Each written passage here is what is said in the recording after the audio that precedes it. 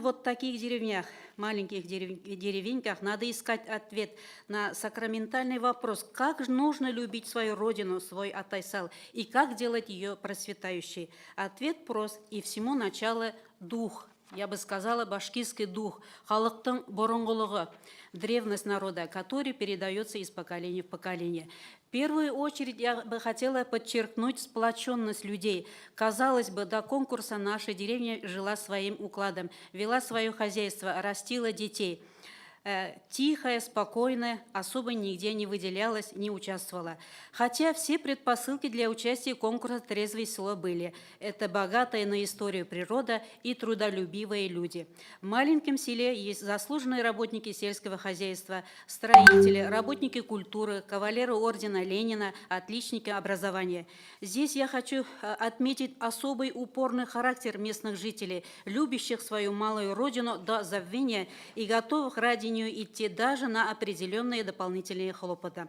Когда на собрании, где участвовали все жители деревни, решался вопрос, принимать ли участие в конкурсе «Трезвое село», все были «за». Мои односельчане понимали, что это является огромным шансом возрождения деревни. И тут по всей красе проявился тот дух, который был долгие годы в спячке. Оказывается, можно выиграть даже республиканский конкурс, не имея ни одного социального объекта. Единственным местом сбора людей была старинная мечеть и пустующее здание бывшей школы. Но люди почувствовали, какой огромный внук, только порученные главой сельского поселения или местному депутатам дела, задания, но после конкурса они взяли в свои руки всю деятельность села. Народ понял, что не нужно ждать помощи со стороны. Свою жизнь необходимо строить самим. У людей появилась уверенность, теперь инициатива идет от самих жителей, от семей.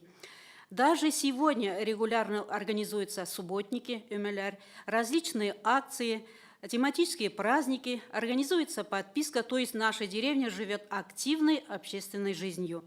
Спортивно-оздоровительный и культурный комплекс, который был построен на выигранный грант, стал часто посещаемым местом, центром спортивных, культурно-массовых мероприятий не только своей, но и ближайших деревень.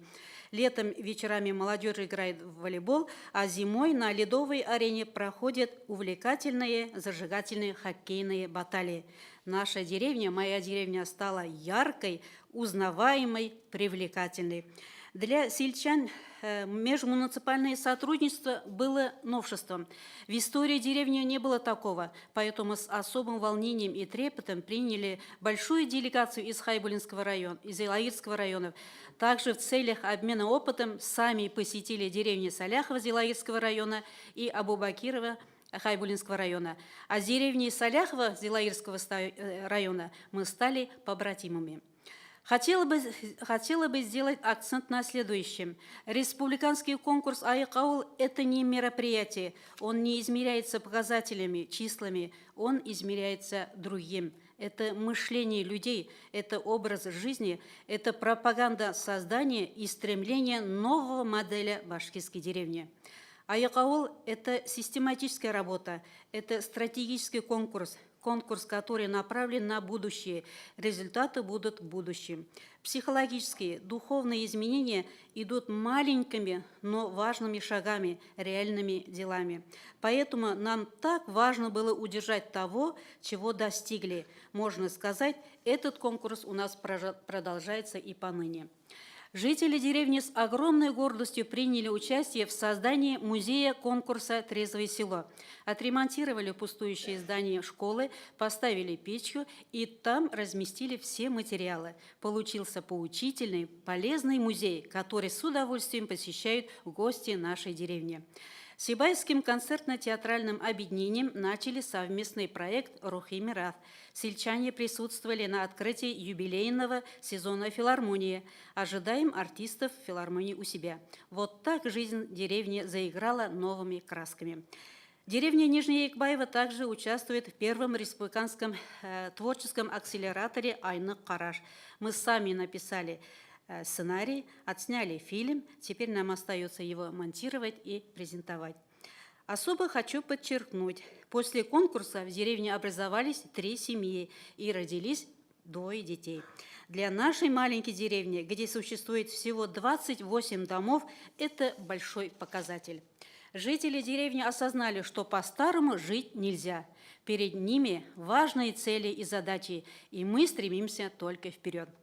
Необходимо подчеркнуть, что проект «Трезвое село» прошел хорошую апробацию, и он является ярким примером для российских деревень.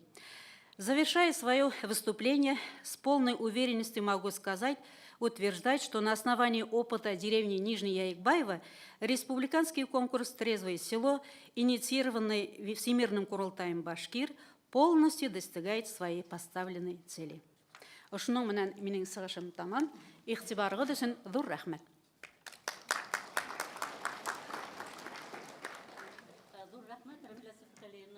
Извините, Равиля Сафаргалеевна, большое спасибо. Дело в том, что на самом деле зимой при температуре, наверное, около 30 градусов я заехала при поездке в деревню Старосибай, село Старосибай Баймакского района в эту деревню, потому что не была у них ни разу во время проведения конкурса, и когда они уже построили за счет выделенных средств великолепную детскую площадку и спортивную, и была удивлена вот то, что сказала сейчас нам Равиля Сафаргалеевна, увидев их маленький музей. То есть любой из нас находит возможность из любых ситуаций находить приемлемый для своей малой родины выход. Вот была школа деревянная, старая, заброшенная, они полностью его отремонтировали,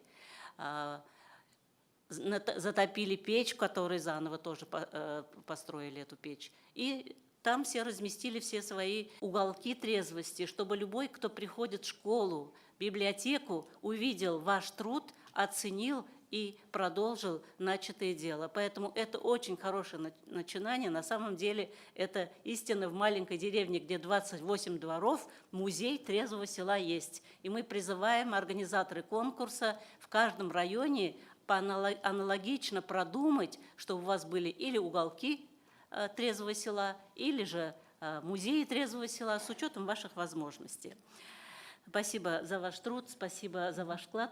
Пожалуйста, прошу передать всем сельчанам огромное спасибо и поздравления. Не случайно мы включили в их доклад первым, хоть и деревня маленькая, но очень активная, рухлы, янле, матур, ауыл, һәм матур кешеләр әлбиттә яшәй был авылда, иске түгел, түбәнге Яякбайда.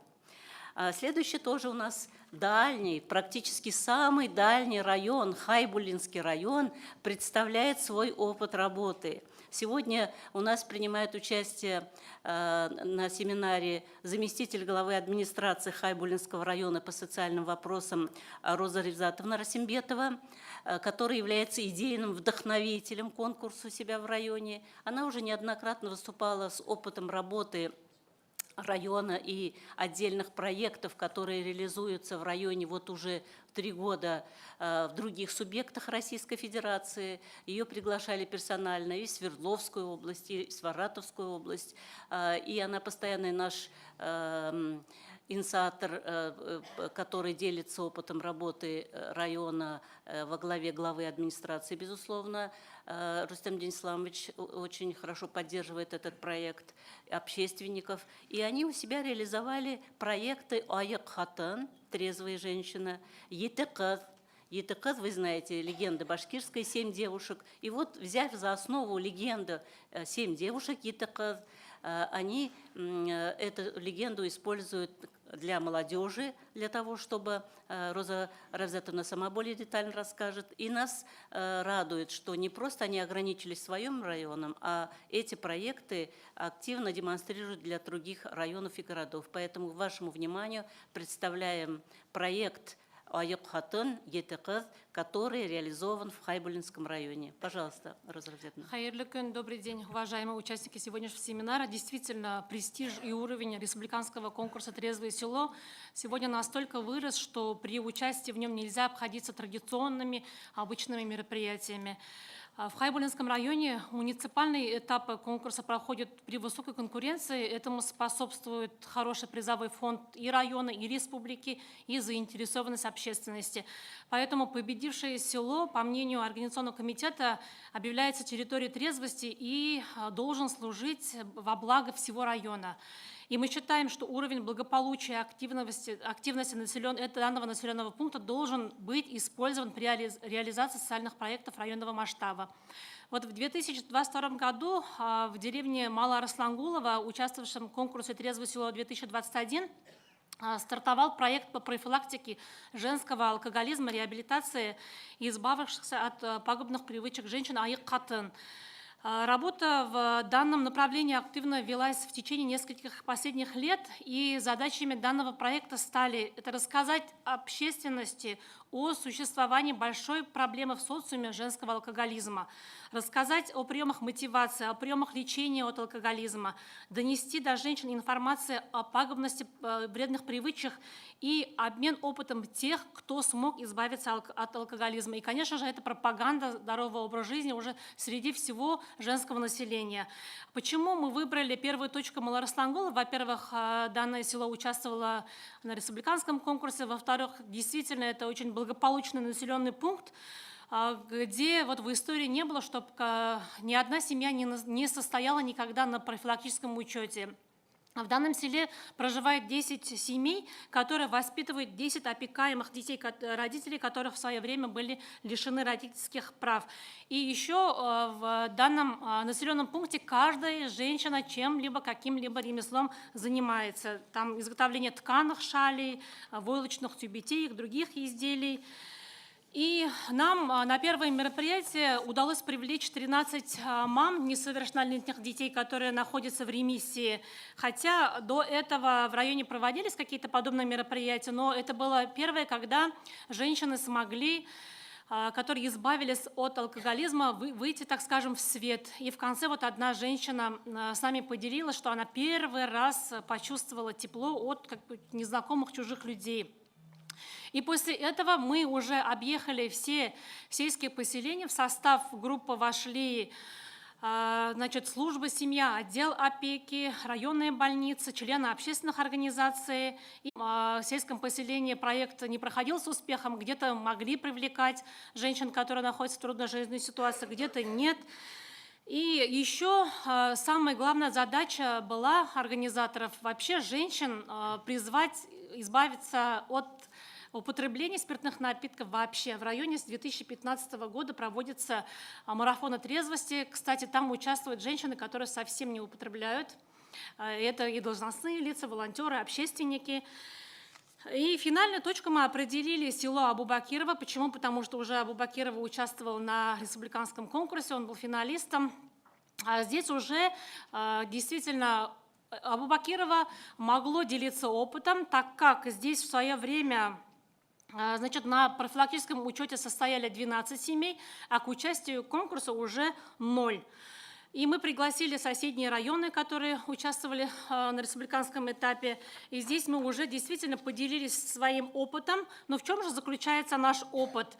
Конечно, мы с пьющими женщинами разговариваем, но процент того, кто сам бросает без никаких каких-то воздействий, очень мал. Мы применяем метод кодирования. В народе это называется прошивкой. Поэтому мы получаем это в городе за 100 километров. Транспорт нам выделяет администрация. И если вот в 2020 году мы 20 человек к этому привлекли, в 2021 году 38, в 2022 году 29, в этом году уже 16. И мы очень активно используем республиканскую программу «Моя семья». Вы, наверное, знаете, что имеется такой реабилитационный центр «Яхтуюл». Мы по количеству лидируем. Если по программе «Моя семья» мы пролечили в 2020 году 7 человек, в 2021 году 6, в 2022 году 6 и в этом году уже 4. Но здесь нужно понимать, что мы практикуем сначала прошиваем, потом уже реабилитацию. Если вот только реабилитация или прошивка, значит, это менее-эффективны. Конечно, после этих методов сопровождения мы опираемся при этом на постановление правительства, согласно которой созданы Координационные советы по семейной политике. Значит, согласно этому в каждом сельсовете закреплен должностное лицо, а за каждой семьей или должностное лицо, или депутат, или общественник. Вот такой как бы сетевой подход. И есть постоянный контакт с женщиной во время реабилитации. Мы, конечно, цифры, называть общие цифры, как бы боимся сглазить, но это уже десятки. Там не только родители несовершеннолетних, есть так скажем, и взрослое население, тоже к этому привлекаем. Но нужно понимать, что срыв составляет 15%, не без этого. Это очень тяжелый труд, это не производство. Но человека, конечно, принудительно к лечению подвести невозможно. Конечно, с ними нужно разговаривать, где-то, может быть, чуть-чуть припугнуть. Конечно же, когда родители к этому идут, когда уже ребенок попадает в приют. Например, в 2020 году мы могли 29 детей вернуть в семью. При этом почти всех родителей трудоустроили и пролечили. В 2021 году уже 16. Конечно, уже сейчас по убывающей идет, может быть, их количество уменьшается, но этот метод, он очень тоже эффективный. Но достигаются с большим трудом, и когда уже срыв происходит, конечно, отчаяние, но тем не менее мы не сдаемся, мы видим результат, мы видим уже те женщины, которые выбрали трезвый путь жизни, их десятки, есть семьи, их постоянно посещаем, с некоторыми у меня есть тесная, плотная личная связь. Нам сегодня помогает Союз общественных инициатив «Зауралье». Мы пишем как бы грантовые проекты, надеемся, что в этом деле достигнем успеха. Но самое главное, мы чувствуем поддержку главы администрации Рустама Денисовича Шарипова. Когда мы это начинали, он сказал, вы, наверное, достигнете результата, если вы хотя бы сможете отразить одну семью. Но на деле оказалось, что эта семья не одна, к радости. Спасибо, что приглашаете на подобные мероприятия. Соседние районы тоже интересуются. А вот что касается проекта ЕТК, это уже значит, мы реализовали на базе села Абу-Бакирова, действительно, чтобы профилактировать алкоголизм, воспитывать женщин с раннего возраста, наверное, нужно использовать такие народные традиции. Действительно, в Абу-Бакирова потенциал есть. Они смогли это организовать. Проект ЕТК был создан по аналогии телепроекта БСТ ЕТ ЕГЭТ. У нас тоже он был телепроектом. В течение 7 дней студенток, молодых девушек, уже жительницы данного села каждый день чему-то учили. А в этом году мы желаем выйти на зауральский уровень. Наверное, тоже, думаю, каких-то результатов достигнем. Всем спасибо.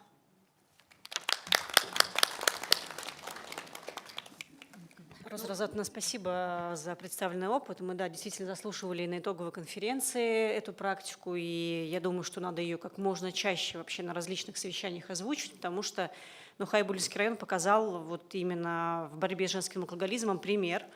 И надо отметить, что мы как Министерство семьи курируем и опеку, и службы семьи, и я их вижу вот на их лица, да, и на слайдах, и они докладывают. Ну и главный, наверное, результат, что приют у вас в итоге был минимально сокращен, да, осталось 5 койко-мест, если не ошибаюсь, хотя это был раньше, ну, обычный приют, просто сейчас действительно детей помещать становится все меньше и меньше.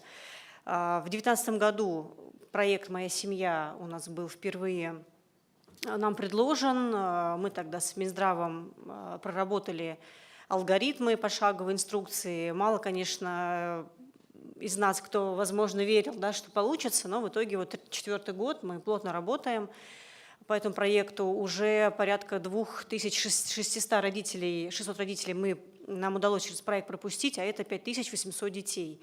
То есть большие цифры, это спасенные жизни, и вот этот фильм «Валенки», который вы озвучили, я думаю, что надо обязательно его и в сетях публиковать, чтобы мы, так скажем, призывали. Ну, слово передаю Руслану Мансуровичу, главному врачу Главного республиканского клинического наркологического диспансера, о роли медицинской реабилитации в рамках проекта «Моя семья», продолжая тему борьбы с алкоголизмом.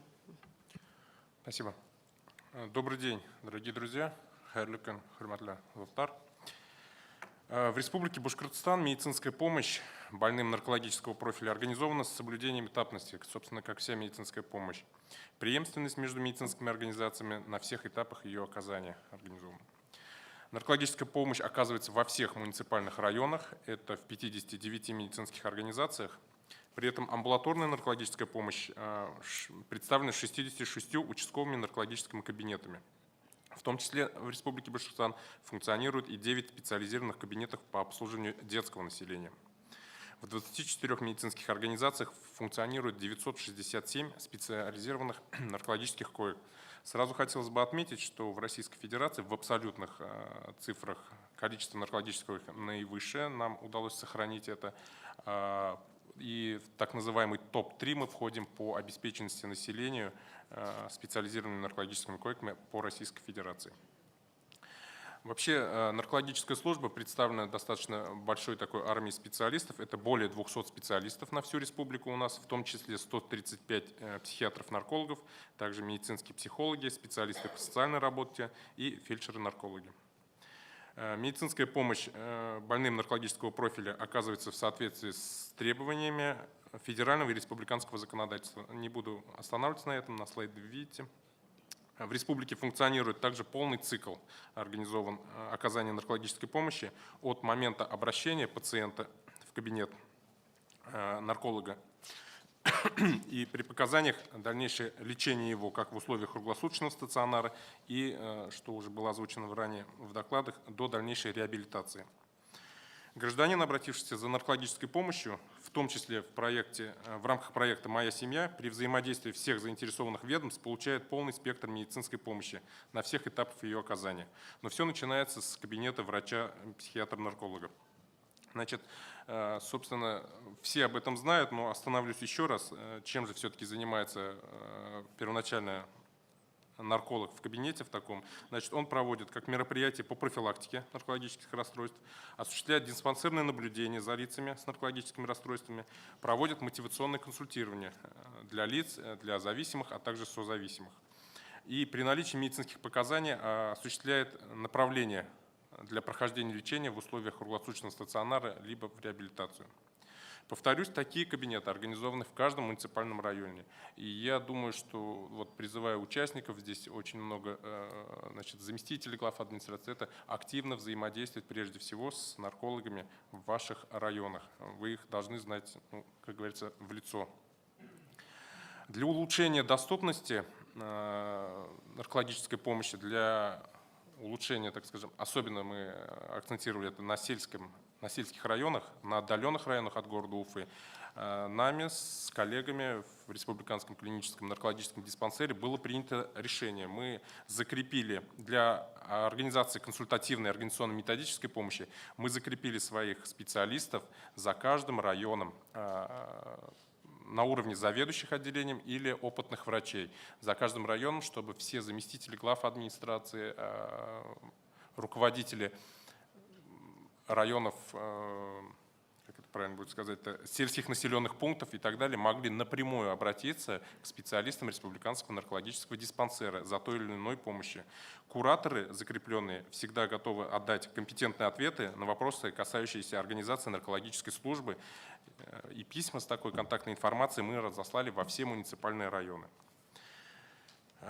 Вообще направление больных из кабинетов для оказания медицинской помощи в условиях круглосуточного стационара осуществляется в соответствии с приказом Минздрава о маршрутизации пациентов по профилю психиатрии и наркологии. При отсутствии мест в районах где-то или в сложных клинических случаях больные маршрутизируются к нам в Республиканский клинический наркологический диспансер. За годы работы отказов в госпитализации у нас никогда не было. Также по аналогии работы с районами, с целью также доступности, мы также закрепили кураторами уже по медицинской деятельности, значит, тоже каждого заведующего закрепили за каждой медицинской организацией республики, для того, чтобы это было круглосуточно, могла быть осуществляться консультация и при необходимости организована госпитализация на более высокий уровень, то есть в Республиканский наркологический диспансер. Одним из важнейших этапов лечения наркологических расстройств, который закрепляет достигнутых результатов, является пройденная медицинская наркологическая реабилитация, в ходе которой закрепляются ранее полученные результаты на предыдущих этапах. Наркологическая реабилитация жителям республики, страдающим наркологическими заболеваниями, осуществляется в условиях отделения медицинской реабилитации. Вот Роза Равзатовна сказала, это наш реабилитационный центр Якты-Юл. Кроме того, у Республиканского клинического наркологического диспансера имеется реабилитационный центр и в городе Стерлитамак. Вообще, можем немножко даже похвалиться Республикой Башкортостан в части реабилитации. Все мы понимаем прекрасно, что алкоголизм и вообще зависимости сами по себе это являются хроническими заболеваниями, и нету ни волшебной таблетки, нету такой уверенности полного излечения. То есть мы достигаем стойкой ремиссии, в том числе до пожизненной. И хотелось бы отметить наших специалистов, что если в Российской Федерации были цифры в районе 33-34% стойкой ремиссии, то Республика Башкортостан показывала до 42% из пациентов, достигающих стойкой, стабильной, пожизненной, в том числе пожизненной ремиссии. Но уникальность нашего отделения медицинской реабилитации. Вот на прошлой неделе мы с специалистами приняли участие в большом съезде психиатров и психиатров-наркологов в городе Екатеринбург и в очередной раз убедились в том, что у нас уникальность отделения состоит в том, что мы не побоялись и в своей структуре разработали и внедрили 2 программы по реабилитации зависимости. Значит, при первичном собеседовании, при поступлении пациентов разъясняются принципы каждой из программ. Они, не могу сказать, что кардинально, но они различаются достаточно. И поступающий совместно, получив разъяснение, совместно со специалистами выбирает, по какой модели реабилитации он примет участие. Для успешности прохождения программ еженедельно составляется план работы каждого сотрудника, каждого пациента, вовлеченного в одну из моделей реабилитации. Очень важно, чтобы каждый пациент получил определенный объем знаний и умений и прошел все этапы становления, выздоровления под контролем врачей, медицинских психологов и специалистов по социальной работе. Наркологическая служба республики принимает активное участие в выявлении и своевременном оказании специализированной наркологической медицинской помощи. Совместно с органами местного самоуправления, комиссией по делам несовершеннолетних, защиты их прав, органами опеки, образования, органами внутренних дел и другими системами профилактики на территории республики реализуется проект «Моя семья». Основная цель нашего проекта – это профилактика социального сиротства за счет снижения числа родителей, страдающих алкогольной зависимостью и имеющих низкую родительскую функцию. На данном слайде, на следующий слайд, пожалуйста, вы можете увидеть возрастные группы и типы семей, места проживания пациентов, проходящих медицинскую наркологическую реабилитацию. Хочу сразу отметить, что это именно те, кто прошли в рамках программы «Моя семья» медицинскую реабилитацию. Значит, в основном это было сельское население, целенаправленно было это направлено на сельское население в возрасте от 26 до 45 лет. И в 70 случаях мы акцентировали внимание именно на работе с женским населением. Всего с 2020 года у нас прошло лечение, в рамках проекта прошло лечение 167 пациентов. И как вот вы слышали ранее, вот Роза Равзатовна тоже сказала, достигнуты достаточно хорошие результаты. Вопросы профилактики алкоголизма среди населения РБ периодически обсуждаются и на совещаниях с участием врачей-наркологов при администрациях муниципальных образований и в комитетах по делам несовершеннолетних. Самое пристальное внимание в обществе должно уделяться профилактике алкоголизма, в том числе в молодежной среде. Делать это нужно и на новом современном уровне, с использованием всех возможностей системы образования, средств массовой информации и привлекая к такой работе различные общественные организации. Мы призываем вас, что необходимо активизировать усилия и принимать активное участие в проведении различных мероприятий, форумов, конференций, семинаров, круглых столов, совместных межведомственных акций с распространением информационно-пропагандистских материалов, проведением анкетирования по определению уровня распространения вредных привычек, демонстрации видеофильмов. Размещать информационные материалы по пропаганде здорового образа жизни и последствий употребления спиртосодержащих продукций на официальных страницах учреждений в сети интернет, активнее пользоваться сети интернет и популярных среди несовершеннолетних социальных сетях. Вообще, Республиканский клинический наркологический диспансер и врачи-наркологи в целом, в большинстве своем мы работаем с пациентами. Те, кто не осознает проблемы, те, кто не обращаются с специалистами, я хотел бы всех вас, коллеги, поблагодарить за вашу работу, потому что вы действительно проводите огромную работу, призывая тех вставать на здоровый, на трезвый образ жизни, именно тех, кто не доходит до специалистов, психиатров, наркологов. И еще раз хотел бы поблагодарить Всемирный Курултай Башкир за организацию этой деятельности. Мы в кулуарах между собой, между специалистами говорим, что если где-то мы не дорабатываем, нас обязательно Курултай поправит и выправит на нужный путь в плане профилактики. Отдельное спасибо главе Республики Башкортостан за то, что уделил, все-таки я всегда это буду отмечать, что он уделил проекту «Трезвое село», и с новым таким это дуновение пошло с увеличением финансирования работы. Поэтому есть мотивация для граждан сельских населенных пунктов. Ну и я считаю, что это хорошая не только мотивация, это хорошее вложение, потому что спортивная площадка, детская площадка, благоустройство территории – тоже важный аспект для сельчан. Коллеги, хочу напомнить, что часто, вот вы знаете, мы регулярно проводим горячие линии с Министерством труда и семьи на базе их ресурсного центра, привлекая специалистов Минздрава и республиканского, клинического, наркологического диспансера, психотерапевтического центра.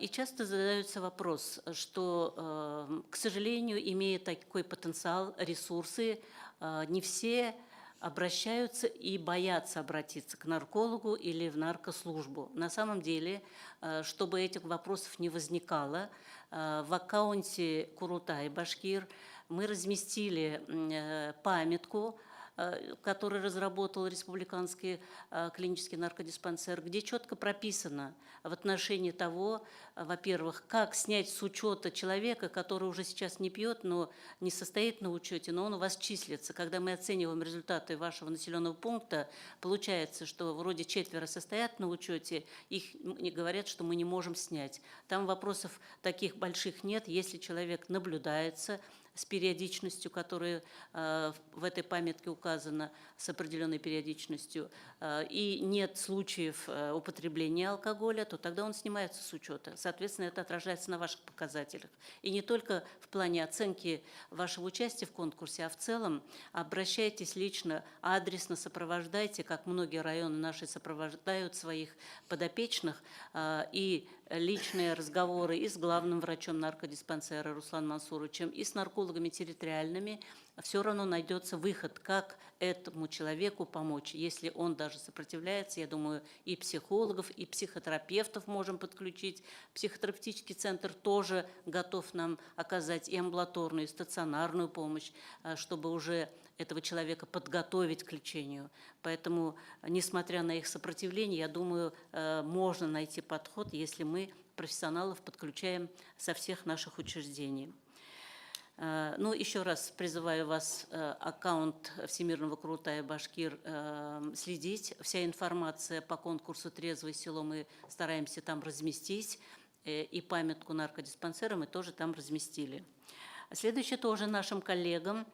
Нелли Сабитовна Белобородова, директор фармацевтического медицинского колледжа города Бирска, представит нам свой проект. В этом году, как вы знаете, вернее, в прошлом году, мы привлекли для участия профессорско-преподавательский состав и студенческую молодежь медицинских колледжей. Медицинских колледжей у нас в республике 8 и 4 филиала, в итоге 12. Это хорошие кадры подготовленные, тем более педагоги, которые работают с молодежью, с такой целью, чтобы выпускники или выпускные курсы медколледжей среди своих же сверстников по принципу «равный равному» могли пропагандировать на собственном примере принципы здорового образа жизни для своих сверстников в других колледжах.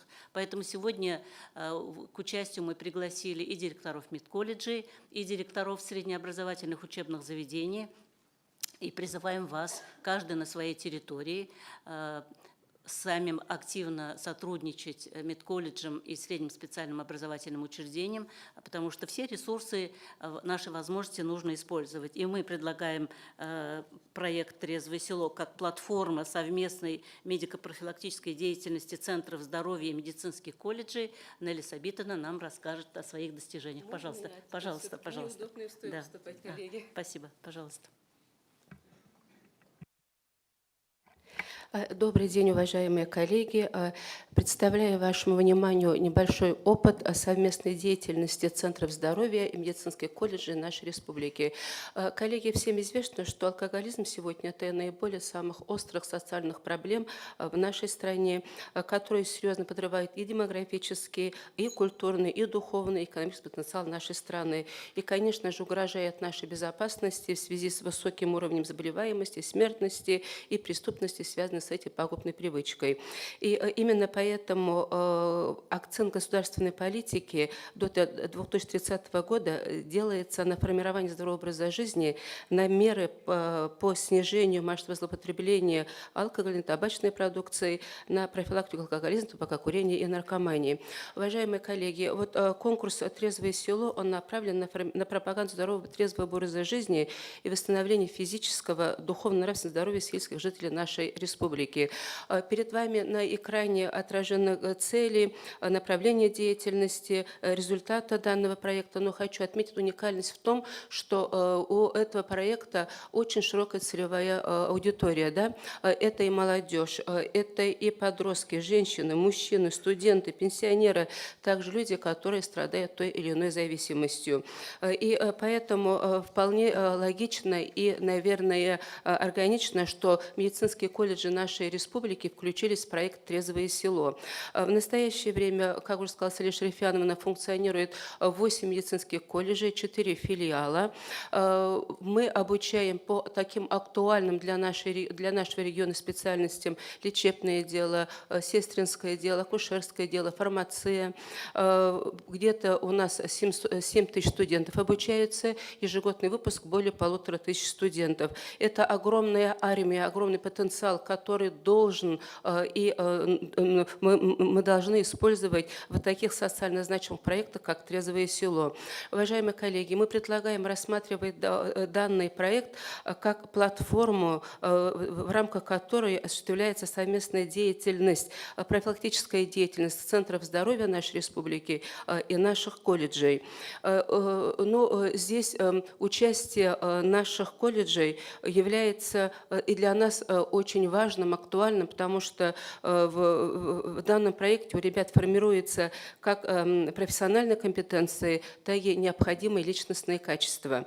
Уважаемые коллеги, вот следующий слайд, пожалуйста. Вот посмотрите, пожалуйста, задачи Центров здоровья, они очень созвучны задачам и проекта «Трезвое село». Это и формирование здорового образа жизни, сохранение индивидуального здоровья, борьба с факторами риска, просвещение информированного населения, увеличение активной жизни. Дальше следующий слайд, пожалуйста. Функции Центра здоровья тоже они, следующий слайд, пожалуйста, они тоже созвучны целям, задачам проекта «Трезвое село». Уважаемые коллеги, однако, располагая очень серьезным диагностическим инструментарием, Центр здоровья нередко испытывает трудности с разработкой, внедрением современных технологий обучения и формирования принципа здорового образа жизни. Ну и не хватает, конечно, и медицинских работников. Да? А в наших же колледжах в настоящее время накоплен огромный опыт по организации, проведению мероприятий в области гигиенического воспитания и обучения, в области формирования здорового образа жизни, в области организации профилактических мероприятий. У нас разработано и опробировано множество методов, форм, технологий, моделей формирования здорового образа жизни. У наших преподавателей имеется достаточный опыт работы в данном направлении. Здесь еще один немаловажный факт я хочу отметить. Уважаемые коллеги, в наших колледжах имеется очень хороший потенциал для качественной организации этой работы. Это воспитательные отделы, где работают заместители по воспитательной работе, педагоги-психологи, социальные педагоги, кураторы. В каждом колледже у нас есть волонтерские организации. В этом году ввели ставку советник по воспитательной работе. Вот вся эта служба может качественно организовать помощь центрам здоровья в реализации принципа здорового образа жизни. И, коллеги, еще вот на один момент хочу сделать акцент. В общем-то, формирование здорового образа жизни среди населения многом зависит от профессиональной деятельности самого медицинского работника. Если медицинский работник владеет методами, формами, если он сам ведет здоровый образ жизни, конечно же, эта работа будет более эффективна. А формирование сформировать вот такого выпускника может только то пространство, где направление деятельности является приоритетным, то есть приоритет на формирование здорового образа жизни. Вот учитывая, следующий слайд, пожалуйста, учитывая вышесказанное, уважаемые коллеги, мы наши колледжи в прошлом году работали в двух направлениях в рамках этого проекта «Трезвое село». Первое – это организация профилактической работы с населением, информирование населения о вредных привычках, об опасных для здоровья жизни факторах, пропаганда здорового образа жизни, пропаганда возникновения факторов риска разных заболеваний, формирование у граждан ценностного отношения к своему здоровью, здоровью своих близких и, конечно же, ответственное родительство. Это направление, уважаемые, следующий слайд, пожалуйста, осуществлялось нашими волонтерами. Ребята, следующий слайд, пожалуйста. Нашими волонтерами. Волонтеры проводили множество мероприятий. Это физкультурно-оздоровительные мероприятия, соревнования, кроссы, спортивные игры, флешмобы, элементы закаливания, конкурсы, КВН, молодежные акции, различные ток-шоу.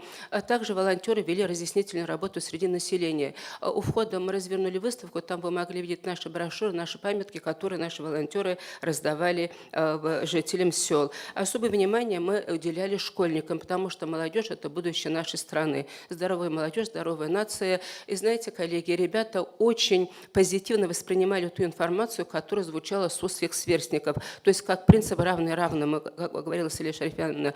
И ребята больше открывались, больше доверялись нашим студентам. И еще один момент. В селах очень много пожилых людей. В основном это бабушки. Бабушки тоже очень позитивно воспринимали наших студентов, как своих внуков. А помощь и забота молодежи нашим бабушкам всегда очень и очень приятна. И с другой стороны, уважаемые коллеги, вот это мероприятие мы рассматривали как очень мощный профориентационный проект.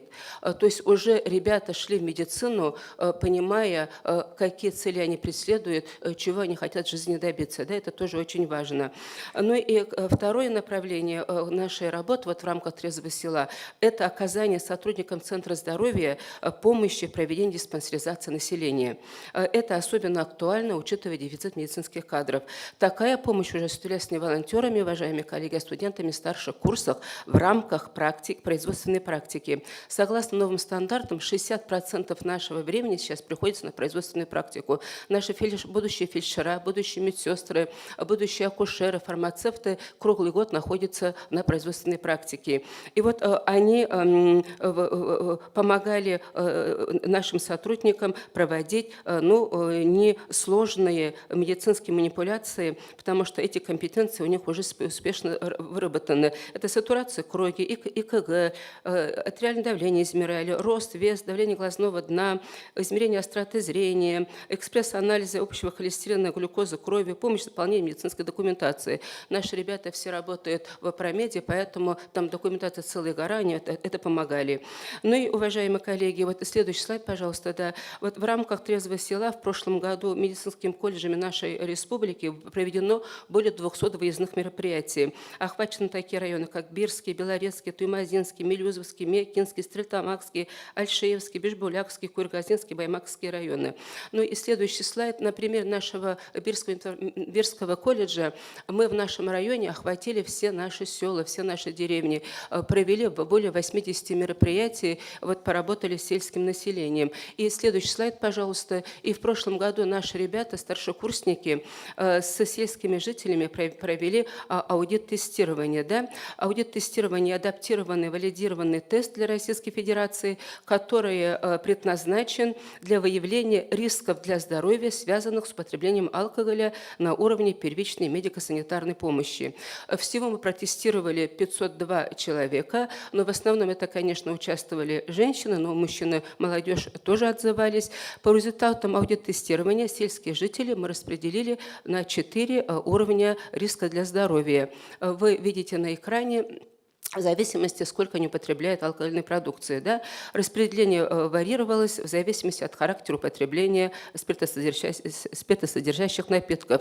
Обработанные данные мы передали специалистам Центра здоровья, и для каждой категории специалисты уже предложили соответствующие меры в рамках системы здравоохранения. Это просвещение, вопрос употребления алкоголя, простой совет краткое консультирование и возможные направления к специалисту для диагностической оценки.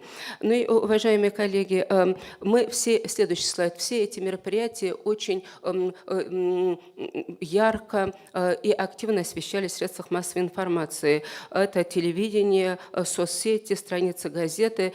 Такое вот освещение привлекает внимание к этой проблеме, к проблеме большой, и вдохновляет участников проекта, придавая им уверенность, что они идут в нужном направлении, делают хорошие, нужные дела. Но, уважаемый, следующий слайд. В этом году мы уже продолжаем нашу работу. Мы не останавливались. Мы в 11 сентября было объявлено Всероссийский день трезвости. Министерство образования и науки Республики Башкортостан спустил план мероприятий. Согласно этому плану мероприятий, наши колледжи провели множество мероприятий. Это и флешмобы, это и занятия, это и мастер-классы, это раздавали буклеты, другие информационные материалы. То есть вот такая работа, она продолжается, она, значит, имеет место быть. Это вот уже 11 сентября этого года. Следующий слайд, пожалуйста. У каждого колледжа, следующий слайд, пожалуйста. Каждый колледж разработал план мероприятий, план мероприятий, где отражаются мероприятия по формированию здорового образа жизни. Вот это мероприятие мы в этом году будем реализовывать. Уважаемые коллеги, Республиканский конкурс «Трезвое село» – это социальный проект, который помогает не только сельскому населению в отдаленных пунктах, но и облегчает работу медицинскому персоналу. Жители сел, районов с нетерпением ждут наших студентов, нашу молодежь, а мы тоже сделаем все возможное, чтобы поработать в этом направлении. Спасибо большое. Есть, конечно, видеоролик, наверное, время вышло, да? Да, Елизавета, надо нам заканчивать. Это небольшой видеоролик с итогового мероприятия «Трезвое село» 22 Узова. Это провели наши студенты. Спасибо за внимание.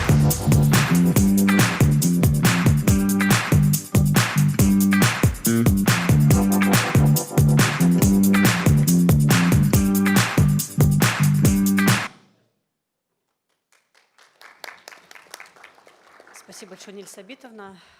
Мы сейчас переходим к блоку уже опыта других субъектов такого межрегионального сотрудничества. У нас впереди выступление Саратовской области, города Екатеринбурга. Сейчас хочу предоставить слово Корольковой Наталье Александровне, это член Общественной палаты Саратовской области. Она же является руководителем региональной общественной организации трезвости и здоровья. У них есть свой уникальный опыт, это Дом трезвости как место развития. И у нас Наталья Александровна принимает участие онлайн. Вы нас слышите, Наталья Александровна? Все хорошо, включайте микрофон, и мы тоже вас услышим. Да. Приветствуем. Слышно меня сейчас? Да, все слышно. Да, я очень хорошо слышу и прослушала все выступления. Дорогие коллеги, соратники, мне очень приятно быть среди вас. Жалко, что я не там у вас в Уфе, потому что я даже отсюда чувствую вашу такую общую атмосферу, и у меня по-хорошему такая хорошая зависть возникает от вашего такого сообщества. Смотрите, все, что касается работы у нас в Саратове, мы работаем очень давно уже, 38 лет, и, естественно, за это время наработан определенный опыт. Вот я сейчас попробую подключить презентацию, или если можете, включите сами, потому что что-то у меня не получается. Вот сейчас вы видите презентацию? Пока мы не видим. Сейчас наши коллеги включат. Да.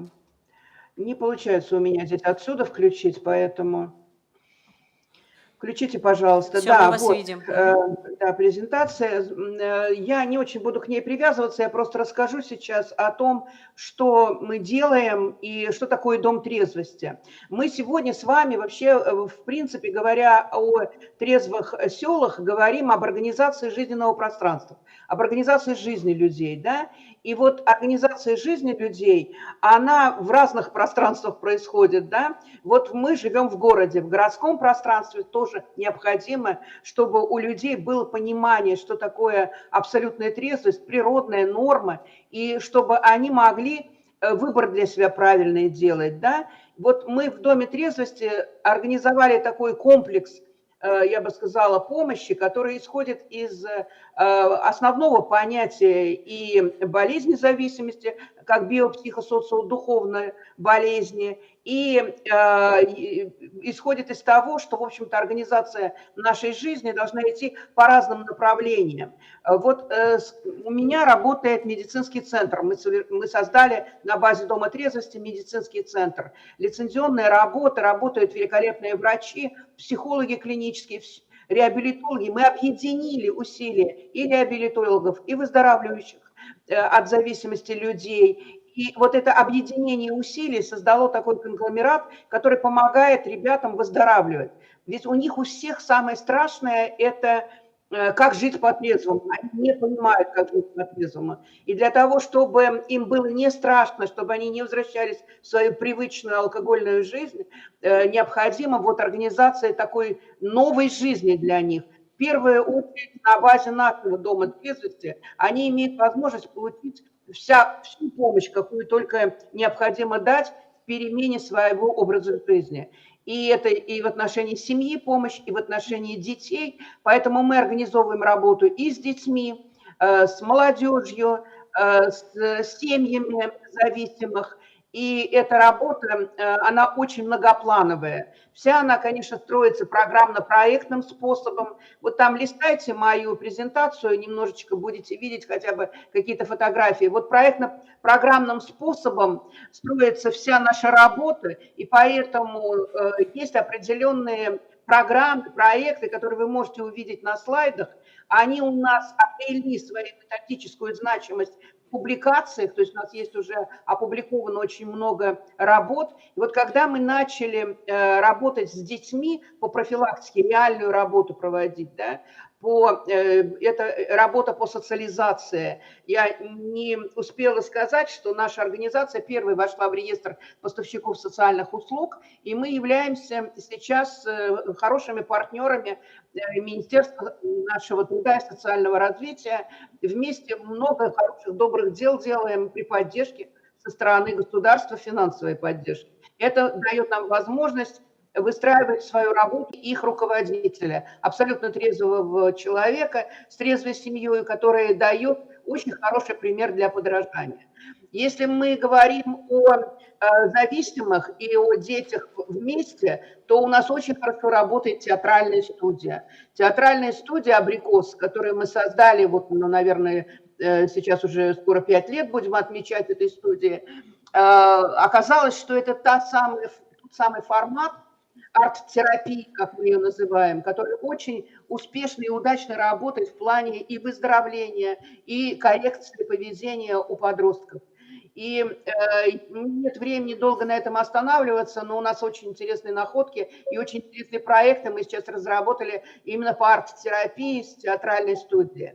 Конечно же, самое главное для меня является то, что мы, начиная с 2008 года, создали при обществе, при Доме трезвости, создали детскую организацию. Она скаутская, то есть мы выбрали скаутский метод воспитания. Это прекрасный, великолепный метод воспитания, который помогает как раз в самых главных вещах, то есть помогает интерес вызвать у детей, помогает воспитать в них стрессоустойчивость, умение держать удар от жизни. Вот то, что я сейчас сказала, это главные критерии вот в работе с зависимыми, потому что их возвращают к жизни, если мы не обучим ответственности и умению держать удар от жизни, то им очень сложно будет переживать трезвую жизнь, ну, как они говорят. А вот дети у нас, если в детстве их этому не учить, если им не подсказывать, если им не давать ответственность и не давать возможность прожить определенные трудности и преодолеть их, вот это мы делаем в своих лагерях палаточных. Наш палаточный лагерь «Оплот» и ИРКИС, 2 лагеря у нас. Ну, областной «Оплот», областной палаточный лагерь общества трезвости, аббревиатура такая у нас случайно появилась, так вот лагерь «Оплот» мы и называем. И ИРГИС, это у нас в Пугачеве, дальний наш район, мы делаем тоже уже вот 6 лагерей там провели, Там ребятишек собираем. Кстати сказать, в Иргизе нам удается успешно собирать вместе с родителями. И это очень успешная работа, которую мы развиваем, именно семейные смены в лагерях.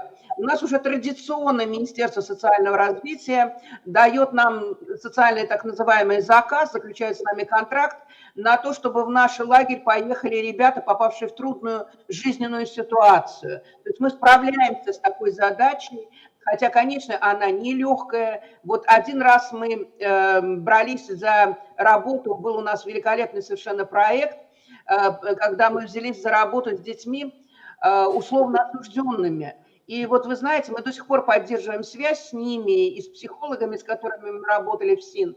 И слава богу, что из всей команды большой, под 50 человек, ребят, которые в течение года в нашем проекте были, но только 2, простите, попали все-таки в тюрьму. Остальные выправились. И это, на мой взгляд, очень удачный пример, который показывает, если в детей вкладывать, если их программировать на правильный образ жизни, а именно мы говорим о трезвости, о трезвой жизни, то мы получим с вами отдачу. Мы ее и получаем. И вот это воспитание ответственности, что удается нам делать в наших лагерях и в нашей организации, потому что здесь все только сверстник к сверстнику. Вот мы ни один лагерь не провели, чтобы на программе лагеря не работали дети. Именно подростки, штабисты работают над программой лагеря, и поэтому она получается интересной для ребятишек. И вы видели на слайдах, что мы эти методические разработки все публикуем. Они у нас есть на нашем сайте, поэтому если кому-то будет интересно узнать о какой-то программе, проекте, то мы, конечно, готовы поделиться. Что касается трезвого села, у меня нет возможности сейчас обо всем рассказать поподробно. Я вот 2 слова скажу о трезвом селе. Я очень заинтересована в том, чтобы у нас тоже появилась этот конкурс, но пока мы не сумели добиться того, чтобы нас услышала власть, да, это очень важно, вот добиться того, чего вы сумели добиться, взаимодействия. Но трезвыми селами мы занимаемся, Дом трезвости этим тоже занимается. И у нас член правления нашего Дома трезвости, который родом из села Малая Устюза Петровского района. И вот сейчас это у нас трезвое село. То есть всеми усилиями общими, которые мы прилагали, мы сейчас пришли к тому, что в этом селе просто нет смысла торговать алкоголем, никто не покупает. В этом селе уже несколько лет, вот уже 3-4 год мы проводим фестиваль татарской кухни и музыки. И этот фестиваль выходит на очень широкое участие, выводит не только наш регион, но и из других регионов, из Татарстана приезжают к нам на этот сельский фестиваль. Благодаря этому сельскому фестивалю районные власти включили в программу село, и клуб, который там разваливался вообще, разваливается полностью, вот сейчас включен в эту программу. На следующий год мы, надеюсь, уже в новом клубе будем проводить фестиваль. Также так много сделано по благоустройству этого села сельчанами самими и теми, кто уехал из села, но помогает, имея эту возможность.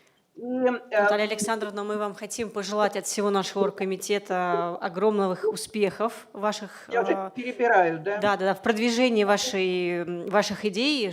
Желаем, чтобы органы власти с вами сообща, как и у нас в республике, эту тему продвигали. Вот, мы готовы с Всемирным Курултаем Башкир делиться опытом. У нас есть соглашение с Саратовской областью, с коллегами мы, в принципе, общаемся, поэтому тоже будем со своей стороны вам помогать в продвижении этих идей. Спасибо за ваш опыт, очень интересно, особенно вот по детской тематике. Мы даже здесь уже с Ильей Шафьяном переговорили, как нам ваш опыт, наоборот, можно использовать с детскими лагерями. Очень интересно. Спасибо еще раз большое за участие. Гости тогда вас приглашаем. Мы готовы принять вас в нашем лагере, вашу делегацию, чтобы вы посмотрели, что такое палаточный лагерь. Договорились. Ждем туда приглашений. Спасибо. Спасибо большое. Коллеги, мы двигаемся дальше. В самом начале было озвучено, что у нас сегодня принимает участие протоиерей Игорь Бачинин, руководитель отдела по утверждению трезвости и профилактики зависимости Екатеринбургской епархии. Пожалуйста, вам слово. Надеемся, очень полезным будет ваш доклад интересным для нас. Салия Шарифьяновна, Анна Николаевна, уважаемые участники сегодняшнего мероприятия, я тоже с большой радостью откликнулся на это предложение, потому что и сам уже больше 30 лет живу трезво и занимаюсь такой вот исследовательской работой в этом направлении, как практик, как ученый, как организатор различных мероприятий. И для меня, по крайней мере, самым главным в решении этого вопроса является системное решение. И вот организаторы попросили рассказать именно об этом подходе, что и как можно было бы сделать. И, по крайней мере, всегда это совершенно очевидно, что результат он будет не сегодня, не завтра, не послезавтра, он будет в лучшем случае через 5-10 лет. И очень важно именно увидеть, а что работает, какие механизмы работают вот здесь, в том или ином проекте. Мы, помимо того, что я сам живу трезво и представляю Русскую Православную Церковь, нужно сказать, что еще в 2009 году его святейшество патриарх Кирилл, когда он только заступил в управление Православной Церкви, на самом первом заседании Священного Синода он выступил с инициативой о создании такого общественно-церковного совета по защите от алкогольной угрозы. И одним из руководителей со стороны церкви является митрополит. А я прошу слайды пока не менять, вот вернуть на самый первый, потому что они тут уже не как фотосессии идут, и там нужно осмысленно об этом говорить. И его святейшество патриарх Кирилл выступил с такой инициативой, и вот за этот период времени, благодаря церкви и общественным инициативам, во-первых, появилась концепция государственная по преодолению злоупотребления алкоголем еще в 2009 году. Через 10 лет митрополит Тихон Шевкунов рассказал о результатах работы этого общественно-церковного совета, и удалось снизить душевое потребление алкоголя с 18 литров до 9,7. Какая работа здесь проводилась? Это, наверное, владыка Тихон об этом расскажет больше. Со стороны общественности в этом проекте принимает участие академик Лео Бакерия, и вместе, значит, проводится такая вот работа. Очень часто, когда мы говорим, и даже на сегодняшнем совещании, характеризуя алкогольную проблематику, мы характеризуем, сколько зависимых людей, какие методы мы использовали для того, чтобы этим людям помочь. Я предлагаю посмотреть на эту проблематику несколько иначе, с нравственной точки зрения. И прошу следующий слайд. Вот на следующий слайд. Вот на этом слайде мы хотели бы вместе посмотреть через отношение людей к алкоголю. Здесь можно выделить 3 социальных группы отношения людей к алкоголю. Я прошу следующий слайд. Первая из них – это самая малочисленная группа. Это люди, которые употребляют алкоголь и имеют ярко выраженную алкогольную зависимость. Если верить данным, которые дает нам Минздрав и наркология, это примерно 2-4% населения. То есть это достаточно небольшая группа населения. Как с этой группой ведется работа, вот Руслан Мансурович, он очень подробно и обстоятельно об этом рассказал. Я на это внимание обращать не буду. Пожалуйста, следующий слайд. Вторая группа – это люди, которые воздерживаются от употребления алкоголя. Всероссийский центр исследования общественного мнения ВЦИОМ дает нам данные на 2021 год 39%. Причем нужно сказать, что в 2009 году они давали цифру 24% населения вообще не употребляли алкоголь. И мы видим, что за прошедшее десятилетие количество людей, которые воздерживаются от употребления алкоголя, оно выросло почти что на 15%. Почему, за счет чего не употребляют вообще, не употребляют еще, не употребляют уже. ВЦИОМ об этом не говорит. То есть вот, самое главное, что количество людей, воздерживающихся, оно растет. И я глубоко убежден, что вот проект, который мы реализуем у нас в Свердловской области, и он у нас называется «Здоровое село. Территория трезвости», мы еще в начале нулевых увидели в Башкирии, когда он существовал, взяли его, и нам удалось реализовать его в нашей области только с 2015 года. И я глубоко убежден, что вот в этих вот 39% есть и ваш вклад, за что вам низкий поклон. Следующая социальная группа, можно следующий слайд. Это, если мы проведем несложные арифметические действия, это порядка 60% людей. Это люди, которые употребляют алкоголь, но они пока не имеют никакой ярко выраженной алкогольной зависимости. Если мы посмотрим на эту категорию с нравственной точки зрения, то в этой категории как раз, значит, вот к трезвости, как правило, отношение, мягко скажем, негативное. То есть они, ну зачем им говорить о трезвости, тем более в ассоциативном ряде нашего народа трезвость, она, как правило, ассоциируется с такими образами: трезвенник, язвенник, и носит некое такое вот негативное социальное отношение. Я не буду углубляться в эту проблематику, хотя здесь очень много интересного и полезного можно разобрать в условиях так называемой консциентальной войны. Консциенталь – это латинское слово, и война направлена на изменение ценностных установок населения. И в условиях этой войны наши враги, они сумели добиться того, чтобы вот к традиционным базовым национальным ценностям меняется отношение. Я прошу следующий слайд. Вот если мы эти социальные группы попытаемся представить схематически и осмыслить, осознать, что же мы с вами делаем. Ну вот первая социальная группа, мы ее лечим и профилактируем.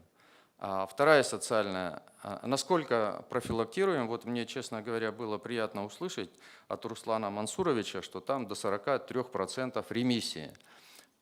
Да, потому что когда вот мы проводили семинары, приглашали к нам в Свердловскую область, есть у нас Национальный центр наркологии, в нем научно-исследовательский институт реабилитации, руководит которым Дудко Тарас Николаевич, доктор медицинских наук, профессор. Он говорил о том, что когда мы, наркологи, начинаемся заниматься реабилитацией наших пациентов, у нас, говорит, годовая ремиссия 5-12%.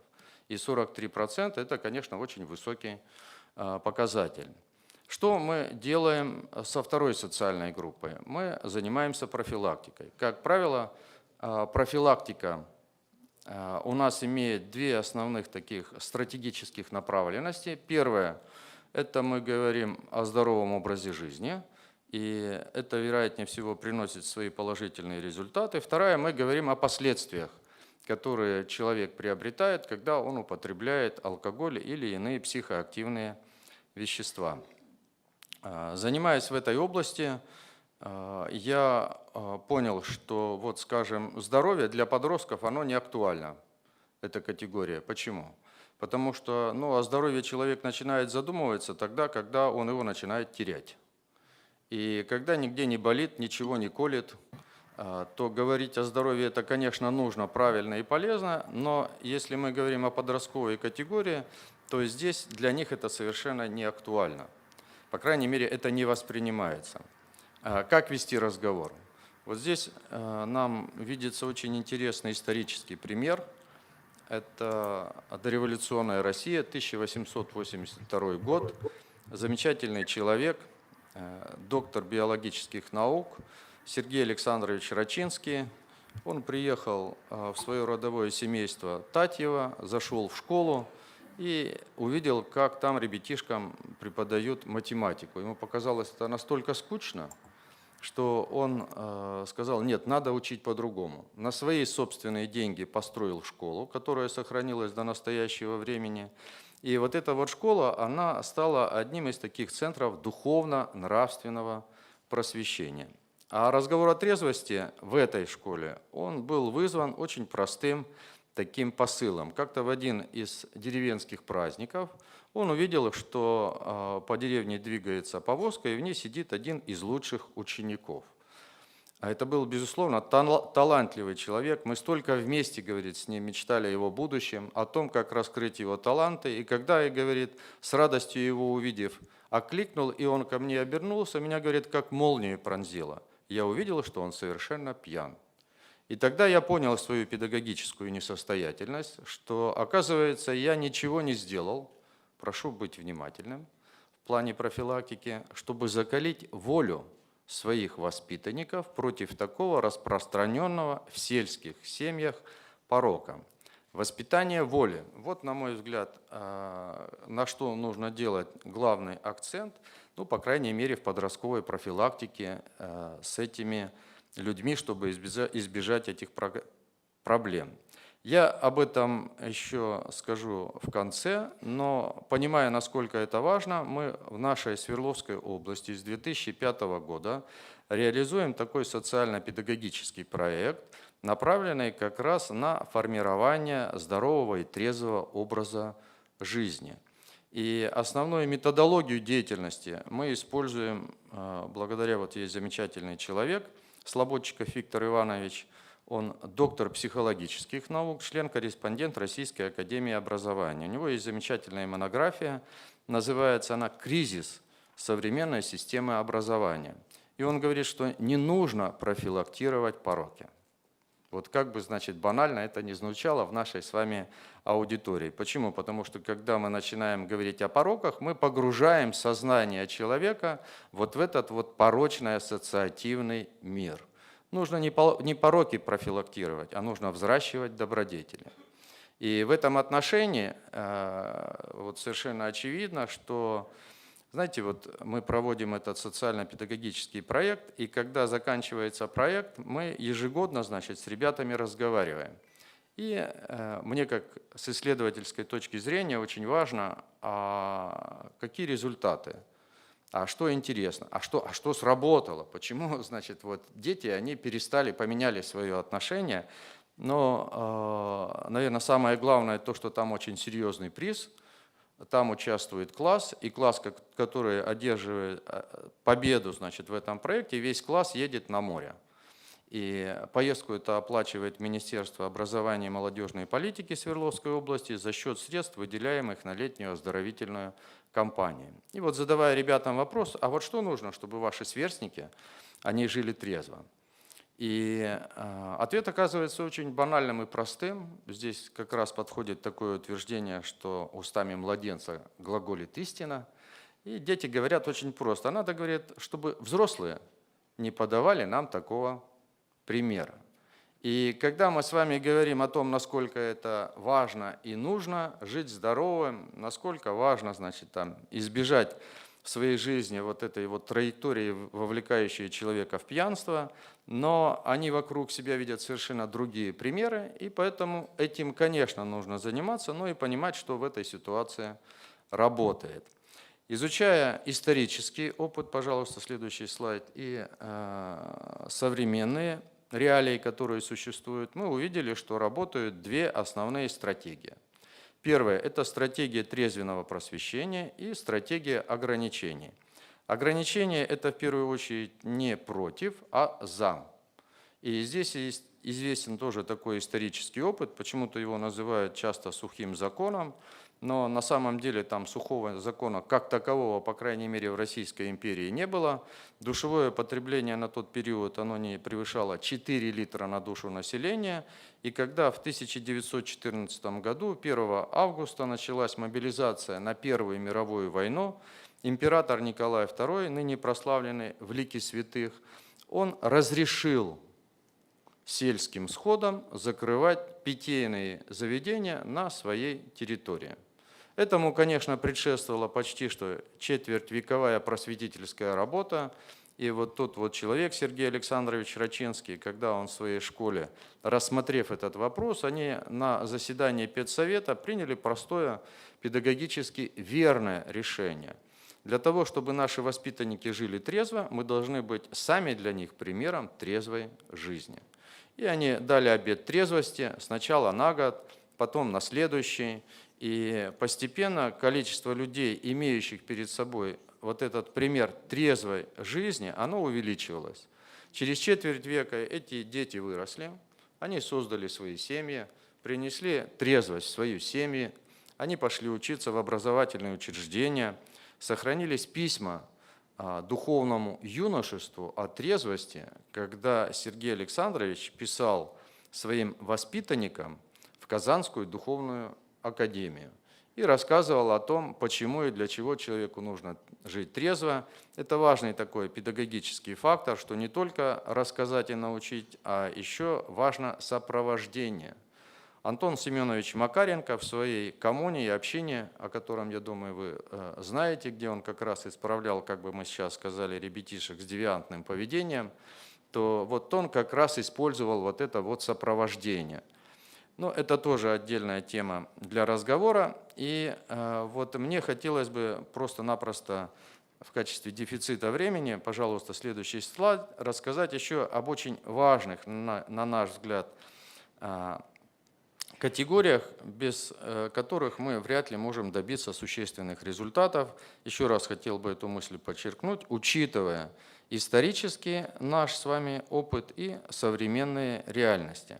Ну вот важно строить систему, у системы обязательно должна быть цель, и на наш взгляд целью этого системного взаимодействия является выстраивание взаимодействия субъектов трезвенного просвещения. Следующий слайд. Что относится к субъектам и какова задача? Это создание оптимальных условий. И вот когда мы вчера разговаривали с Эльвирой Ринатовной, да, она вот высказала такую важную мысль, что вот я вижу своего собрата мусульманина, и она говорит, очень важно, чтобы и православные в этот процесс включились, и общественные организации, и органы государственной власти, и органы местного самоуправления. То есть чем больше мы включим в этот проект субъектов, тем быстрее, эффективнее и устойчивее мы с вами получим результат. Идем дальше, следующий слайд. Ну, тут несложно, можно уже сразу переходить к следующему слайду. Следующий слайд. Вот, мне хотелось бы просто-напросто сказать, что такое трезвенное просвещение. Следующий слайд. И можно сразу следующий слайд. Вот, когда мы говорим о трезвости, мы увидели, что трезвость люди понимают по-разному. И мы попытались исследовать семантическое поле понятия трезвости и пришли к следующим выводам, что трезвость – это в первую очередь не физиологическая характеристика, характеризующая количество алкоголя у человека в крови, а это нравственная ценность.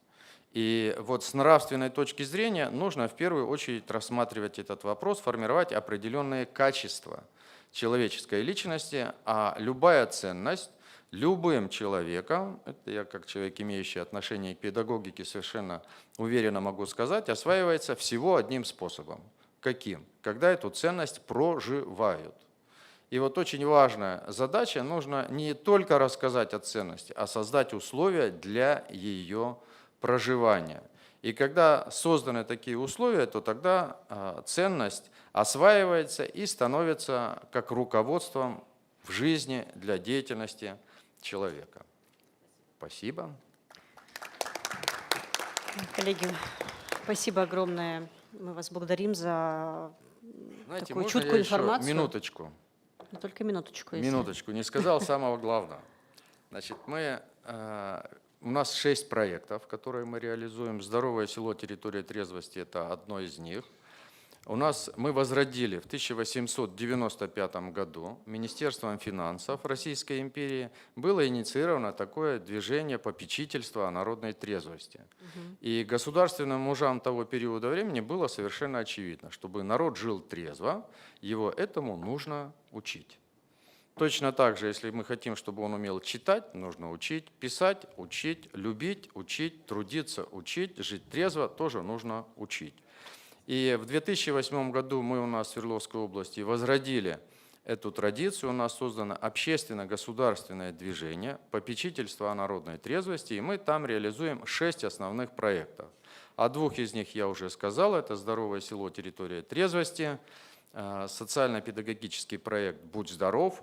У нас есть такой молодежный форум «Молодежь выбирает трезвость». Мы его проводим и реализуем вместе с нашим Свердловским областным медицинским колледжем. Левина Ирина Анатольевна является директором этого колледжа. У нас есть летний слет в форме палаточного лагеря, где мы собираем активистов и ежегодно проводим это мероприятие. В этом году у нас принимало около 400 человек в этом слете. И мы еще с 2006 года у нас в Свердловской области проводим областной день трезвости. И 6-й проект, вот сегодня у нас будет здесь выступать Аршинова Виктория Викторовна. Это, я бы сказал, такой специалист мирового уровня по профилактике. И вместе с ней мы разработали такую методологию, что нужно не профилактировать, а нужно воспитать культуру трезвости. И вот как воспитывать культуру трезвости у подростков, это вот 6-й проект, который мы проводим. Спасибо. Спасибо.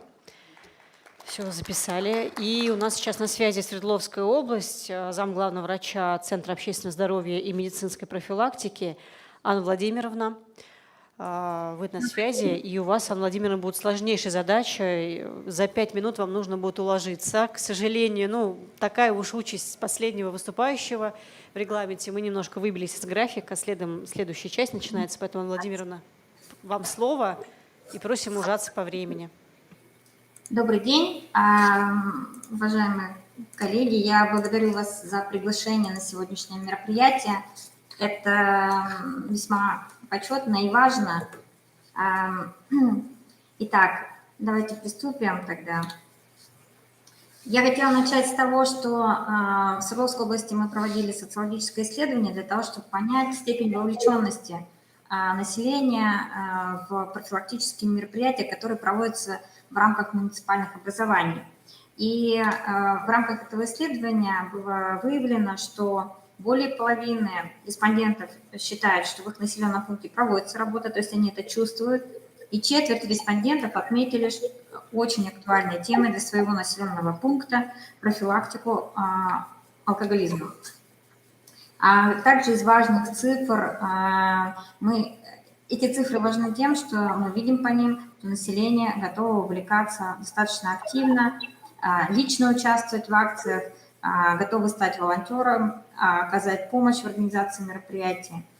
То есть то, что мы делаем, это достаточно важно, значимо для населения в том числе. И в рамках другого исследования, которое наш центр проводил уже среди населения участников конкурса «Здоровое село. Территория трезвости», мы наблюдаем положительную динамику. Здесь представлены цифры за 2022 и за 2023 год, и все они в пользу роста в этом году. Большее количество людей готовы лично участвовать в акциях, готовы полностью отказаться от употребления алкоголя и поддержать инициативу по полному запрету продажи алкоголя на территории населенного пункта. К сожалению, у нас пока не реализована эта история в Свердловской области, то есть нет пока законодательной такой возможности, но готовность людей уже есть, и, значит, дело за малым. Итак, с 2015 года проводится конкурс «Здоровое село. Территория трезвости». Вы видите, на слайде представлены задачи этого конкурса, и одной из важных задач является как раз вовлечение жителей в просвещенческую деятельность по воспитанию трезвости. Мы как центр являемся куратором совместно с епархией Екатеринбургской, совместно с отцом Игорем, для того, чтобы привлечь участников к нашему конкурсу. Объезжали все округа, у нас их 5, и 6-й Екатеринбург, для того, чтобы люди понимали важность и ценность, в принципе, работы по трезвенническому просвещению.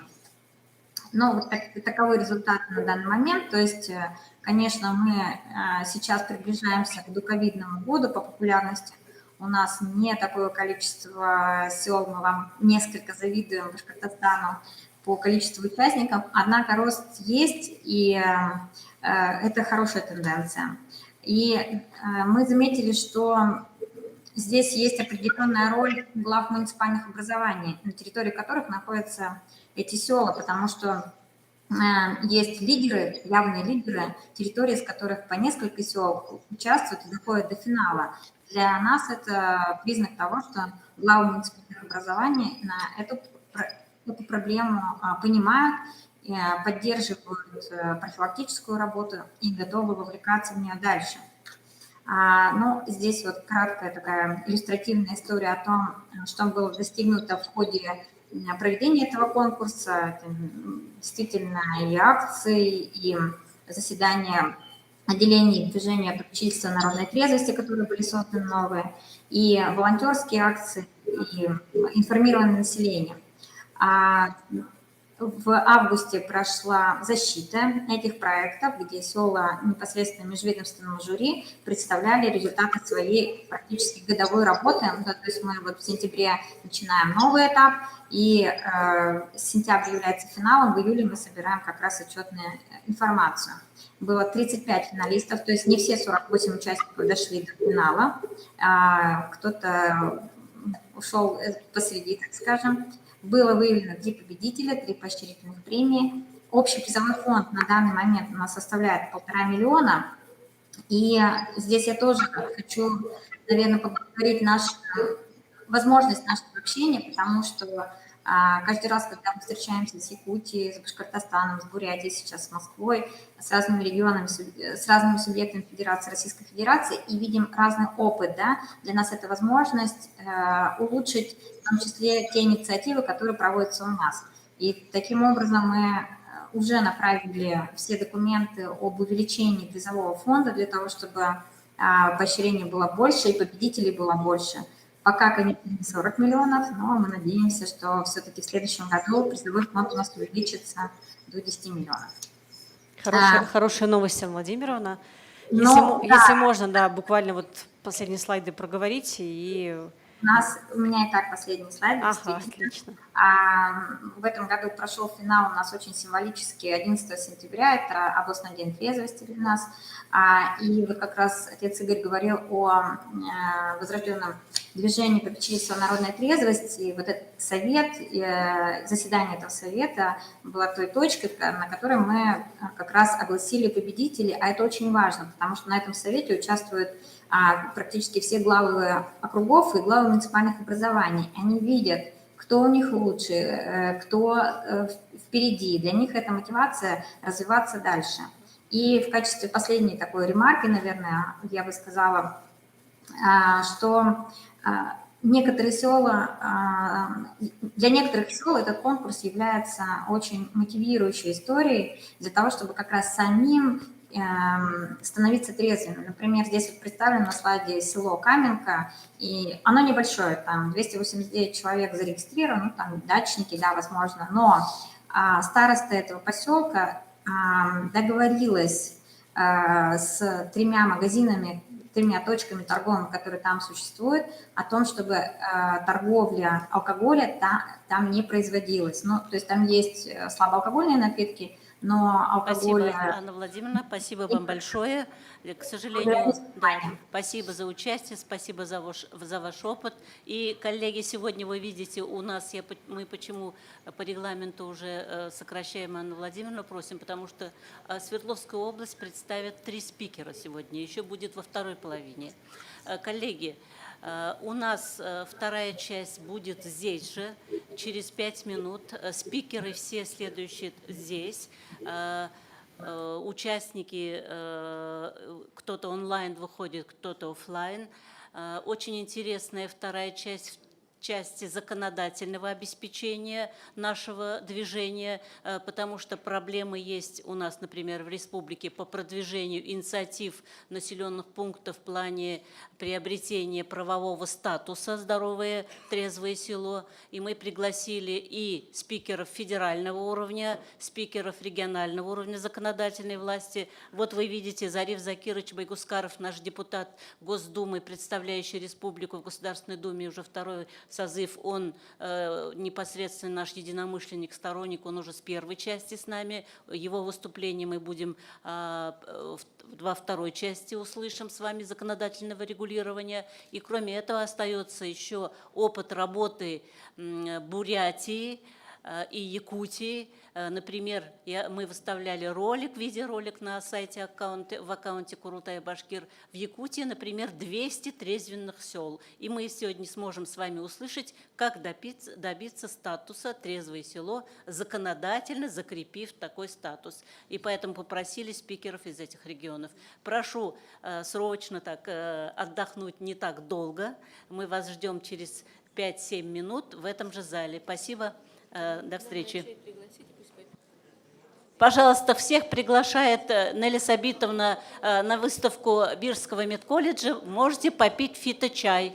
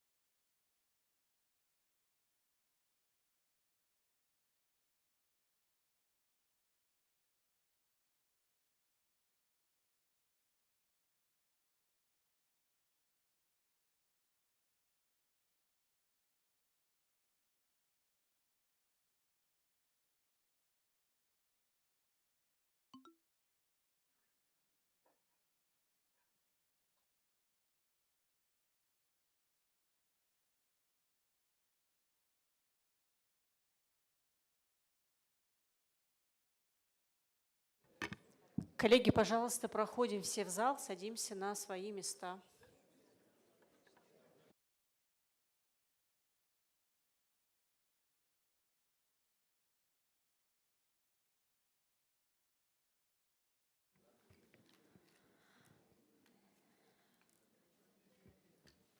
Коллеги, всем добрый день. Я предлагаю уже усаживаться. Да, перерыв был, он очень короткий, но у нас осталась еще большая такая часть нашего семинара совещания.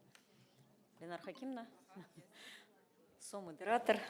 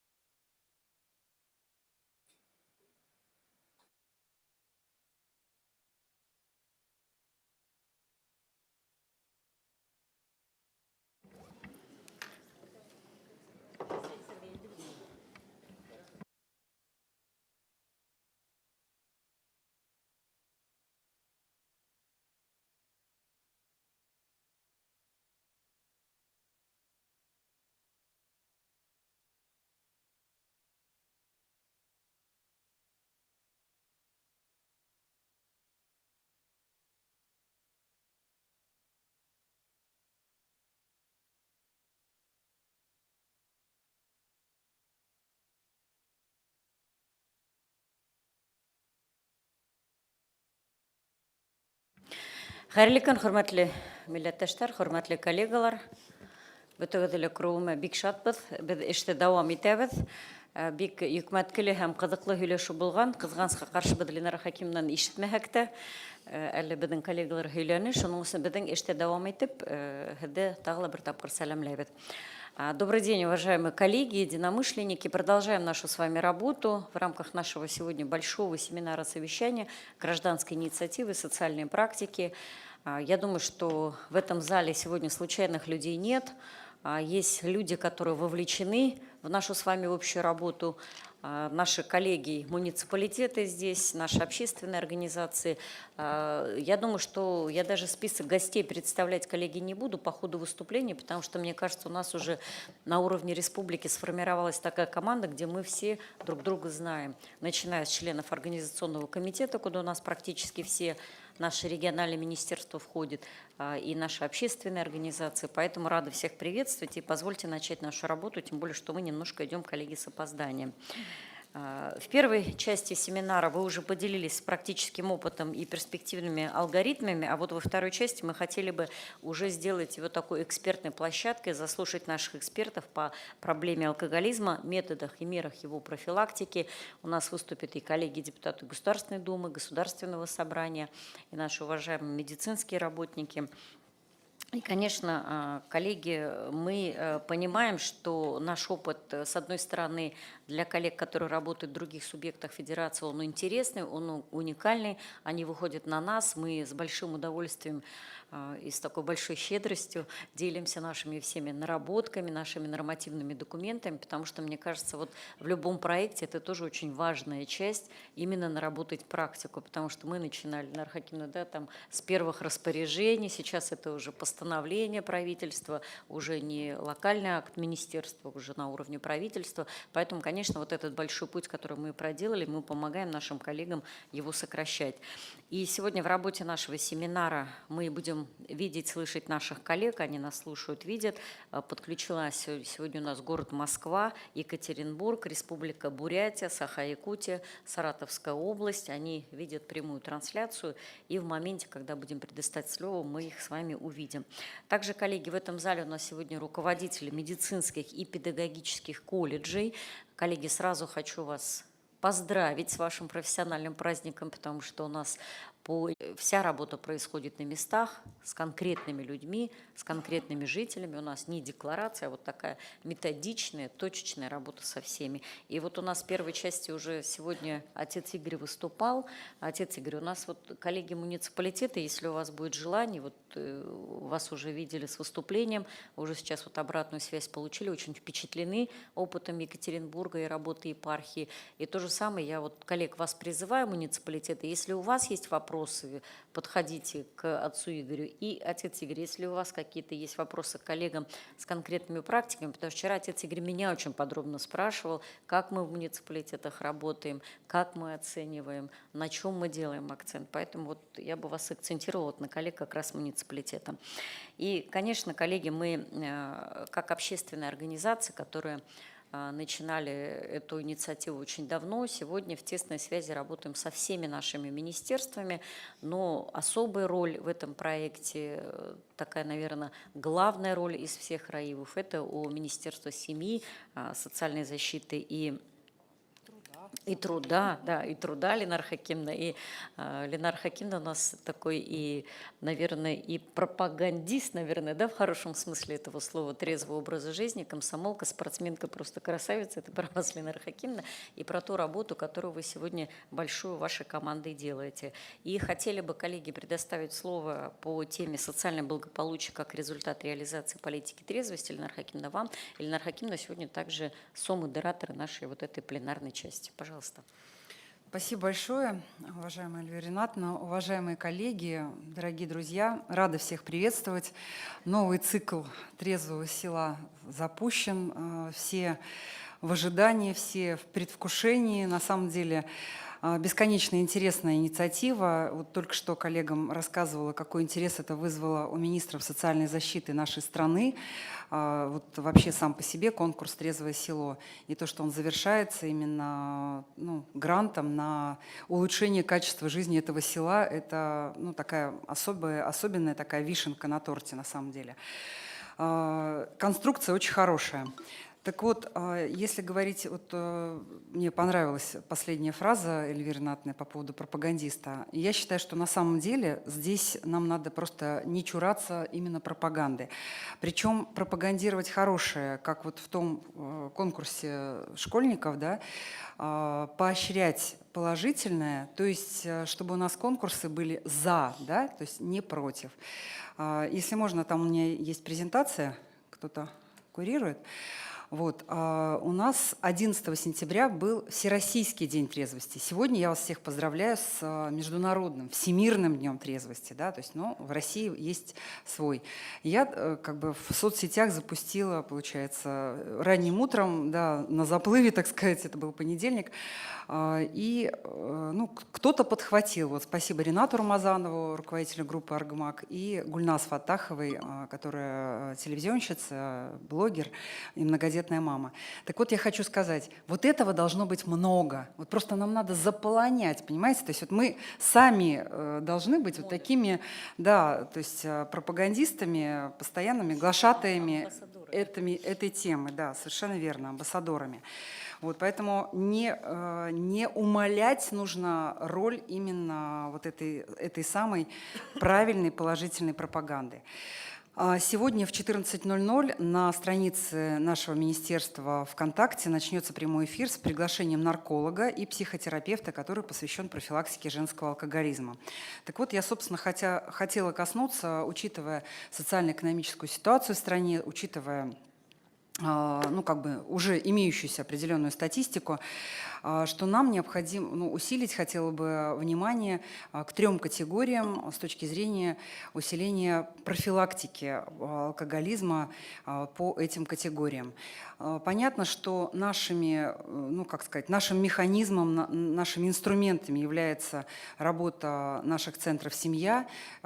И 3 категории, которые я бы хотела отметить, это женщины, это работающие люди и это пожилые. Собственно говоря, по поводу инструментария, он, скажем так, не так велик, но социальное сопровождение, семья попадает на социальное сопровождение центра «Семья», сразу, как только выявляются признаки употребления алкоголем и так далее. Да. Работа эта достаточно выстроенная, и можно сказать, что по итогам первого полугодия, по сравнению с аналогичным периодом прошлого года, количество семей, которые сопровождаются именно по обстоятельству, в общем, одним словом, не оставлять без внимания, чтобы эти женщины все время чувствовали свою востребованность и все время были в фокусе внимания. Второй момент, про который хотела сказать, это травматизм на рабочем месте. И по данным Всемирной организации здравоохранения, до 30% травм, полученных на производстве, связаны с употреблением алкоголя. Специалисты нашего министерства постоянно, ежедневно участвуют в расследовании несчастных случаев. Порядка 300 в году несчастных случаев мы разбираем. И в 2021-2023 годах выявлено 18 таких случаев, 1 групповой, 11 смертельных и 6 с тяжелыми исходами. Вот у меня на целую страницу расписаны вот конкретные примеры, как во время ремонта кровли свалились, там, да, как погиб механизатор во время ДТП, там, как электромонтер в результате поражения электрическим током и все такое. То есть и все это люди были в состоянии алкогольного опьянения. И самое ужасное, конечно, когда групповые случаи случаются. Вот в Октябрьском тут бурильщик и помощник бурильщика и машинист втроем погибли вот в результате таких вещей. И вот здесь уже я хотела обратить внимание руководителей. Вот здесь очень важно, как выстроена работа внутри каждого коллектива. Руководители муниципалитетов с точки зрения обращать внимание на то, чтобы в коллективах, в коллективных договорах, где они есть, а желательно, чтобы они были везде, эта тема тоже не оставалась без внимания, чтобы все, что связано вот как раз за здоровый образ жизни, то есть не против чего-то, да, а именно за правильный образ жизни, чтобы это поощрялось. И остальные вопросы охраны труда тоже, конечно, должны быть в поле зрения. Кстати, вот на прошлой неделе у нас проходила Всероссийская неделя охраны труда, и могу похвастаться в данном случае, потому что это предмет, на самом деле, для гордости.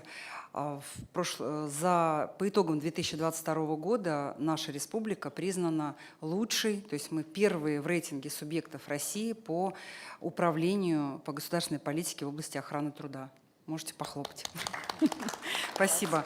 То есть это все звенья одной цепи, хочу сказать. То есть работающие люди – самая наша ценная вообще категория, потому что это люди, которые рожают, которые производят продукт, которые являются налогоплательщиками.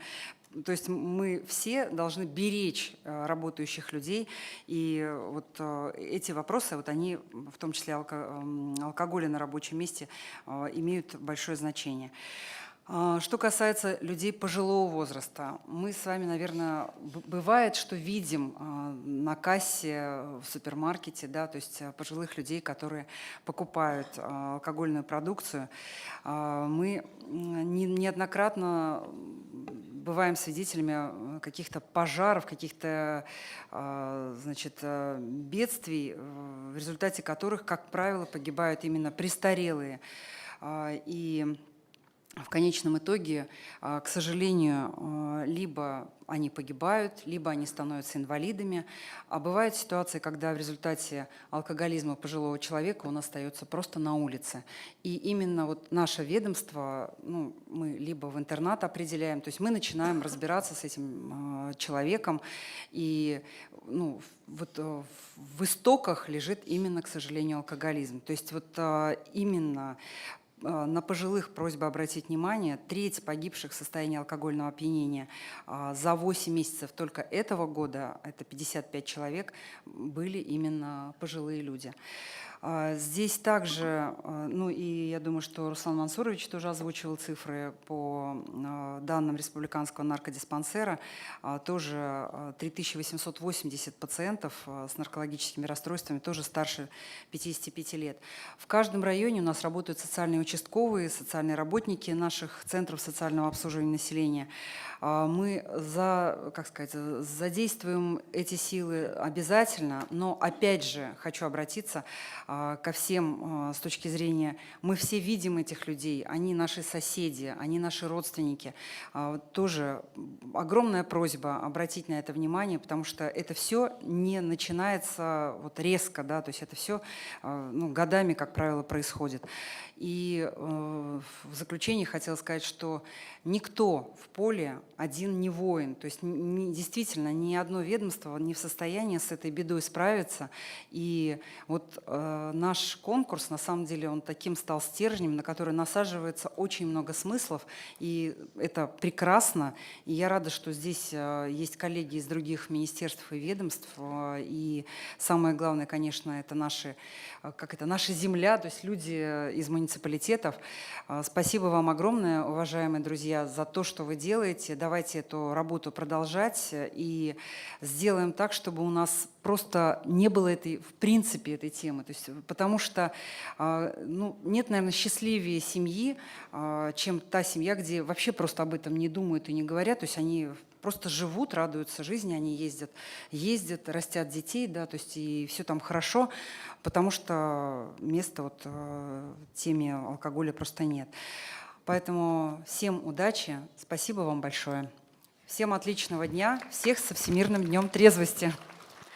Спасибо большое, Ленар Хакимовна, и за ту большую работу, которую вы лично и команда ваша проводит. Мы делаем это совместно, но и за такое вот, наверное, эмоциональное, честное выступление, да, потому что мы не можем как-то отмахнуться от реальности, что есть, то есть, и поэтому мы, когда Ленар Хакимовна озвучивает для муниципалитетов, мы, коллеги, понимаем, что на местах вы эту проблему тоже видите, тоже знаете. Я думаю, что здесь мы не какая-то уникальная территория, где эти проблемы выявляются, то есть это такой общий федеральный тренд, и нам вот его предстоит, наверное, побороть на местах. Касаясь трендов, уважаемые коллеги, я хотела бы сейчас слово предоставить своему коллеге, депутату Государственной Думы, руководителю федерального большого движения, которое называется «Трезвая Россия». Султан Золтанбекович Хамзаев у нас сейчас на связи. И, конечно, вот у нас Султан Золтанбекович уже давно хочет приехать и поучаствовать лично, но вот немножко не получалось эти дни, да, я думаю, что в следующий раз мы обязательно увидим, но в материалах, которые конференции мы готовили, очень большой был аналитический отчет именно по ситуации в целом по стране, потому что «Трезвая Россия» как раз формирует и инфраструктуру, строит детские площадки спортивные, и в то же время ведет такую большую научную работу. И Султан Хамзаев лично, как депутат, тоже как пропагандист Ленара Хакимовна, на личном примере показывает и очень много именно законодательных инициатив. И буквально вот мы с вами, коллеги, в сентябре отвечали Всероссийский день трезвости, и тогда Султан Золтанбекович на всю страну официально заявил, что опыт трезвых сел надо масштабировать на всю страну. Султан Золтанбекович, вы нас слышите, видите? Дайте, пожалуйста, обратную связь, чтобы мы вас услышали. Да. Да, добрый Да. день. Да, слово, Да, пожалуйста. добрый. Да, добрый день, слово вам, пожалуйста. Приветствую вас, Эльвира Ринатовна. Спасибо большое за предоставленное слово, за то, что пригласили. Я, правда, все выступления не слышал только последнее. Это, вот я понял, министр, да, труда. Абсолютно правильно все сказано, полностью все поддерживаю. Здесь понятно, что проблема ярко выраженная. К сожалению, мы вот на протяжении последних нескольких, я бы сказал, десятилетий, наверное, с этой проблемой не просто сталкиваемся в виде обсуждения, а в агрессивной фазе, когда это из года в год становится местами только хуже. И здесь, конечно, нам надо понимать, что в той ситуации, в которой страна сегодня находится, тот вопрос, который мы с вами сейчас здесь обсуждаем, он не просто важен, это вопрос выживания нации в целом. У нас, к сожалению, критическая ситуация в сфере демографии. У нас, безусловно, ковид подкосил все то, что мы до этого в хорошем понимании наработали. И та ситуация, которая происходит сейчас, точно не в помощь. Мы в этой части понимаем, что кризис, демографический кризис, он, если в хорошем, правильном и в экспертном формате постараться проанализировать лет на 10 вперед, он еще у нас впереди. И в этой части алкоголь, который подкашивает и убивает гигантское количество наших граждан ежегодно, конечно, требует в этой части, чтобы государство работало более решительно, на федеральном уровне в первую очередь. Я считаю, что вы большие молодцы в Башкирии, потому как я вот даже сейчас себя поймал на мысли, если посмотреть по всей стране, кто сегодня вот обсуждает, поднимает и акцентирует на это внимание, ну, наверное, только 2-3 пальца можно будет согнуть на одной руке. И в этой части, конечно, важно, чтобы большая комплексная работа проводилась, и она была не просто и останавливалась на круглых столах, а шла с точки зрения конкретных действий. Я полностью поддерживаю ту практику Эльвира Ринатовна, которую вы в Башкирии делаете с точки зрения поддержки трезвых сел. Я считаю, что это очень мудрая и очень правильная созидательная работа. В этой части, конечно, буду добиваться, чтобы на федеральном уровне наши партнеры в правительстве Российской Федерации этот вопрос не просто слышали, а действовали. Мы и вот сегодня как раз официально письмо написал на Михаила Владимировича Мишустина, председателя правительства, о том, что чтобы опыт трезвых сел был не просто, скажем так, галочкой или одобрением, кивком поддержан, а чтобы была хоть какая-то программа по поддержке таких, значит, поселений, и не только ну, в Сибири, на севере или в дальней части, имеется Дальнего Востока, но и в целом по стране везде, в том числе и в центральной части.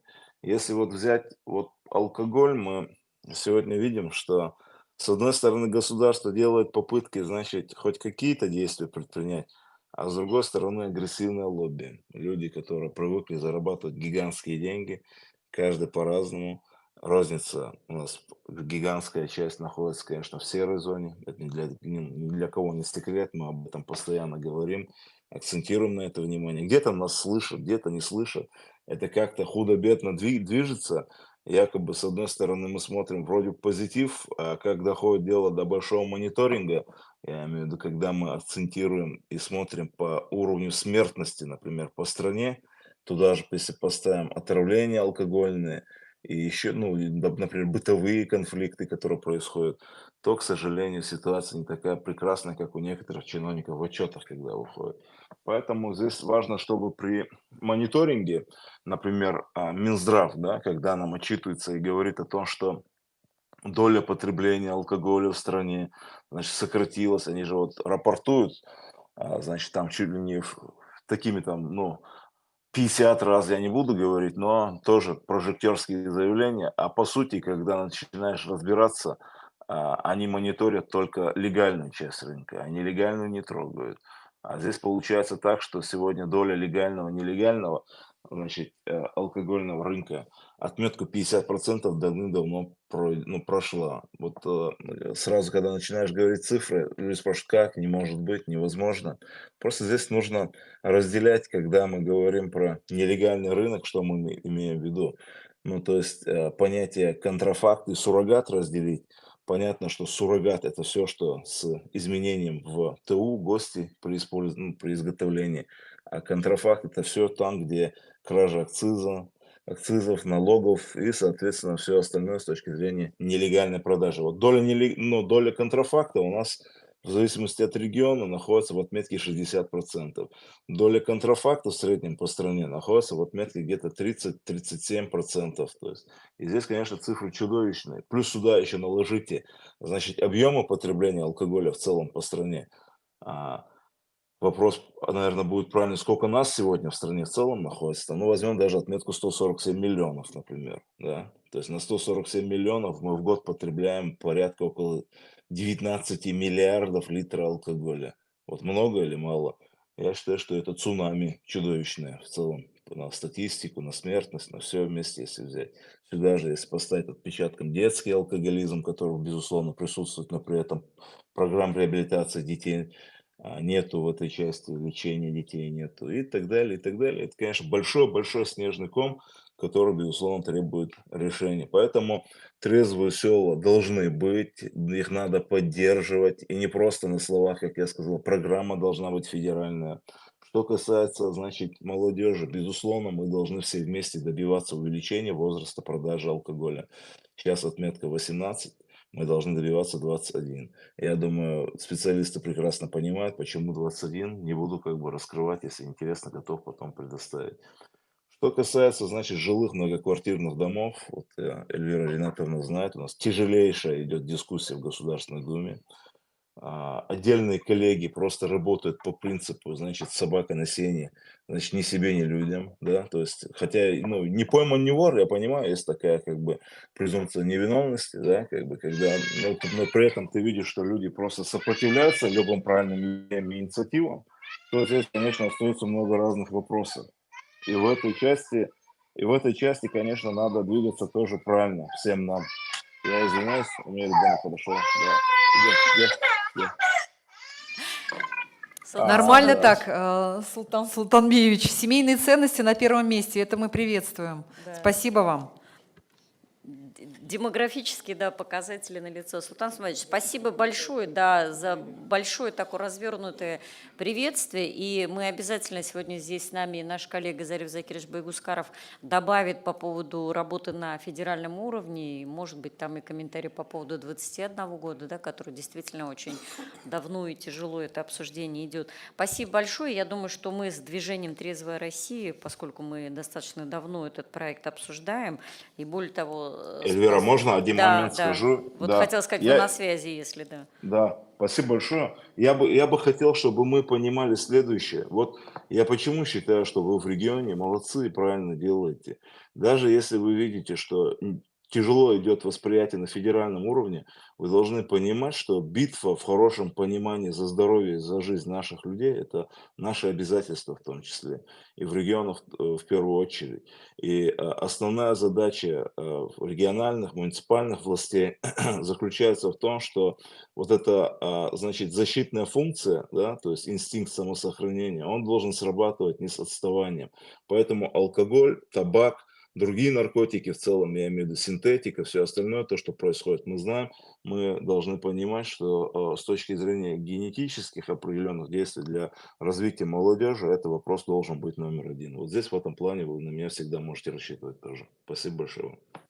Спасибо большое, Султан Самаевич. Да, это вам аплодисменты. Мы в продолжении Спасибо. разговора, да, мы с вами об этом говорили. Вот рядом со мной вы смотрите, я так понимаю, трансляцию. Сидит Целия Шарифяна по правую руку. Она является куратором нашего проекта в Республике Башкортостан. И мы хотели бы, конечно, чтобы само движение «Трезвая Россия» в регионе тоже было более ярко представлено. И с Целией Шарифяном мы эту тему тоже обсуждали, чтобы мы вот такой вот большой командой региональной и федеральной шли.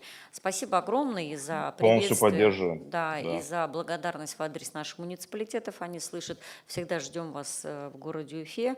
И, коллеги, работу продолжаем. Зариф Закирович, я думаю, что, наверное, вот далеко не отходя от темы федерального регулирования, наверное, то, о чем не успел сказать Султан Султанбиевич, и потом, Рустам Рифатович, уже попросим вас, как руководителя «Трезвого Башкортостана», тоже дополнить выступление Зариф Закировича, пожалуйста.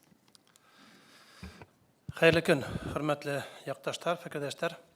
Добрый день, уважаемые коллеги. Проблема актуальная, проблема, она имеет место быть не только в Республике Башкортостан, но и по всей нашей стране.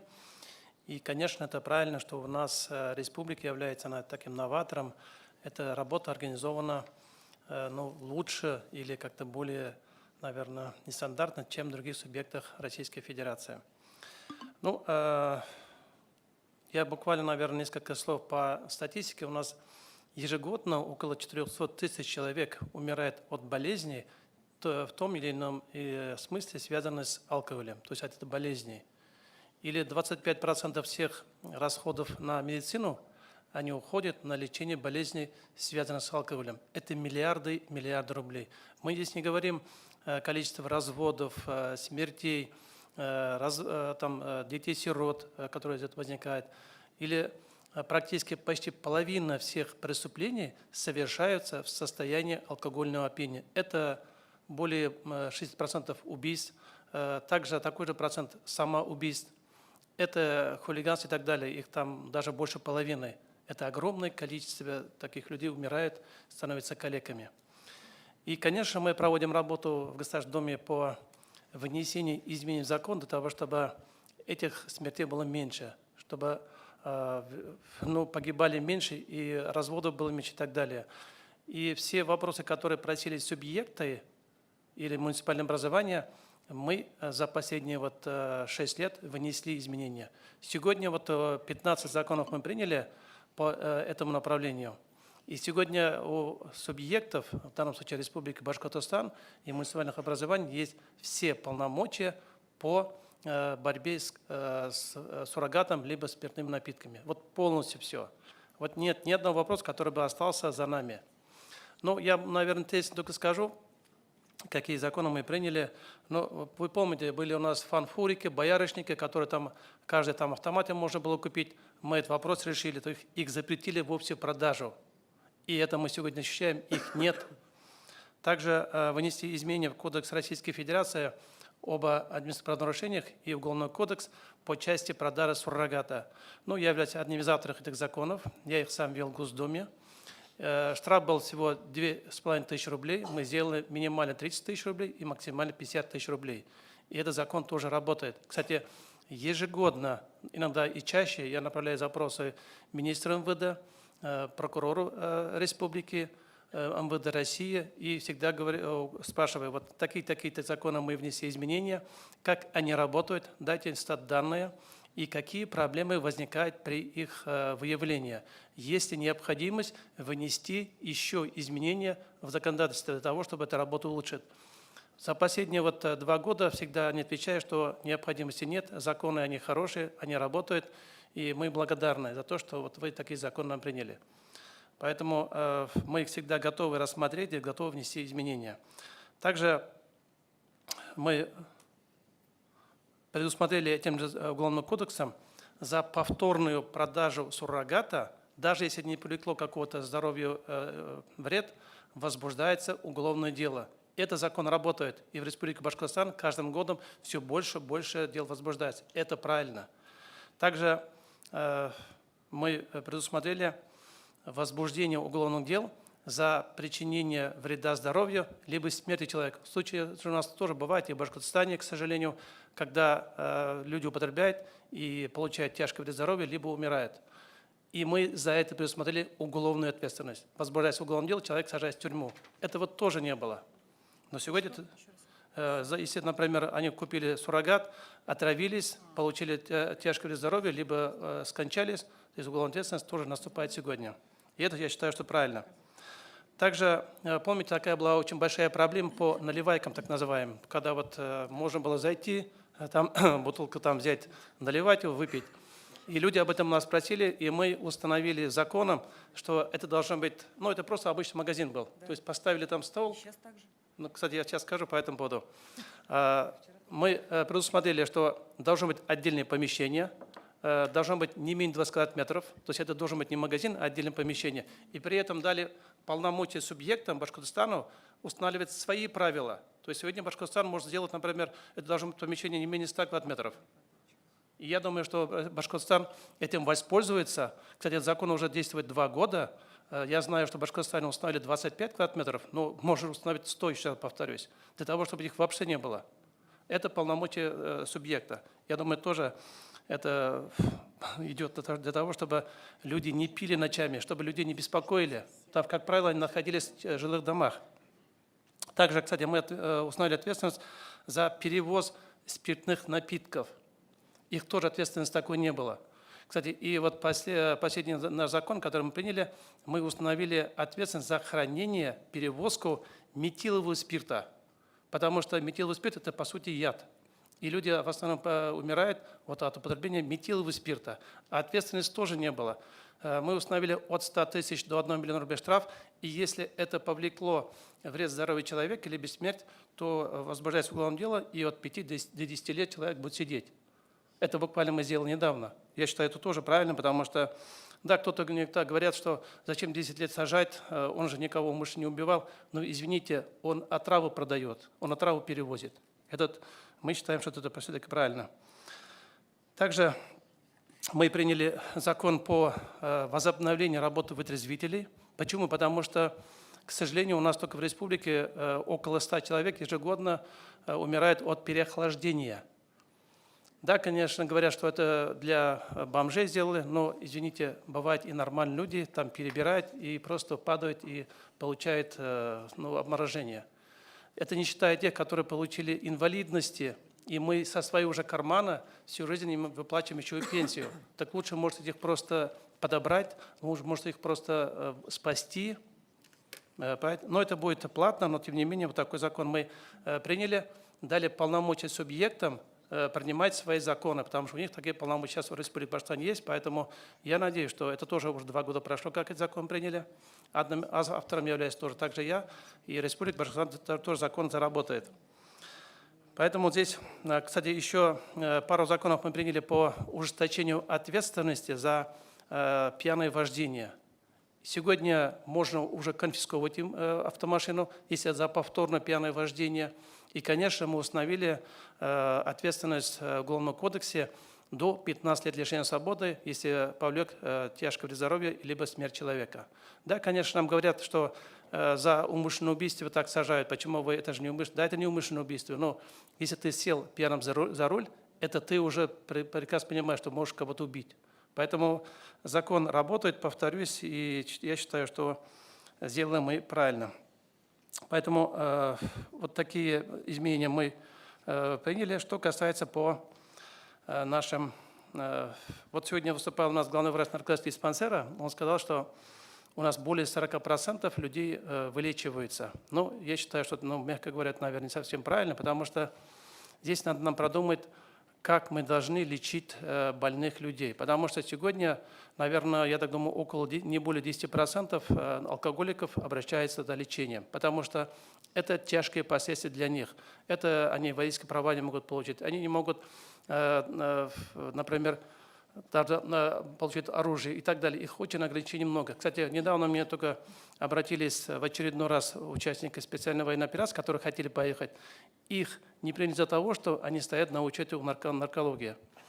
Конечно, вопрос мы решили, не буду говорить, как мы решили, я попросил, его решили. Но я считаю, что это не совсем правильно, потому что, да, конечно, сейчас можно сказать, что они же не обращались, можно было, если каждый раз приходили бы, отмечались бы, можно было бы снять. Но ни один человек не будет сам обращаться. Поэтому эта инициатива должна исходить от медицинской организации. То же самое фельдшера пускай проверяет, пьянствует он, не пьянствует, есть польза, нет пользы. И, конечно, мы должны смотреть методики лечения. Почему вот сегодня было сказано по Свердловской области, что 10% вылечивается, у нас 40%. Но, может быть, тогда надо на всю Россию у нас наш метод лечения распространить, если так почти половина вылечивается. Но это не совсем, конечно, правда, надо сказать честно. И надо, может быть, какие-то нужно внести изменения в закон. Давайте мы готовы. Но просто надо продумать, что нужно делать. Что касается по трезвым селам. Да, конечно, мы впереди, но в то же время надо понимать, что, например, то же самое Якутия, 203 селах запрещены продажа спиртных напитков. То есть я разговаривал с Якутией и Бурятией, я говорю, как результаты? Они говорят, что у нас никаких препятствий нет, кто хочет, пожалуйста, все мы признаем, и мы, главное, контролируем, продается, не продается, и какие изменения в селах. И по их утверждению, продажа жизни в этих селах увеличилась, детей стало рождаться больше, рождаются, и люди начали заниматься предпринимательством более активно, чем, например, когда они продавался. И это, конечно, правда. Поэтому здесь нам надо будет тоже подумать, почему у нас только одно село в Башкортостане, Якутово, я думаю, что совпадение, наверное, случайное, да, Якутия, Якутово. Только Якутово у нас запрещена продажа. Мне кажется, здесь все трезвые села должны быть трезвыми. И неправильно, когда в наших трезвых селах продается спиртное, люди пьянствуют, лежат на обочинах, это неправильно. Трезвое село должно быть трезвым во всем смысле. Поэтому я надеюсь, что этот вопрос мы все-таки вместе рассмотрим, и у нас трезвых сел будет больше, не просто так, которых сам не продается. Поэтому во всем остальном, конечно, молодцы. Вот, кстати говоря, по трезвым селам, мне надо собрать здесь представителей районов. Я встречался с людьми в трезвых селах, с ними общался, уговаривал, чтобы они приняли решение о продаже спиртного. Но они, конечно, говорят, что... О запрете продажи, да, Дарья Закирович. О чем вы уговаривали? Я говорю, давайте запрещать будем, давайте принимать решение, потому что вы трезвое село, вы должны быть трезвыми. Но некоторые в основном говорят, что как мы можем сейчас не пить? Можно хотя бы там только оставить пиво, некоторые говорят, если нам построите дорогу хорошую, мы тогда примем решение. Но мы же деньги уже получили, мы же трезвым уже признаны. Поэтому при подготовке деревень к конкурсу, при участии, должно быть учтено мнение людей. То есть если люди вынесли решение о сходе граждан, что мы не хотим продажи спиртного, это надо учитывать при признании его трезвым. Мне кажется, это будет правильно. Это мое личное мнение, поэтому я думаю, что будет тоже учтено. А так мы готовы работать и будем работать для того, чтобы у нас пьющих было намного меньше, чтобы люди здоровый образ жизни вели, чтобы люди занимались спортом, чтобы этим приучать нашу молодежь. И, конечно, есть результаты. по Башкортостану у нас трезвые свадьбы, трезвые юбилеи проходят, и это здорово. Так что будем работать вместе. Спасибо. Спасибо. Заря Закирович, я бы вас тоже как пропагандиста поблагодарила, потому что ни один марафон без Заря Закировича не обходится. И вот мы сколько лет вместе работаем, ни разу не видела вас в нетрезвом состоянии. Вы совсем не пьете, Заря Закирович? Ну, правда, я вот не задавала вам этот вопрос раньше, сейчас задумалась, да. Покраснел Заря Закирович от скромности. Дед был мулой, поэтому, наверное, повлиял. Все понятно. Коллеги, ну, на самом деле, да, это такая большая дискуссионная история, тотальная, там, как говорят, сухая, да, совсем там трезвость, ноль, да, либо там допустимые нормы, которые там, ну, не знаю, там бокал вина можно или нет. Поэтому дискутировать здесь можно, но мы, конечно, стремимся к тому, чтобы эту привычку не формировать, чтобы у людей действительно в семье они это не видели. Знаете, вот я как филолог, сейчас коллеги подходили, телеканал БСТ, брали интервью, вот башкиры меня поймут, да, мы даже с вами такие вот смыслы зашиваем в обиходе в эти слова, что потом вот начинаем думать, а почему у нас такой стереотип мышления? Вот когда вам на башкирском говорят «ул-байрам»-то, какие у вас ассоциации?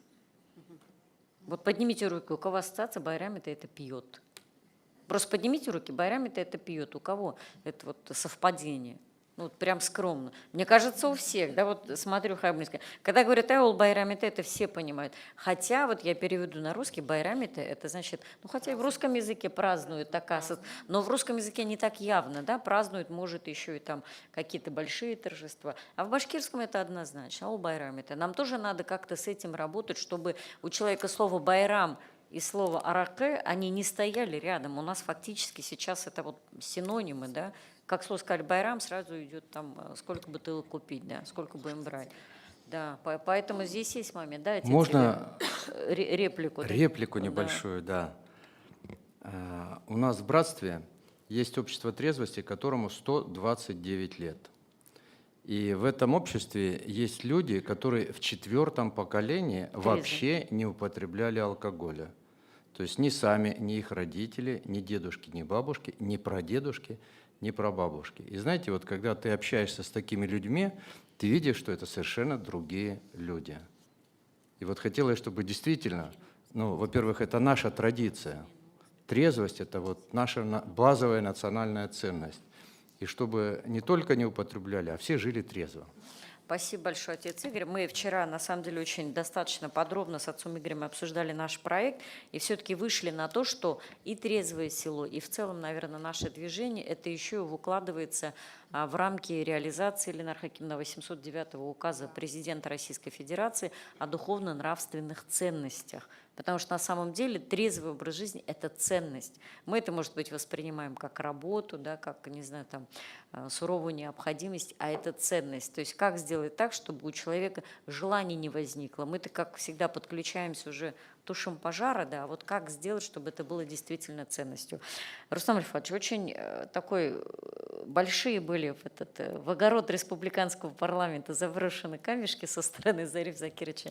Давайте мы сейчас как бы здесь, наверное, вот как сказать, наверное, моделировать ситуацию, потому что Рустам Альфатович у нас сейчас начинает работу уже в следующем созыве парламента, и мы пока не знаем персональный состав профильного комитета, который будет заниматься этой темой. Это все будет известно завтра, 5 октября уже проголосуют. Но, тем не менее, Рустам Альфатович, мы в вашем лице, человек, который много лет работает вместе с нами, который возглавляет партийный проект «Трезвый Башкортостан», мы все равно понимаем, что точка входа в парламент – это все равно вы, Рустам Альфатович.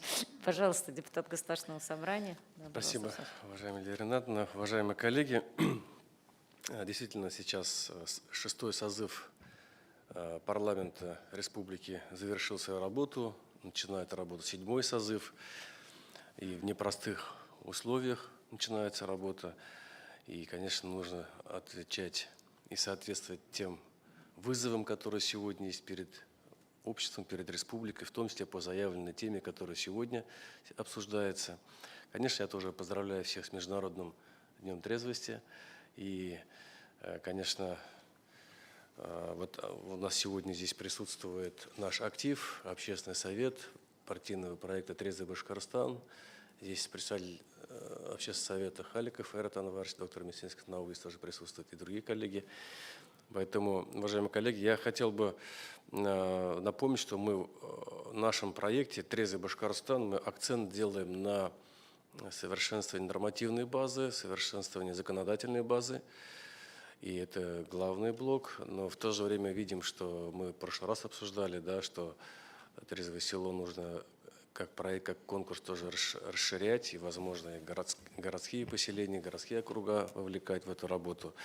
Ну и, в свою очередь, я хотел коротко проинформировать вас о законодательной деятельности Государственного собрания Курултая Республики Башкортостан, нацеленной на минимизацию потребления населением алкогольной продукции, на борьбу с контрафактным алкоголем, а также о том, какие результаты на практике приносит эта наша работа и в каких направлениях далее мы считаем ее целесообразным развивать. Я думаю, что для парламентариев тоже очень важно, чтобы такие общественные площадки, как и сегодняшние, ну, некий замер, да, если вы поддержите те идеи, которые в дальнейшем мы хотим реализовывать, это для нас будет подспорьем в работе. За последние несколько лет парламентом республики принят целый ряд законов об ограничении продажи алкоголя, в частности, приняты законы, запрещающие продажу алкоголя, я напомню, в день последнего звонка, День молодежи, день проведения мероприятий, День знаний, дни проведения сабантуев. И эти ограничения были, в общем-то, положительно восприняты абсолютным большинством жителей республики и демонстрируют свою высокую эффективность. Благодаря им массовые мероприятия в обозначенные праздники проходят практически без нарушения общественного порядка. Непосредственно мной, как координатором проекта «Трезвый Башкортостан», лоббируются все инициативы парламента, связанные с регулированием производства и оборота алкогольной продукции, готовятся соответствующие законопроекты. В том числе мной был внесен в свое время в парламент проект закона об ограничении продажи алкогольной продукции в новогодние праздники. Вы все наверняка помните об этом. Закон был в итоге принят в декабре 2019 года. На первых порах со стороны общественности были, ну, откровенно скажу, неоднозначные, да, какие-то оценки данного закона, особенно в социальных сетях, но объясняющиеся в основном, наверное, все-таки коммерческими интересами определенных торговых структур. Однако большинство жителей республики восприняли ограничения позитивно. И данный закон после ряда корректировок уже 4 года применяется на практике и сегодня всеми воспринимается, в общем-то, как норма. Данные Минздрава, судебно-медицинских экспертов и правоохранительных органов свидетельствуют о его высокой эффективности. В новогодние периоды в республике снизились травматизм, обострение хронических заболеваний, смертность на фоне потребления алкоголя, уменьшилось количество алкогольных психозов, следствием которых становятся суицид и убийства. Улучшилась ситуация с общественным порядком, ограничение продажи алкоголя в новогодние каникулы. Это, в общем-то, тоже уникальный опыт нашей республики. Мы стали первым и пока единственным регионом России, где принят подобный закон. В 2020 году парламент республики принял закон, которым установлено ограничение по площади не менее 25 квадратных метров для зала обслуживания объектов общепита, расположенных в многоквартирных домах и на прилегающих к ним территориях и реализующих при этом алкогольную продукцию. Этот закон, в общем-то, позволил пресечь деятельность значительной части многочисленных рюмочных, баров, так называемых наливаек, расположенных во дворах, подвалах, на первых этажах жилых домов.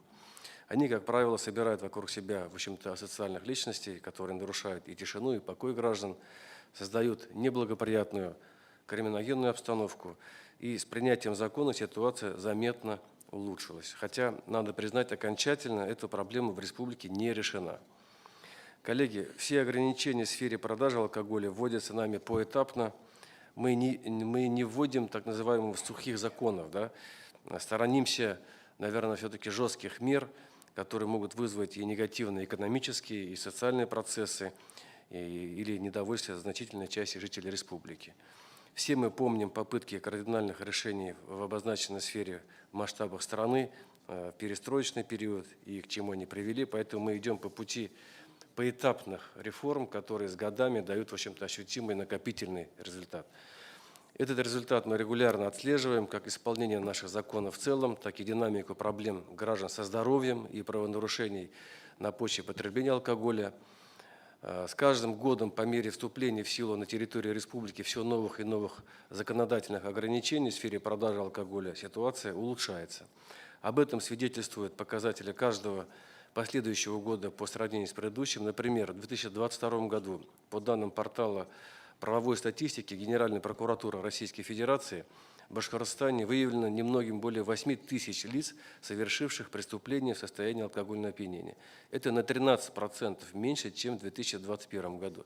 Очень хорошая тенденция прослеживается по смертности на фоне отравления алкоголем. За 2022 год данных Башкортостан-стата пока нет, но в 2021 году число смертей от отравления алкоголем составило 57 случаев. И это на 22% меньше, чем в 2020 году, тогда было 74 случая. А если мы сравним 2021 с 2018 годом, то показатель смертности от отравления алкоголем снизился в республике за этот период 4 раза. В 2018 году было 211 смертей, я напомню. Именно на эти годы пришлось как раз вступление в силу основных наших законов в сфере ограничения продажи алкоголя.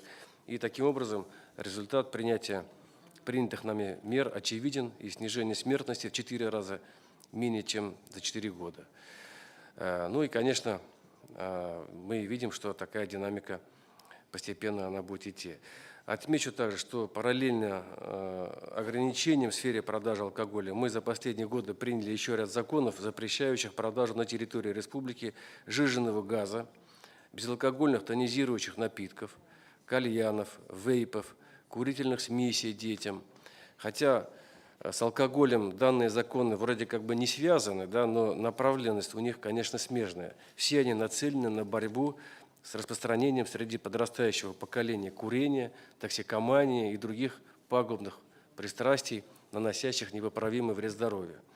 Уважаемые коллеги, также немного скажу о наших последних законодательных новациях в сфере ограничений продажи алкоголя и о том, какой мы видим дальнейшую работу в данном направлении.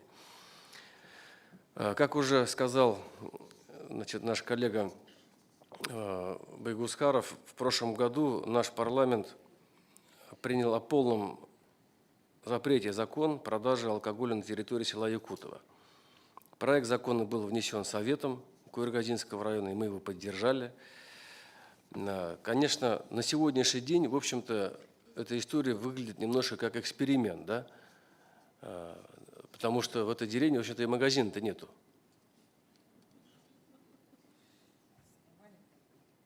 Да, поэтому мы как бы на эти меры-то пошли, мы сегодня отслеживаем, смотрим эту ситуацию, депутаты выезжаем, смотрим, да. Есть инициативы от других муниципальных образований, мы готовы их поддержать, но, конечно, пример других регионов, вот Якутия сегодня было сказано, это вообще уникальный случай, да, наверное, показательный. В этой республике уже более 200 трезвых сел, где 200, да, где полностью запрещена продажа алкоголя. Но у нас пока такое село одно. Ну и надо сказать, что при этом, кстати, численность населения в Башкортостане 4 раза больше, чем в Якутии. Поэтому якутский метод дает весьма такие ощутимые результаты. Зарис Закирович уже говорил, значит, я пару цифр назову. Например, в Якутии, в населенных пунктах, где запрещена продажа алкоголя, число убийств сократилось на 39%. Грабежей на 76%. Общее число преступлений в трезвых селах по сравнению с обычными селами в 6 раз меньше. Количество алкогольных психозов снизилось более чем вдвое. Потребление алкоголя среди старшеклассников снизилось почти в 10 раз. Ну и, как видите, трезвый образ жизни колоссально трансформирует общество. Причем, Кстати, не будем хлеб забирать у якутских коллег. У нас еще выступление, да, ожидается. Поэтому, говоря о наших, значит, направлениях, да, трезвый Башкортостан и трезвое село, которое сегодня реализуется, конечно, вот сегодняшний семинар, на мой взгляд, должен дать и новые идеи. Одним из таких предложений, которые хотел бы озвучить, наверное, все-таки нужно уйти от такой большой бюрократизации, присвоения, скажем, статуса, да, законом, селом, трезвое село. Все-таки эти полномочия, я считаю, надо передать от уровня парламента на уровень муниципалитетов. У нас есть опыт такой, когда мы передали полномочия в этой сфере, значит, муниципалитеты сами могут установить расстояние от торгового объекта, продающего алкоголь, на каком расстоянии сделать от школы, например, от социальных объектов. Да. Мы дали им полномочия по, значит, устанавливать время продажи, даже у нас там есть по отдельным направлениям, да, расстояние, да. Поэтому эту историю тоже, но, конечно, она, может быть, не будет иметь статус там закона, можно это сделать, наверное, и локальными какими-то актами, муниципальными актами. Но, по крайней мере, я предложил бы, вот, в том числе и новому созыву депутатов парламента республики, коллегам из Государственной Думы вместе подумать и найти новые правовые решения, потому что вот вчера проводил консультации и с Толкачевым Константином Борисовичем, он поддержал эту идею. Далее провели совещание с юристами, с нашими коллегами в аппарате Государственного собрания. Пришли к выводу, что здесь, в общем-то, нужны изменения федеральное законодательство для того, чтобы такие полномочия передать.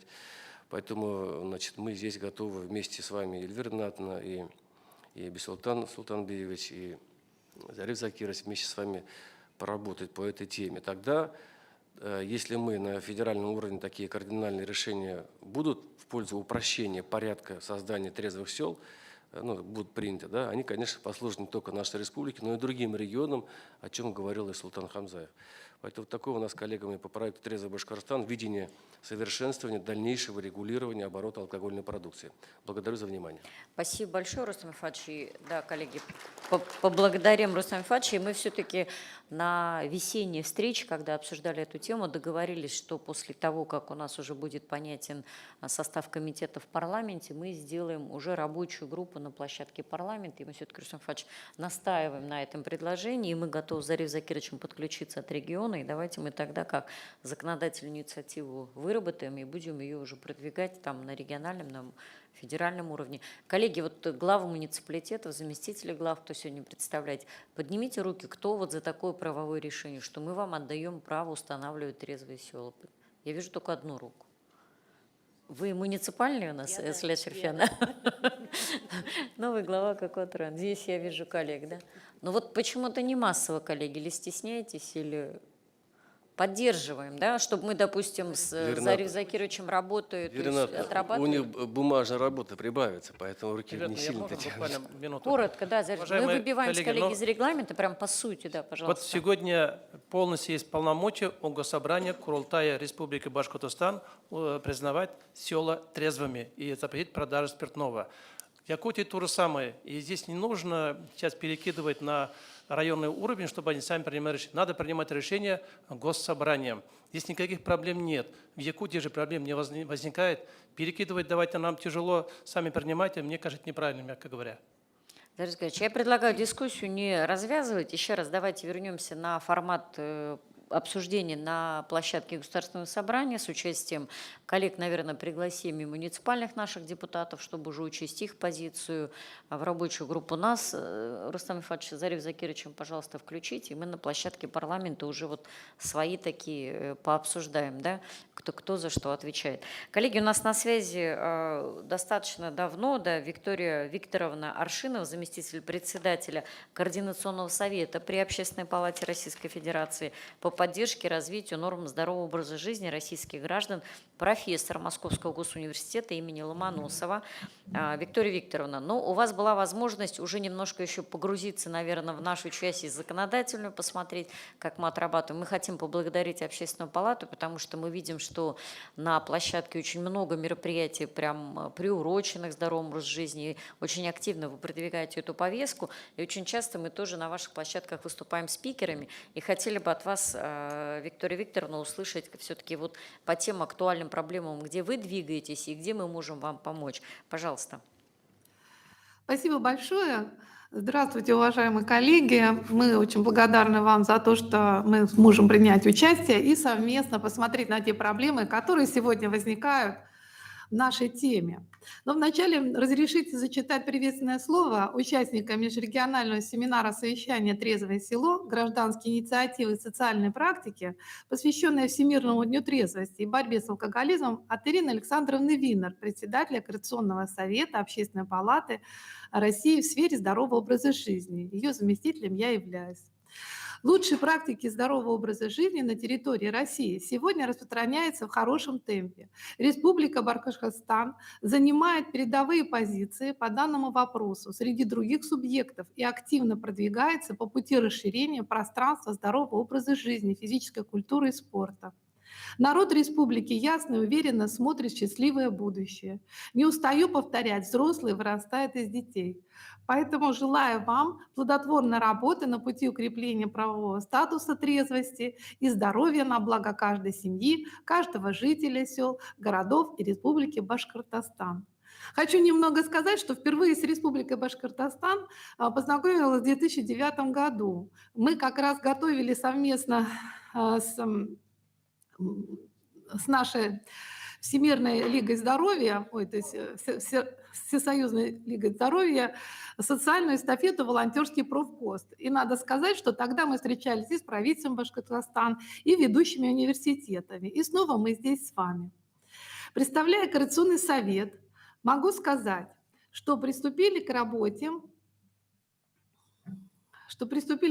мы в прошлом году. Я имею в виду наш Координационный совет. И за год мы провели достаточно много исследований и среди регионов, а также нормативно-правовой базы Российской Федерации. Взаимодействовали... Сейчас мы выйдем сюда, да, спасибо. Мы взаимодействовали с представителями из разных регионов и в 5-й раз организовывали всероссийский конкурс «Лучшие практики популяризации здорового образа жизни на территории Российской Федерации».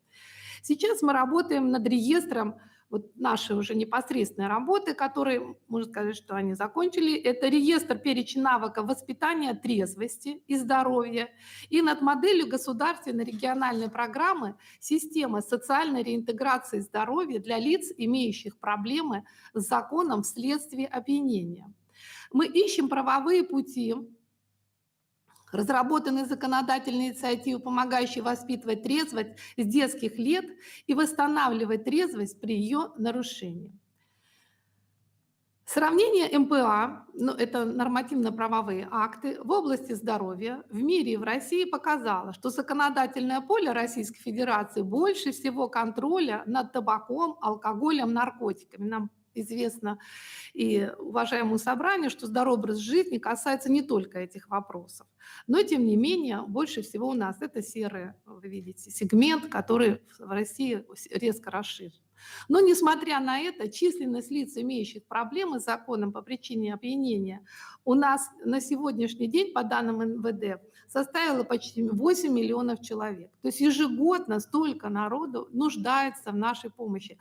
Причем опьянение и проблемы с законом могут наступать на любом состоянии. То есть не обязательно человек уже зависимый, как я говорю, до зависимости, как до луны пешком, да, когда человек начинает потреблять. Но проблемы, которые с ним могут возникнуть при любом качестве и опьянения, и, соответственно, опыта потребления, он, соответственно, может быть неравнозначен. В законодательстве Российской Федерации вопросы здорового образа жизни определяют более 500 актов. И несмотря на это, количество этих актов все время входит в некие парадоксы. И вот один из основных парадоксов, на наш взгляд, заключается в том, что признаки опьянения регулируются более 100 нормативными актами, а понятие трезвости в них отсутствует полностью. У нас в законодательстве нет никакого правового поля слову трезвости, тем более его термину. Также отсутствует и в правовом поле определение понятий здоровья, здорового образа жизни и других терминов в этой области, а если они говорят, то, так сказать, к слову пришлось. Можно так выразить. То есть они не раскрыты в правовом понимании. Все наши наработки мы опубликовали в материалах социальной реинтеграции ЗОЖ, вы видите здесь на картинке слева, и, соответственно, можем вам переслать, если у вас есть интерес. Тираж был более 1000 экземпляров, и он быстро разошелся. Представители регионов, вот это как раз мы говорили о том, что отсутствуют и проблемы соответствующие, примеры. Ну вот я хочу сказать, что когда мы, еще раз вернуться, больная тема, к тому, что мы видим алкогольное опьянение у нас с вами, да, и полностью описано на уровне соответствующего постановления правительства. И в Министерстве Минздрава там уже 3 положения, как выглядит опьянение и так далее, но, к сожалению, вот о трезвости слов нет. Представители регионов, участвующих в опросе, именно хотелось бы познакомить с вами с результатом этих опросов. Практики субъектов Российской Федерации, направленные на снижение повторных правонарушений на территории региона за 2021 и 2022 год. Наиболее активное участие приняли Белгородская, Калужская, Московская области. Продуктивно участвовали в республике Калмыкия, Воронежская, Иркутская, Сахалинская области. К сожалению, Республика Башкортостан не приняла участие в опросе. Наиболее осведомленностью в регионе по вопросам снижения повторных правонарушений региональные органы власти отвечали нам в основе своей и владели информацией Министерства здравоохранения. Хотя хочу еще раз обратить внимание на название нашего опроса. Назывался он «Практики субъектов Российской Федерации, направленные на снижение повторных правонарушений на территории региона, возникающие вследствие опьянения». Но, тем не менее, мы провели этот опрос, и дальше что мы узнали? Итак, наибольшее внимание субъекты уделили профилактике снижения повторных правонарушений со стороны родителей, которые допустили потребление психоактивных веществ их детьми. Это было 60%. Далее меры предупреждения участников ДТП, состоявшиеся по причине опьянения, 43%. Нетрезвым водителям в регионе уделили меньше внимания, 35%. А предупреждение повторных увольнений с работы по причине опьянения, именно когда все это и начинается, всего лишь 15%. Уникальные нормативные правовые акты предложила Белгородская область. Это закон о системе защиты прав несовершеннолетних, профилактики их безнадзорности, правонарушений Белгородской области. Еще раз хочу обратить внимание именно о системе защиты прав и о мерах по предупреждению управления транспортным средством в состоянии опьянения. Дальше Чукотский автономный округ с целью снижения правонарушений состояния опьянения принято правительством постановление правительства об утверждении государственной программы развития занятости населения Чукотского автономного округа. В Воронежской области приказ Департамента здравоохранения о мерах по совершенствованию организации работы медицинских организаций в рамках сокращения потребления алкоголя и ассоциированной с ними смертности трудоспособного населения Воронежской области. В Калужской области было принято по решению Думы муниципального образования, точнее, извините, документ, постановление, и создан Институт общественных инспекторов Государственной инспекции безопасности дорожного движения по Кировскому району. В большинстве муниципальных образований Орловской области в Орле приняты муниципальные программы общественного здоровья, разработан паспорт регионального проекта на 19-24 годы формирования системы мотивации граждан к здоровому образу жизни и отказ от вредных привычек. Но теперь, благодаря тому, что вы нас пригласили, мы подумали, какое же можно сделать предложение. Вот теперь мы переходим к нашим предложениям. Итак, мы предлагаем организаторам межрегионального семинара совещания, Всемирному Курултаю Башкир и Министерству семьи, труда и социальной занятости населения Республики Башкортостан, а также совместно с Султаном Султановичем, возглавили Хамзаевым, во главе, Султан Султанович Хамзаевым, выступить с законодательной инициативой и обратиться к главе Республики Башкортостан при поддержке нашего Координационного совета. Первое. Дополнить федеральный закон от 22 ноября 2019 года 171 ФЗ о государственном регулировании производства и оборота этилового спирта статьей номер 30 с рабочим названием «Культура воспитания трезвости», в которой в первую очередь будет выдвинут запрет на продажу алкоголя в интернете и объявить интернет пространством трезвости. И также мы приглашаем к участию в конкурсе популяризации ЗОЖ на площадке Общественной палаты Российской Федерации. И предлагаю обратить внимание на следующие номинации конкурса. Лучший проект тренера-преподавателя по теме общественного здоровья. Лучшие практики популяризации здорового образа жизни среди некоммерческих организаций. Лучшие практики трезвости и социальной реинтеграции граждан, имеющих проблемы злоупотребления психоактивных веществ. Лучшие практики здорового образа жизни и сельских территориях. Лучшие практики популяризации здорового образа жизни направлены на людей с ограниченными возможностями. Благодарим за внимание. Спасибо большое. Готова ответить на все интересующие вас вопросы. Виктория Спасибо. Викторовна, безумно интересно. Аплодирует вам студия наша, да, здесь. Я думаю, вы слышите. Да, спасибо. Коллеги фотографировали вашу презентацию, но мы бы попросили, Виктория Викторовна, нам переслать, и мы бы во все муниципалитеты QR-кодами отправили, потому что на самом деле информации много. В адрес региона прозвучало, что мы не участвовали в опросе. Виктория Викторовна, уточните, пожалуйста, я правильно понимаю, что операторами проведения опросов, доведения информации являются региональные общественные палаты на местах. Все правильно? Да, вы абсолютно правильно Все, мы понимаете. тогда Ну, принимаем, это мы для себя принимаем решение тогда включить все-таки в наш проект и нашу общественную палату, чтобы мы были в курсе вашей повестки. И хотели бы вас попросить, Виктория Викторовна, если не затруднит, то есть те документы, которые будут касаться именно в части ЗОЖ, направлять нам тоже дублировать, где-то нас там поставьте через запятую, что мы тоже в системе рассылки, и мы это будем видеть, мы будем, вот с Ленарой Хакимовной, обязуемся рассылать нашим муниципалитетам, чтобы коллеги принимали участие. И вопрос такой, что называется, корыстный, да, вот те номинации, о которых вы говорили, я вижу, у коллег интерес проснулся, это номинации, которые подразумевают какое-то вознаграждение или это такой почетный красивый титул? Тоже хорошо, но вот тем не менее уточните, да. ценный, это, значит, этот праздник, можно сказать, мы называем его народный конкурс.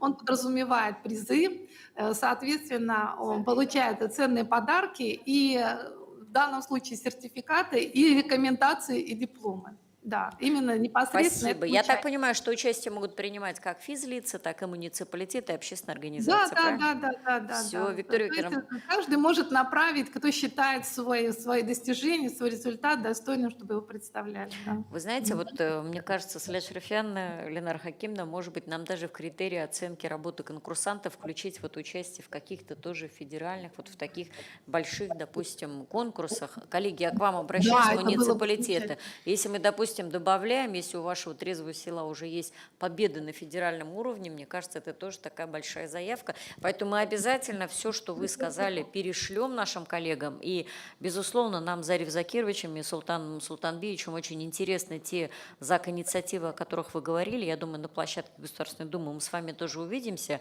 И благодарим за такую большую аналитическую работу.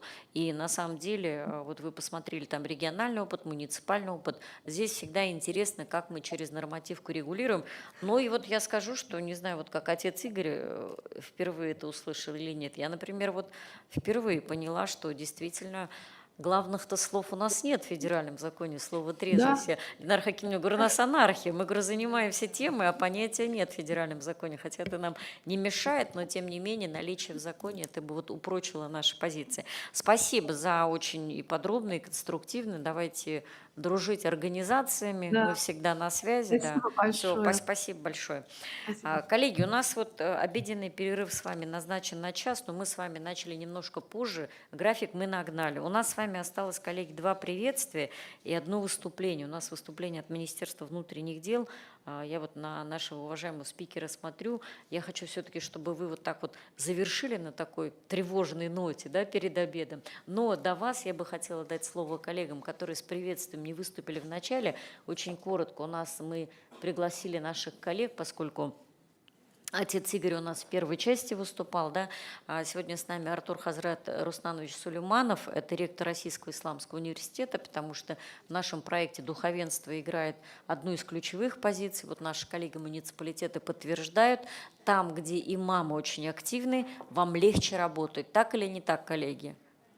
Да, вот вы можете подойти потом, у кого имам не хочет участвовать в проекте «Трезвое село», пожалуйста, вот Артур Хазрат готов отреагировать. И потом Люция Кагимна, наш основной оператор, фонд поддержки грантовый, ваше приветствие, потом уже мы завершим выступление замминистра МВД. Пожалуйста, Артур Хазрат. Да, коротко в таком. Коллеги, уберите, пожалуйста, презентацию. Вы его сделали с ошибкой. Мы Артур Хазрата сейчас в неудобное положение поставим. Он сейчас увидит свой статус, пойдет переодеваться. Да, это был Максим. Уберите, пожалуйста. Да, пожалуйста. الحمد لله وبه نستعين والصلاة والسلام على رسولنا محمد وعلى آله وصحبه أجمعين.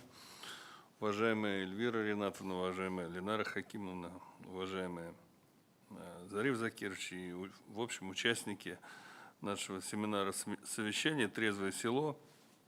Вот, в первую очередь, позвольте сердечно поприветствовать всех вас от имени Центрального духовного управления мусульман России и его председателя, Верховного муфтия шейхуль ислама Талгат Сафа Таджуддина, и от себя лично: ассаляму алейкум ва рахматуллахи ва баракатух, мир вам, милость Всевышнего Создателя и его благоденствия.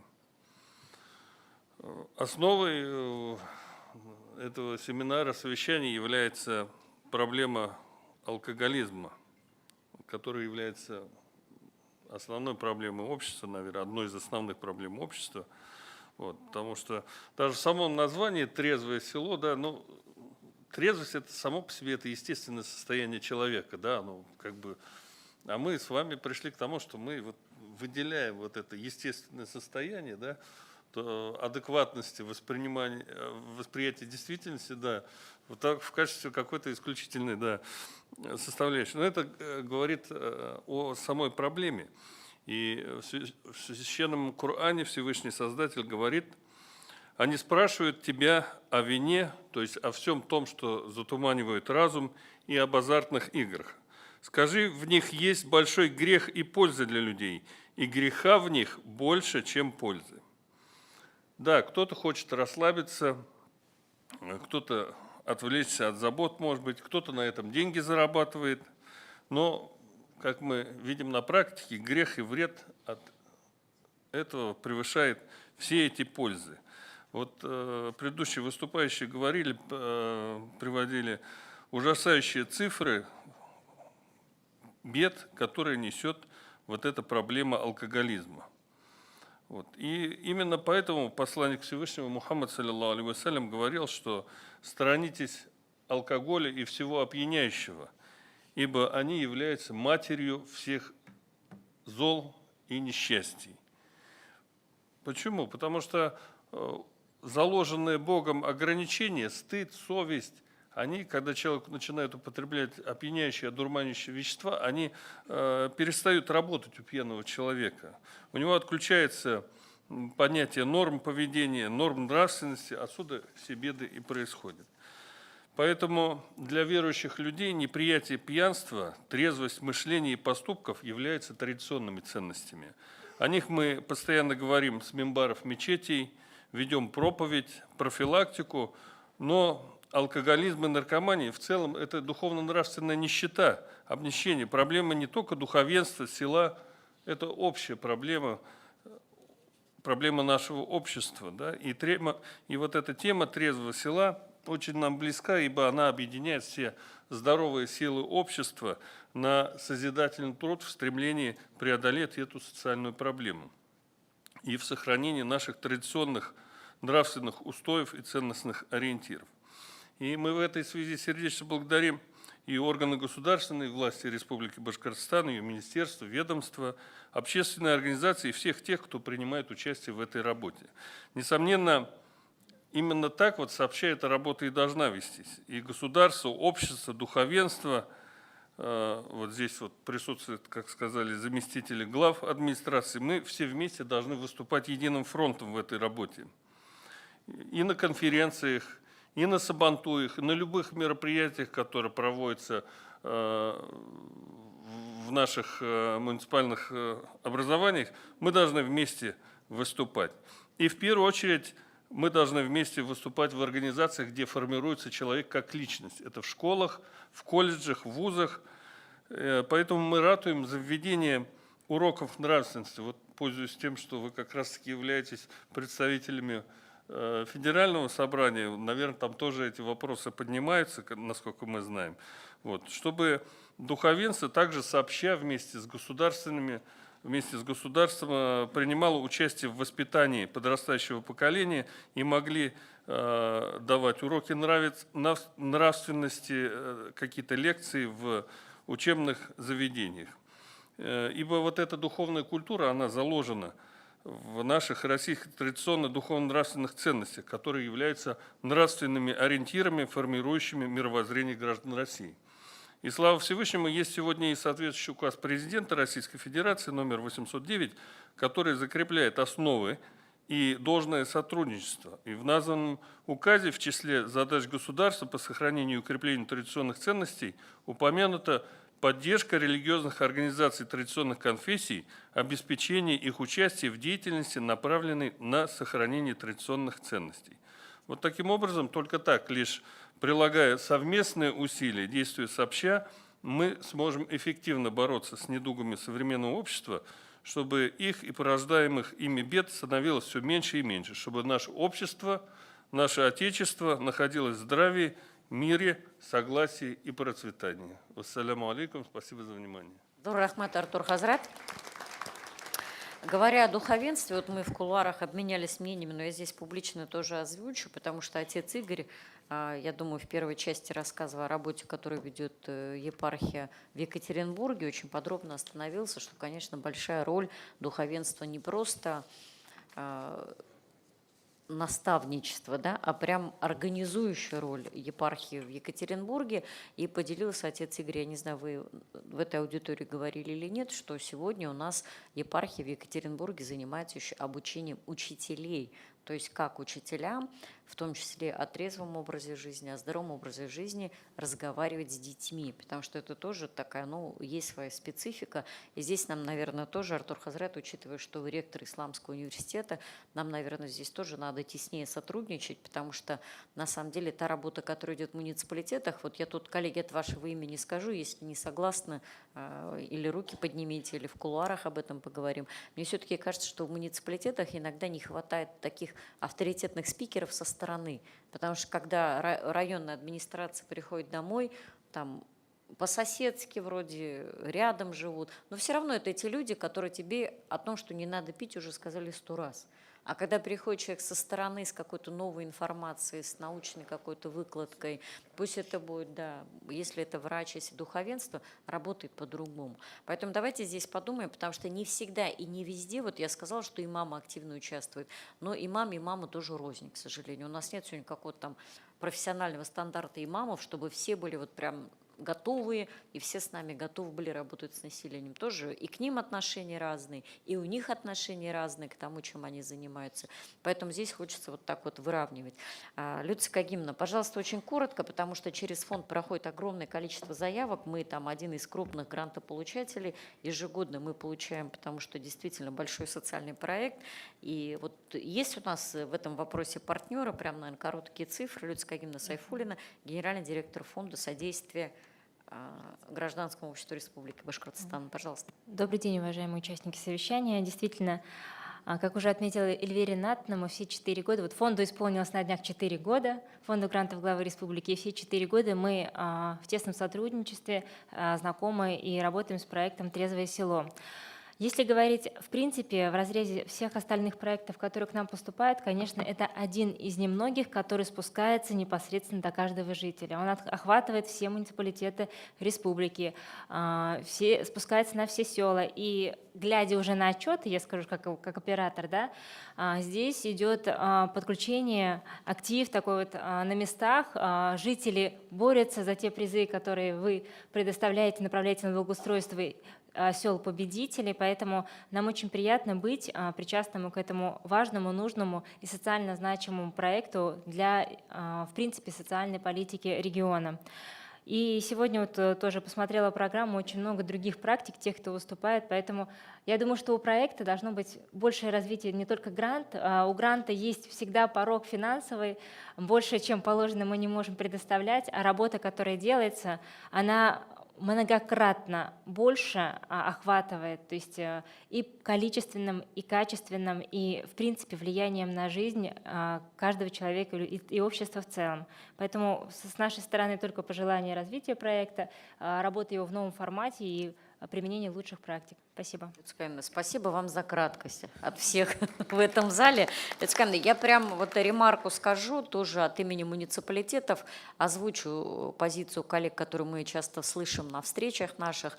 То есть мы бы хотели, конечно, чтобы грант получал не только общерегиональный проект, поскольку у нас во многих селах после участия в проекте во время появляются свои юрлица, появляются ОНОшки, чтобы у нас, допустим, муниципалитеты для проведения на районном уровне тоже могли принимать участие и получать гранты для реализации на муниципальном уровне. Поддерживаете, коллеги?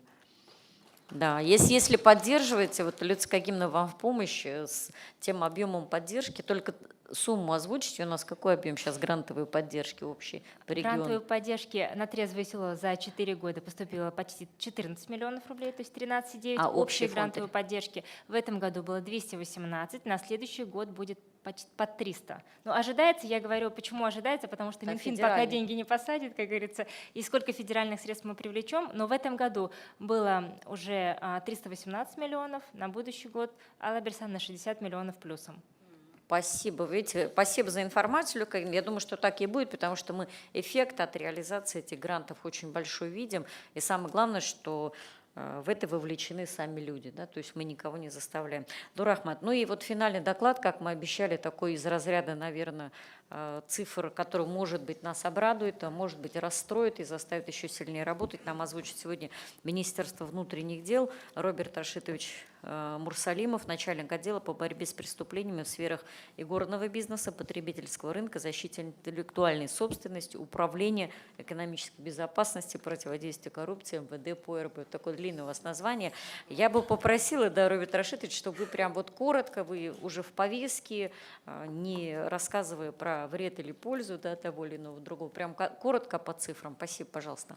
Добрый день, уважаемые участники семинар-совещания. Министерство внутренних дел по республике на постоянной основе проводится комплекс мероприятий по недопущению производства и реализации на территории республики контрафактной и недоброкачественной алкогольной и спиртосодержащей продукции. За истекший период 2023 года в 3 этапа нами были проведены оперативно-профилактические мероприятия, направленные именно на пресечение фактов незаконной реализации, производства и хранения продукции. Это оперативно-профилактические мероприятия под наименованием «Суррогат», «Алкоголь», которые длились 30 дней на протяжении. И на данный момент, на сегодняшний день, идет 4-й этап, это уже региональное оперативно-профилактическое мероприятие, которое направлено на данную работу. В результате принятых мер проверено более 3000 объектов различных форм собственности. Пресечена деятельность 3 подпольных цехов в городах Уфа, Ишимбай и Салават. Это цифры за 9 месяцев. Из незаконного оборота изъято свыше 37 тысяч литров алкогольной и спиртосодержащей продукции. По фактам незаконного хранения и реализации суррогатной продукции возбуждено 57 уголовных дел. С обвинительным заключением в суд направлены уголовные дела в отношении 47 лиц. За 8 месяцев текущего года сотрудниками органов внутренних дел в сфере незаконного оборота алкогольной и спиртосодержащей продукции пресечено 1657 административных правонарушений указанной категории. Должностными лицами УВД Республики наложено штрафов за незаконную реализацию алкогольной продукции на сумму 3 910 000 рублей. Взыскано 2 929 000 рублей. В результате проведения оперативно-розыскных мероприятий и следственных действий в рамках возбужденного уголовного дела пресечена деятельность подпольного цеха по разливу и реализации фальсифицированной алкогольной продукции жителями города Салавата. В помещениях, используемых преступниками, обнаружено изъято более 1500 литров спиртосодержащей продукции, 270 литров готовой для продажи суррогатной продукции на общую сумму свыше 250 000 рублей, пустые тары для разлива, свыше 2000 крышек, оборудование для фиксации и упорки. Такие же у нас цеха были выявлены это в городе Ишимбай и в городе Уфе, где в городе Уфе в гаражном кооперативе уже была организована данная работа. Анализ выявленных преступлений свидетельствует, что фальсифицированная алкогольная и спиртосодержащая продукция производится не только на территории Республики Башкортостан, но и завозится на территорию из других регионов Российской Федерации, в том числе из Московской, Оренбургской, Самарской и других областей России. Рассматриваемая отрасль остается одной из наиболее криминальных сфер предпринимательской деятельности, как в республике, так и в целом в России. Ввиду высокой ликвидности и быстрой окупаемости она является привлекательной для теневого бизнеса. Совершаемые в этом сфере экономики преступления получили широкое распространение и продолжают причинять значительный экономический и социальный вред, негативным образом отражаются на здоровье населения. Так, в текущем году в дни ограничения розничной продажи алкогольной продукции на территории республики, за исключением розничной продажи алкогольной продукции при оказании услуг общественного питания, пресечено 27 фактов, из которых это в дни новогодних каникул 18 фактов. Наибольшее количество таких правонарушений пресечено на территории города Уфы, 5 фактов, Туймазинского и Хайбулинского района по 3 факта. В день проведения общеобразовательными организациями мероприятия «Последний звонок» 3 факта на территории Альшевского, Гафурийского, Туймазинского районах. И в день проведения муниципального праздника Сабантуй 3 факта на территории Стерлитамакского района и Шимбайского района Республики Башкортостан. Как известно, в начале июня на территории Самарской, Ульяновской, Оренбургской, Свердловской и Челябинской областей произошло массовое отравление от употребления напитка под названием «Мистер Сидр». Более 100 человек попали в больницы с тяжелейшими отравлениями, 30 погибло. Для недопущения реализации данной продукции населению республики нами совместно с сотрудниками администрации муниципальных районов и контролирующих органов проведены рейдовые мероприятия, в ходе которых с реализации снято свыше 11 тонн опасной для жизни и здоровья спиртосодержащей продукции. И благодаря вот этим действиям у нас удалось избежать пагубных последствий на территории республики. С целью информирования населения об опасности употребления нелегальной алкогольной продукции, а также неотвратимости наказания за реализацию такой продукции, результаты работы органов внутренних дел на постоянной основе освещаются в средствах массовой информации. У меня все. Спасибо за внимание. Если есть вопросы, отвечу. Спасибо, Рудольфович. Ну, мы бы, конечно, коллеги, я думаю, спасибо, все поддержат, что мы хотели бы услышать, конечно, в динамике. Стало больше, стало меньше, стало хуже, стало лучше, чтобы мы понимали. И в разрезе уже... В разрезе муниципалитетов, интересно, конечно. Да. Ну, муниципалитеты... Мы сделаем запрос. Давайте, далее, запрос сделаем. И мы, коллеги, понимаем, уважаемые представители муниципалитетов, что мы с вами среди критериев оценки, у нас есть статистика МВД. То есть если МВД нам говорит, что там есть преступления на почве алкогольного опьянения, есть там факты отравления алкоголем, то это сразу большой жирный минус, уже потери баллов для муниципалитетов. Поэтому здесь нам ваши сухие цифры в привязке к этому году очень нужны во время оценки конкретного участника. А, конечно, на таких публичных площадках от вас хочется слышать, то есть вот в какую сторону мы двигаемся, лучше, хуже стало. Коллеги, у нас сейчас перерыв до 2 часов, мы прям большие молодцы, потому что время наверстали, чуть-чуть только выбились, обедаем, и в 2 часа встречаемся в этом зале. Спасибо большое. Коллеги, всем спасибо, всем здоровья.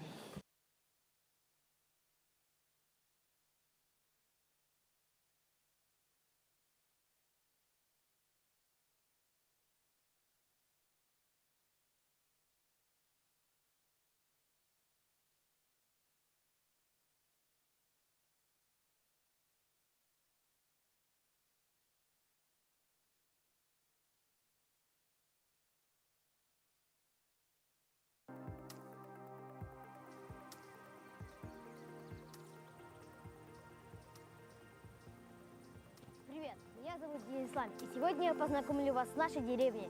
Мы живем в самом прекрасном месте планеты, в Баскинском районе Республики Башкортостан. А деревня наша называется Султанбекова, и в этом году ей исполняется 350 лет. Почему мы участвуем в конкурсе «Трезвое село»? Да потому что для нас это легко.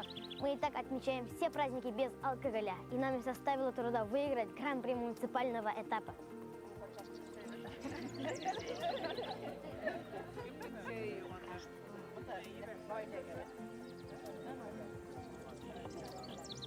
А еще мы участвуем во всех конкурсах и соревнованиях. Сами взгляните. Шижера Барама, Папумии, Реальные дела, Атайсал, Трезвое село. И мы очень любим праздники. Вот зимний семейный фестиваль Туанай Фест, в рамках которого состоялось открытие первой в республике аллеи трезвости. А вот и сама аллея.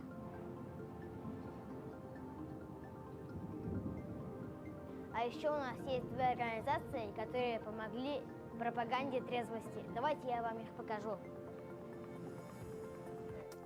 Это Агнилар Хоро. Они проводят мастер-классы, фольклорные праздники. В общем, они многому нас учат. Идемте за мной. Думаете, это урок физкультуры? Вовсе нет. Так мы занимаемся спортом. Причем с отцами. Называется это Атайлар Совета. А это наш фольклорный коллектив Умарзая Султанбетского сельского дома культуры.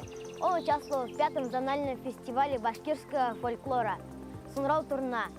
И вообще, они очень крутые.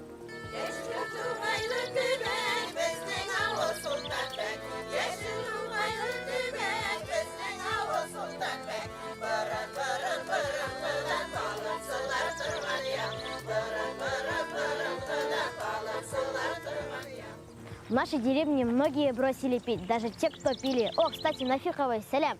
Сколько вы уже не пьете? Мен елдерім ісмейім, үйлендім, іш таптым, и бутанырға да тәктем етем ісмеске. Ладно, пока, давай. У нас не один такой, многие бросили. А еще у нас в деревне не было преступности, не верите? Ради Гавы, когда у нас было последнее преступление? Сколько служу, еще ни одного не было. Строевым шагом марш!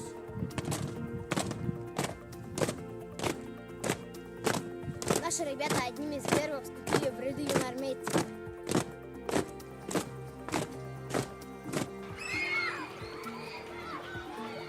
У нас в деревне есть своя тимурская команда, которая помогает пожилым людям. Вот они, наша команда.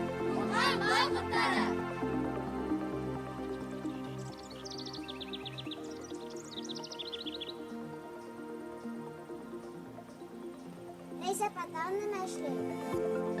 Әлі қазірге іш бетінде, іш қылғас, сіз үзіңізде киясіз әр вақытта мен өзім әйтірмін керекті соямын. Рахмет, үйге келіп көрейсіз. Рахмет сізге жақсы оқын, тәртіплі болыңыз.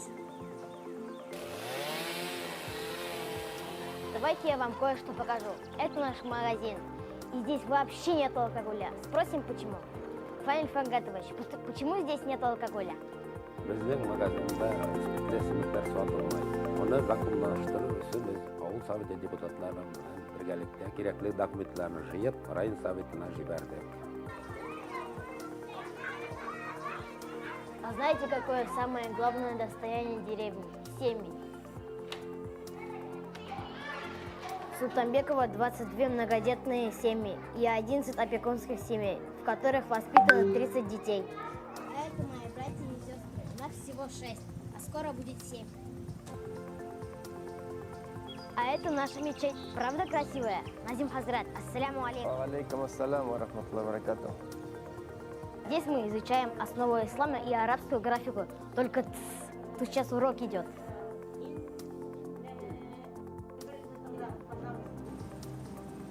А еще мы одним из первых в республике открыли мемориальную доску краеведу Шагиану Минигалевичу. Благодаря ему мы знаем свое родословие. Вот такая у нас деревня. Мы ее любим. Хотите убедиться сами? Приезжайте. Мы всегда рады гостям.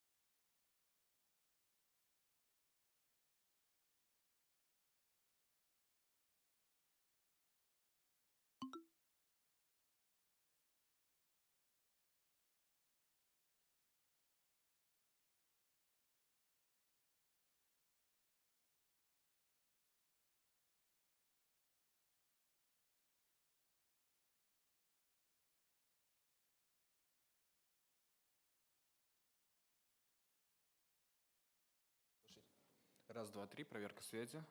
Добрый день. Видите меня? Да, вижу, добрый день.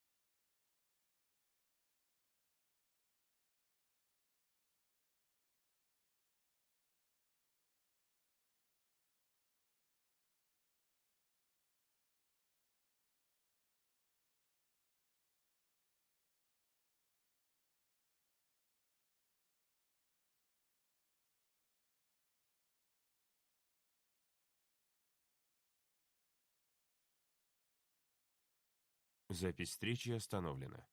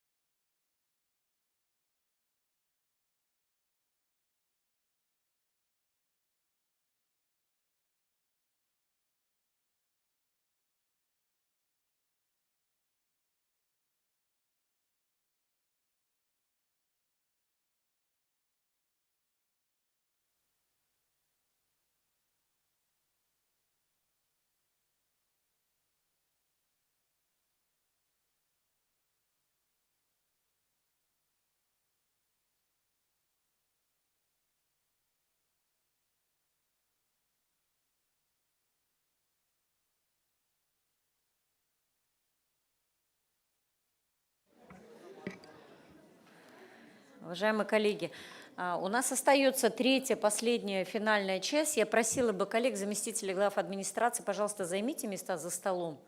Кто у нас муниципалитеты представляет, потому что как раз у нас вопросы будут, заместители глав районов. Пожалуйста, за стол пересядьте.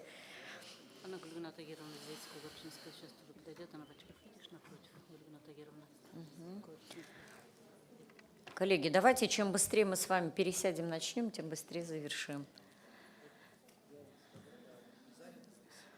Нет, садитесь. Вот у нас здесь подойдет сейчас отец Игорь. Тазирахмулловна, таблички уберите, пожалуйста, чтобы людей не смущало. Гульгина Тагировна, мы вас видим, но не за столом, да? А, все, вы здесь. Я вот туда смотрю, вы дошли.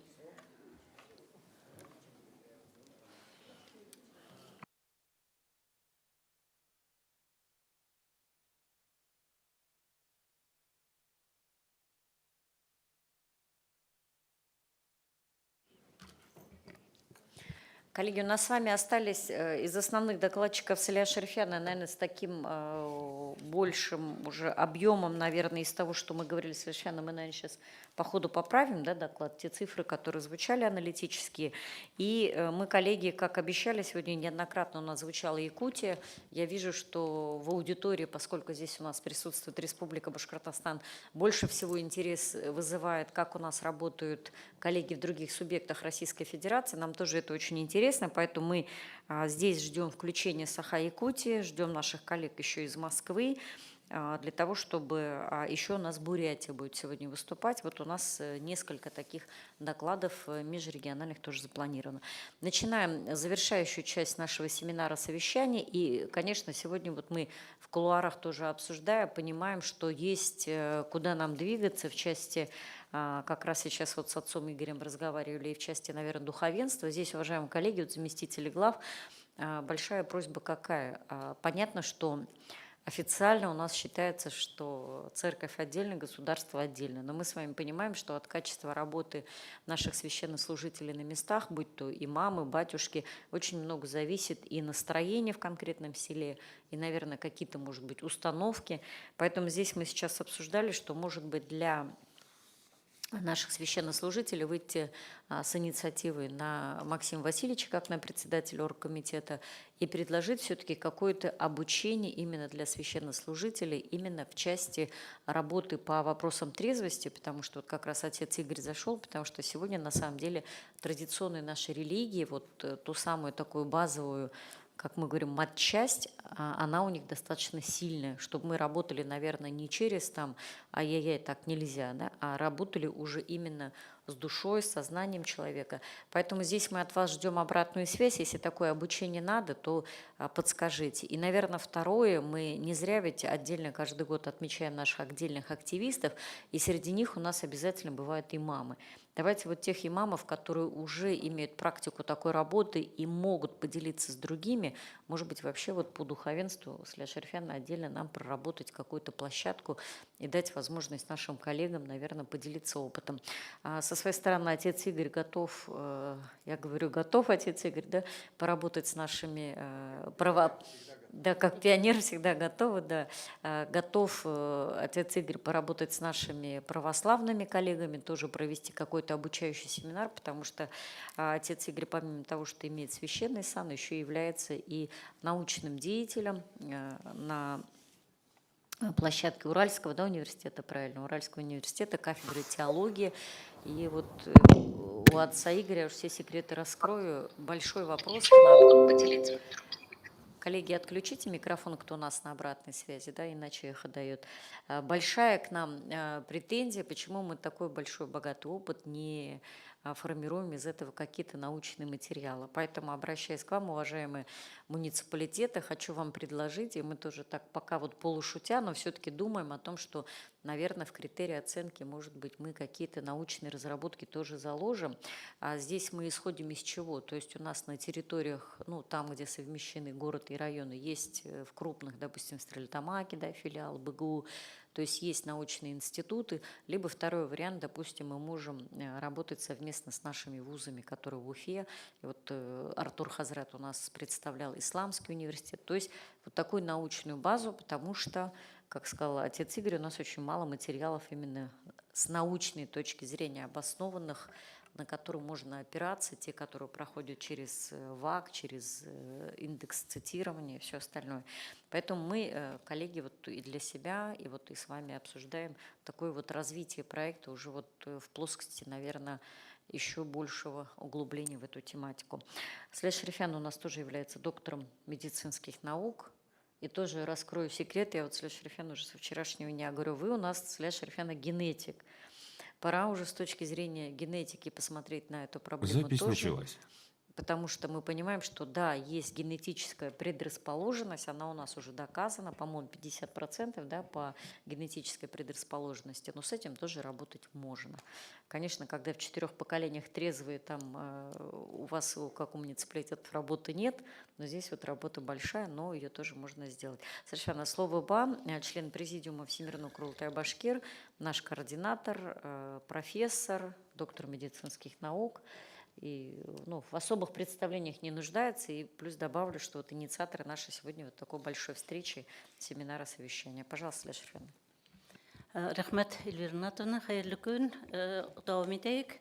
Значит, моя презентация, вернее, наша презентация от Всемирного Курултая Башкир посвящена сегодня в основном подведению итогов конкурса. Вы знаете, что этот год у нас юбилейный. Мы с вами уже 4 года вместе реализуем этот проект. И на научно-практической конференции весной или начало лета, которую мы с вами провели, издан сборник, который вы все получили на руки, и можете руководствоваться информацией, которая в этом сборнике представлена. Но, тем не менее, разрешите немного напомнить вам о том, каковы же результаты, обобщая наши достижения, успехи. Сегодня говорить о том, чего мы достигли в плане количества мероприятий, в плане ценности мероприятий, мы уже говорили много, и поэтому больше выступления от Всемирного Курултая Башкир будет посвящено итогам в плане оценки его, статистики, показателей всех ведомств и министерств. Итак, первый слайд, пожалуйста. Вернее, вот сейчас вы видите наши итоговые мероприятия, фотографии. Все вы знакомы, что у нас создан оргкомитет межведомственный в рамках постановления правительства, и что все вопросы, касающиеся положения о конкурсе, постановления, нормативных актов, критериев оценки для того, чтобы определить победителя, все это проходит с участием всех представителей Республиканского оргкомитета. Следующий слайд, пожалуйста. Значит, вы видите на слайде национальный рейтинг трезвости регионов. Сегодня уже вы видели руководителя «Трезвая Россия», депутата Госдумы Хамзаева. Он возглавляет такое движение «Трезвая Россия», и ежегодно это общественное объединение определяет рейтинг трезвости регионов. Прошу обратить внимание на представленный слайд. В хронологическом порядке вы видите, если мы в 2019 году до начала или в период, в год начала нашего конкурса по этому рейтингу трезвости занимали 31 место, за 4 года в динамике мы видим положительную, хорошую динамику, и сейчас по итогам 2022 года мы уже вышли на 16 место. Это хорошее достижение, и, конечно, мы считаем, что вклад нашего движения, не только, безусловно, органы исполнительной власти тоже работают, законодательные тоже, но, тем не менее, мы считаем, что наш общий вклад нашего движения тоже повлиял на рейтинг трезвости регионов. А по Приволжскому федеральному округу мы вышли на 1-ю позицию. Следующий слайд, пожалуйста. Вот какие критерии учитываются при составлении рейтинга. Есть сайт «Трезвая Россия», вы там можете увидеть мероприятия, которые проводит это общественное объединение, карту, которая каждый год меняется по рейтингу, и вот там же описаны критерии при составлении рейтинга. В основном они созвучны с теми критериями оценки эффективности вашей работы на уровне муниципалитета. Вот, например, я выделила 6 позиций. Обратите внимание: смертность по причине отравления алкоголем, число больных алкоголизмом и алкогольными психозами, состоящими на учете в лечебно-профилактических учреждениях, количество преступлений, совершенных в состоянии алкогольного опьянения, объем всей проданной в регионе алкогольной продукции в литрах чистого спирта и по следующим видам алкогольной продукции. Это не только водка, ликеро-водочные изделия, но и коньячные напитки, и вина, и пиво, а также сидр, медовуха и так далее. Далее, следующий критерий – это число правонарушений, связанных с незаконным производством и оборотом этилового спирта, и меры регионального антиалкогольного законодательства, которые у нас приняты, они тоже вошли в эту строку, поэтому благодаря тем мерам законодательным, которые Рустем Рифатович сегодня перечислил, мы тоже, конечно, они тоже были учтены при составлении рейтинга. Иногда во время защиты, когда вы представляете свой район и свой населенный пункт, возникает много вопросов, почему, там, например, ваш район или деревня хорошо участвовала, но не вышла в победители. Вот, коллеги, эти все критерии вы должны учитывать, потому что социально-экономическое развитие района и села, и вот данные критерии мы тоже учитываем при подведении итогов.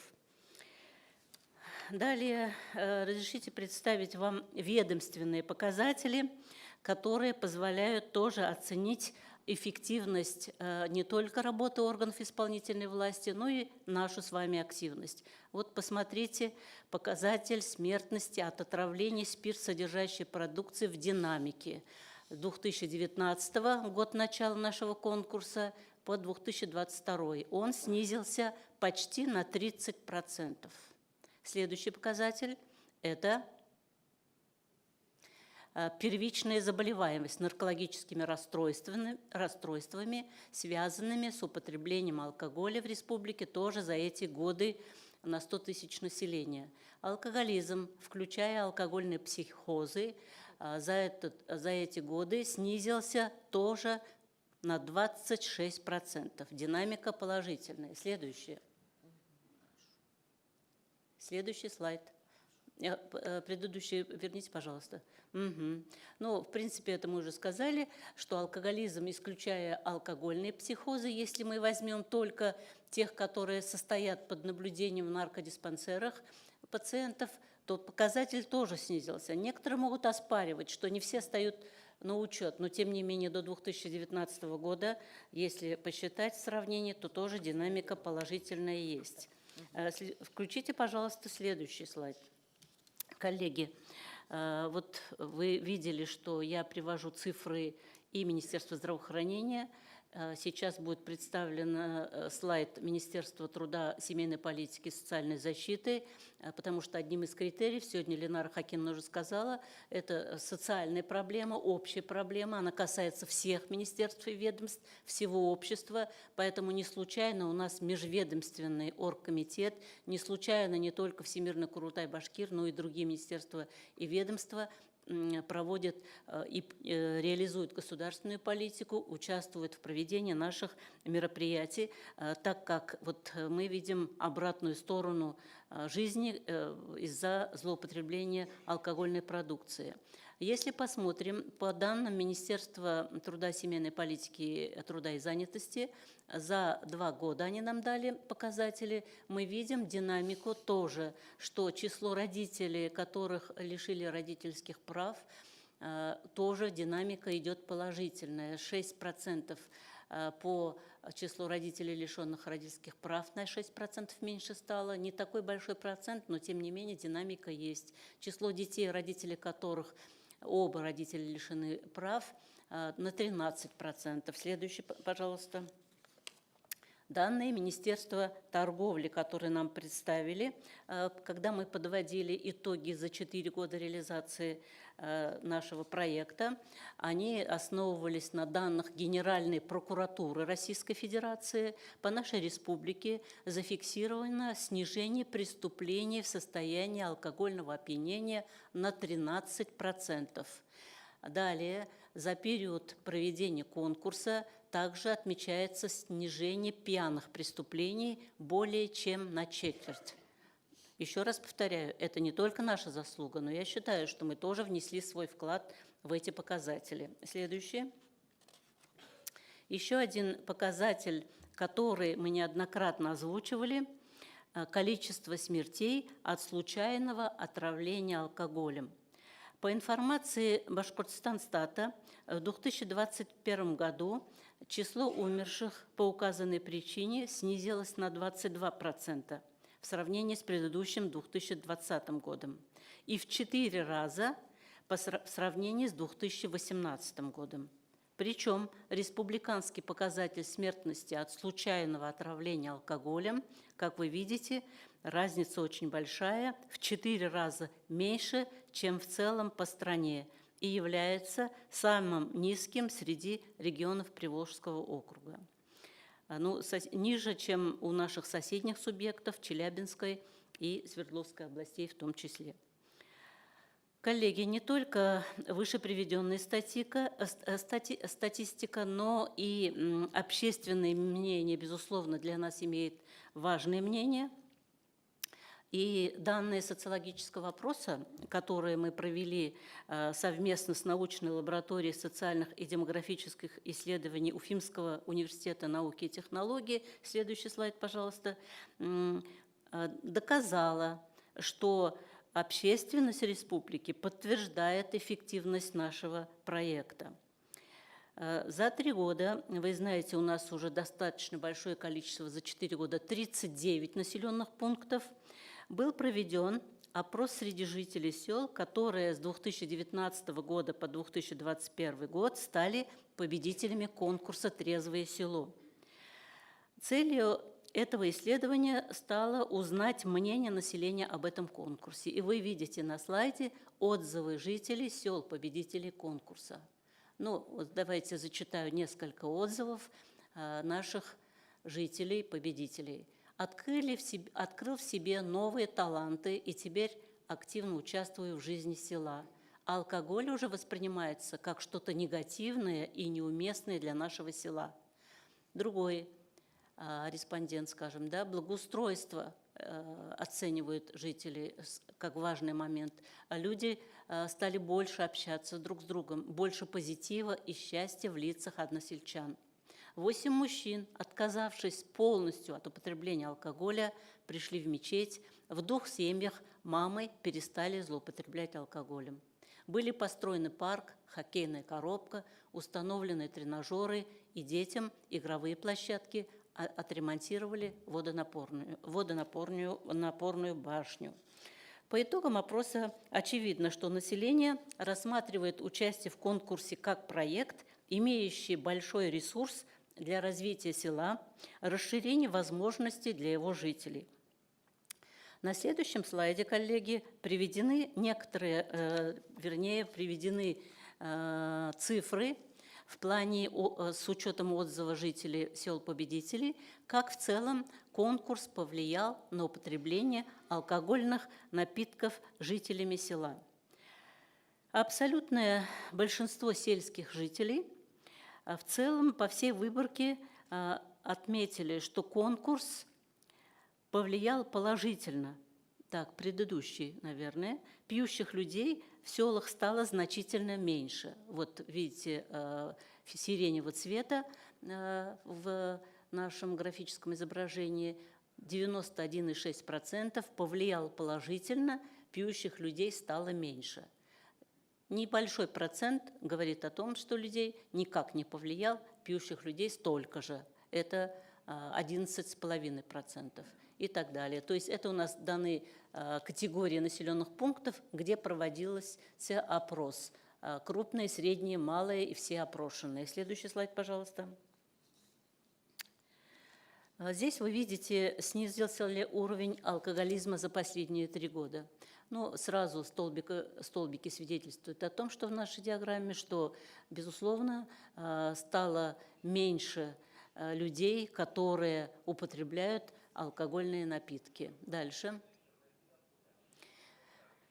По данным социологического опроса, наши ученые сделали предложение и свое заключение. По их утверждению, абсолютное большинство опрошенных жителей села видят положительные последствия участия в конкурсе «Трезвое село», которые можно свести к следующему. Во-первых, все считают, что улучшение социальной, коммунальной, дорожно-транспортной инфраструктуры, благоустройство сельских территорий и повышение внимания руководства к социальным проблемам селян улучшилось.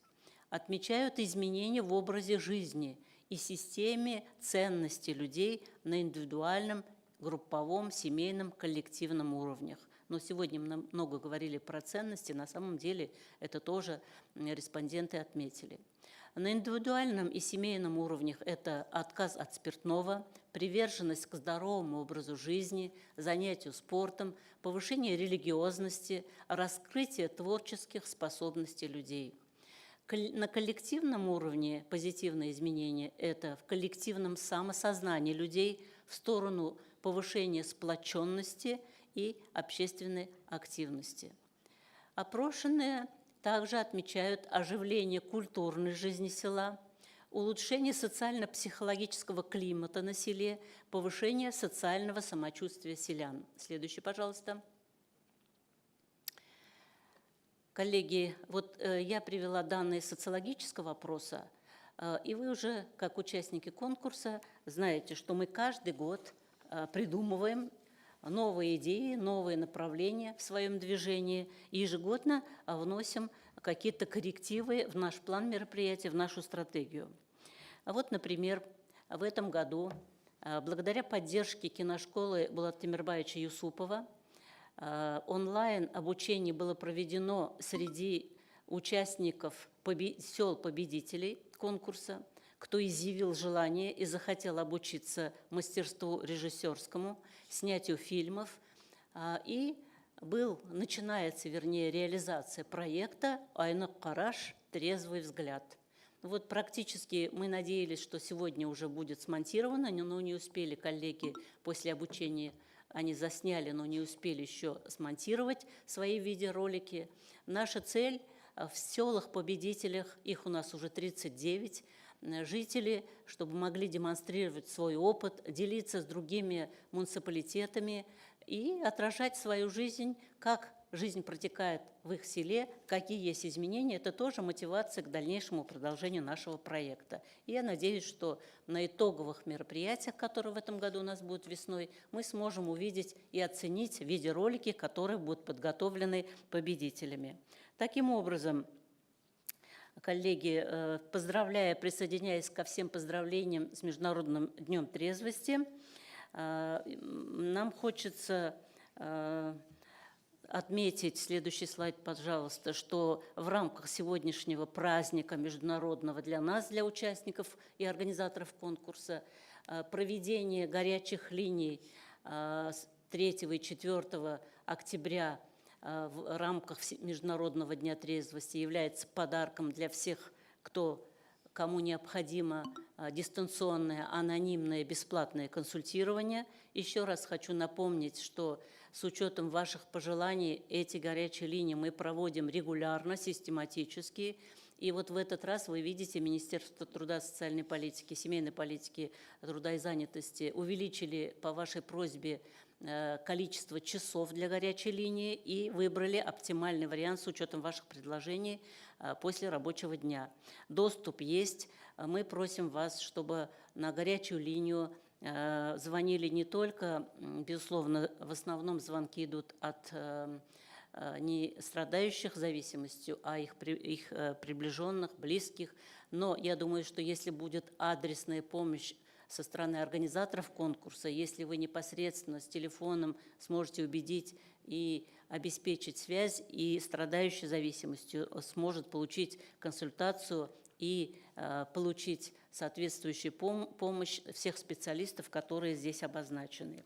Завершая свое выступление, хочу еще раз поздравить с праздником, пожелать всем во всех ваших делах и наших делах здоровья, оптимизма, быть нам всем и нашему окружению трезвыми и бодрыми, с ясным умом и светлой памятью. От имени Всемирного Курултая Башкир, от имени Республиканского оргкомитета благодарим вас за сотрудничество, за ваш вклад в общее дело, за ваш вклад, и благодарю за внимание. Спасибо. Сляж Шерфяновна, я в свою очередь хочу вас поблагодарить, потому что ваша неутомимая энергия, ваш креатив позволяет нашему проекту не только расширяться, наверное, вот в сторону, да, но и уходить вглубь, находить какие-то практики. Уважаемые руководители муниципалитетов, вот мы когда от вас получаем обратную связь, мы ведь не просто так спрашиваем, мы начинаем с этой обратной связью тут же работать. То есть вот у вас был запрос на, помню, первый год, на то, что не хватает у вас компетенции, чтобы работать именно с теми, кто уже злоупотребляет, и вы просили поддержку именно по линии как раз медицины. Мы вот как раз наши наркологические диспансеры привлекли, попросили, чтобы они обратили особое внимание. Вы сказали, что вам не хватает консультаций с семьями. Мы эти консультации добавили, сделали их регулярными. Вот и наши вот горячие линии, которые и в дни вот такие официальные какие-то акции, так тоже. Поэтому очень много чего мы делаем под ваш запрос, но в свою очередь мы бы хотели, чтобы, конечно, когда мы организуем эти мероприятия, вы уже дальше транслировали эту информацию, и те, кто нуждаются, эту информацию получали. Мы до каждого дойти ножками не можем, жители села, а вы можете через свои сельсоветы, через своих активистов. Поэтому просьба, когда Сляж Шерфяновна, я знаю, ведет чат, где у нас заместители глав, да, администрации, когда размещают информацию, что вы сельсоветам это обязательно передавали, потому что на самом деле вот в сухом остатке это вашу работу облегчает на будущее. Допустим, не вы выехали в экстренной ситуации домой, да, к пьющему человеку, а сделали это специалисты горячей линии Минздрава, специалисты Министерства труда. Поэтому все делается в поддержку. И то же самое в этом году, когда мы сделали внутри проекта и даже профинансировали помощь вам и поддержку в изготовлении видеоконтента, привлекли Булата Юсупова, нашего знаменитого режиссера, мы тоже исходили из того, что это вам в помощь и поддержку, потому что мы видим на финальном этапе, что качество видеоматериала, оно у всех разное. И чтобы вы не тратили деньги, там не изготавливали где-то на стороне, мы даем возможность еще обучаться. Но вы знаете, что инвестиции в образование не самые ценные. Поэтому те вот ресурсы, то, что мы вам предлагаем внутри проекта, просьба, пожалуйста, использовать. У нас коллеги подключаются очень много. Мы сегодня говорили о роли духовенства, и сегодня с нами Валерий Константинович Доронкин, он является руководителем Координационного центра по утверждению трезвости и противодействию алкоголизму отдела по церковной благотворительности и социальному служению Русской Православной Церкви. Валерий Константинович, вы нас видите, слышите? Здравствуйте. Да, здравствуйте. Слышите меня? Да, слышали вы предыдущее выступление? Пожалуйста, ваше выступление. Добрый день. Мы вас видим, слышим. Большое спасибо, уважаемая Эльвира Ринатовна. Я координирую фактически деятельность всех церковных проектов по всей территории Русской Православной Церкви, которые занимаются практической такой работой. И мне хотелось бы нарисовать некоторый образ простого священника, который вот что он может сделать и с чем он сталкивается. Чаще всего это неравнодушный человек, которого касается боль его прихожан, к которому приходят постоянно люди, жены, матери. И у нас таких много священников, порядка 600 церковных проектов и даже больше помогают людям с зависимостями, там, ходят в школы, то есть разного формата проекты, и реабилитационные центры, и проекты с образовательными учреждениями. О некоторых говорил сегодня отец Игорь. Наши энтузиасты, представители церкви, они сталкиваются с такими проблемами, что часто им не хватает методического материала, часто не хватает, в разных регионах это происходит, какой-то поддержки органов власти. И мое такое радостное удивление и благодарность вот сегодняшним организаторам, что есть такой проект «Трезвое село». Я в прошлом году попробовал как такой вот общественник снизу, что ли, или как священник, попробовал, а как бы вот мне узнать побольше материалов и так далее. Я даже ВКонтакте, в социальных сетях написал Эльвире Ринатовне, потому что я, к сожалению, в интернете больше не нашел какой-то вот точки входа для рядового человека, который по горизонтальным связям ищет какие-то методические материалы. Я видел в прошлом году ролик, замечательный ролик, когда маленький мальчик рассказывает о трезвом селе. Он вызвал мой восторг. И я пытался найти, где взять этот ролик. Я, к сожалению, вот, обыскивая сеть интернет, как вот простой такой вот общественник, не смог найти, где его найти вообще. Единственный представитель проекта, вот для меня это оказалось в интернете Эльвира Ринатовна, я пытался с ней связаться, и не хватает такого какого-то методического центра, который мог бы обмениваться с другими регионами. Вот наш простой священнослужитель, который захотел помогать, я уже оговорился, что у нас их более 600, ну, там участников несколько тысяч проектов. В православных обществах трезвости участвует более 7 тысяч человек. Лет 10-15 назад, когда мы начинали активно эту работу, мы были такими редкими энтузиастами, и каждое событие, которое происходило, нас вдохновляло, мы за что-то боролись, переживали. Были коллеги из Саратова, которым в какой-то момент удалось региональный закон к дню трезвости, запрет торговли алкоголем. Потом появился опыт Якутии, и каждая вот такая точечка, она как бы нас вдохновляла, и мы старались этот опыт распространить.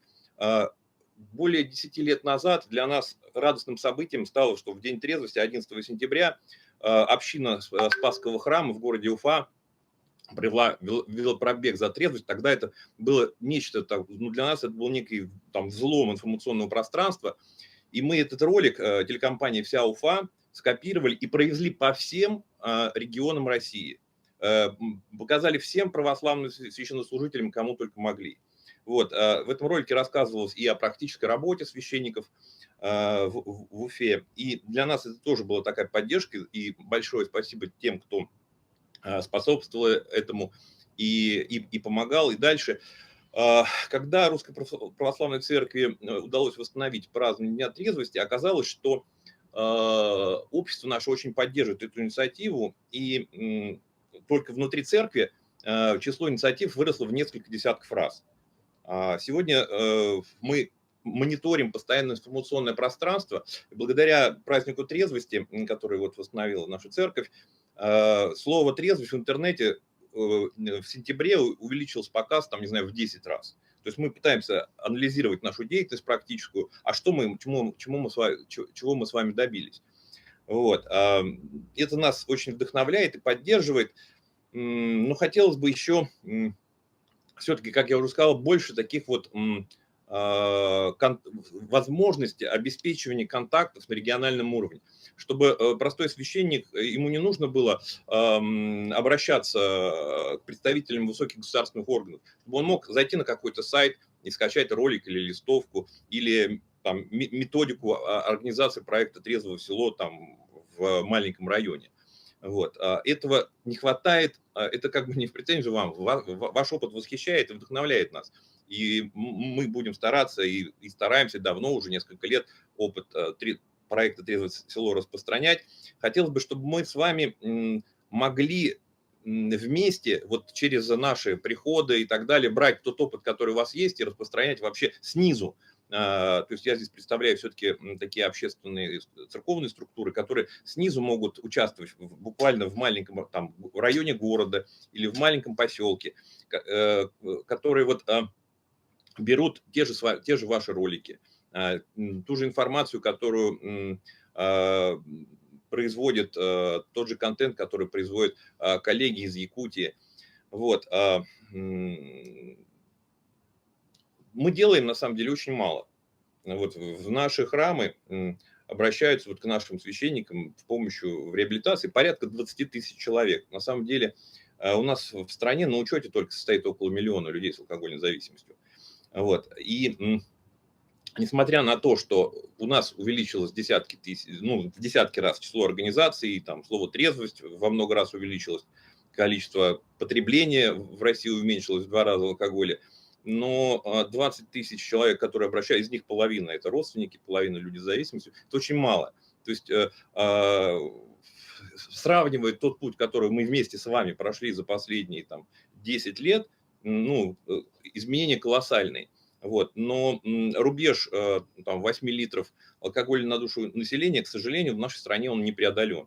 То есть известные цифры по поводу вымирания генофонда. И мне лично, моим коллегам, надеюсь, что нам с вами нужно сделать еще много. И не хватает вот этой вот такой вот методической поддержки, которую можно было бы транслировать. То есть методического инструментария не хватает.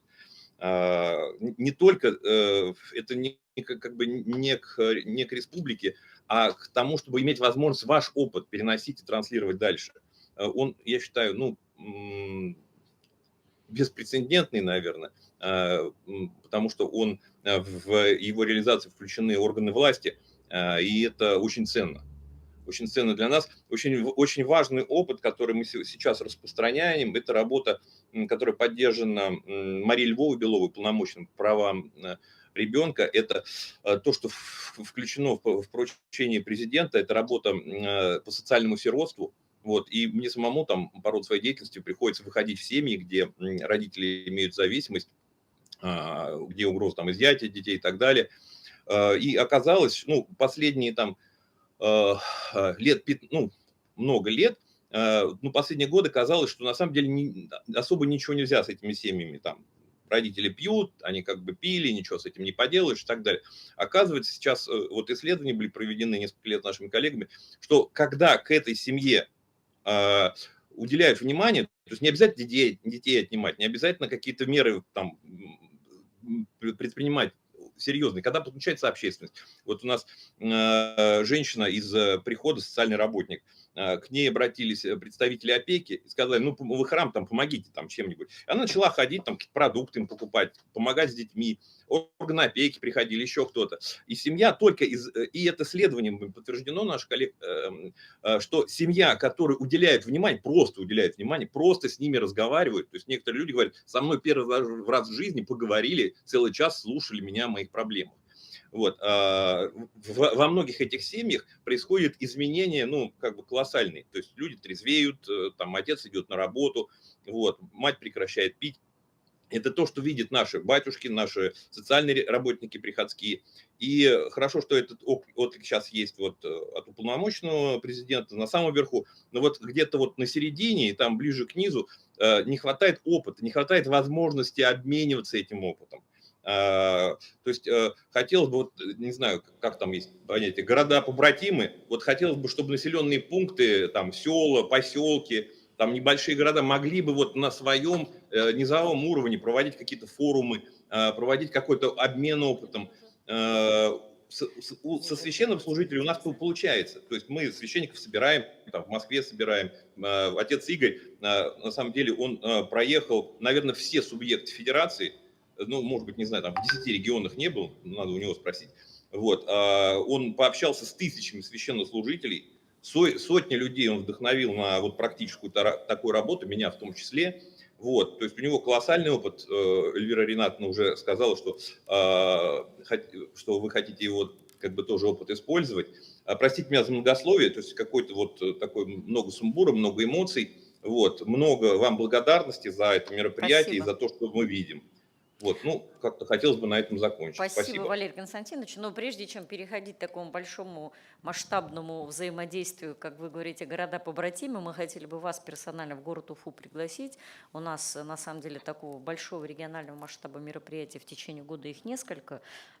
Следующий мы намечаем в апреле подведение итогов регионального этапа, поэтому мы приглашение вам пришлем, чтобы вы могли бы здесь действительно с коллегами из муниципальных образований поговорить вообще по механике. Да? Мы изначально, вот если брать наши целеполагания, когда мы этот конкурс начинали, мы, конечно, не ставили себе задачу быть методическим центром Российской Федерации. И, может быть, да, и, может быть, поэтому у нас нет сегодня... А некому быть методическим центром, понимаете? Просто Поэтому как бы- отдельно нет. Но, с другой стороны, вот у нас коллеги муниципалитета здесь сидят, мы их вот на самом деле очень-очень скрупулезно сопровождаем именно по информационному. Вот подскажите, коллеги, да, что мы считаем каждую вашу публикацию. У нас по итогам прошлого года, сейчас я запросила цифры, порядка 30 тысяч публикаций, размещенных в сети интернет. У нас есть хэштеги «Трезвое село», хэштеги «Айык ауыл», у нас есть официальный сайт Всемирного Курултая Башкир. Внутри региона, поверьте, нет человека, который не знает проект «Трезвое село». У нас на самом деле огромный ажиотаж вокруг этого проекта, информационно он, конечно, у нас очень подсвечен хорошо, но услышали, да, что если мы переходим на федеральный уровень, наверное, нужна какая-то навигация, и нужно как-то шире об этом говорить, может быть, на федеральных ресурсах.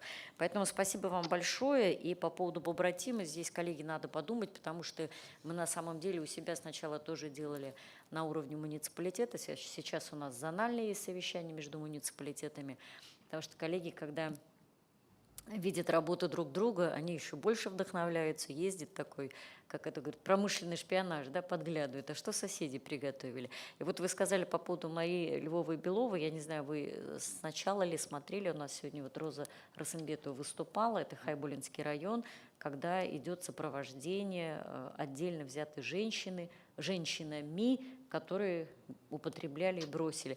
Вы знаете, коллеги, вот пока вы говорили, Валерий Константинович, я здесь вот просто мысли вслух, что называется, я знаете, о чем подумала? Здесь, наверное, Руслан Мансурович тоже подтвердит или нет.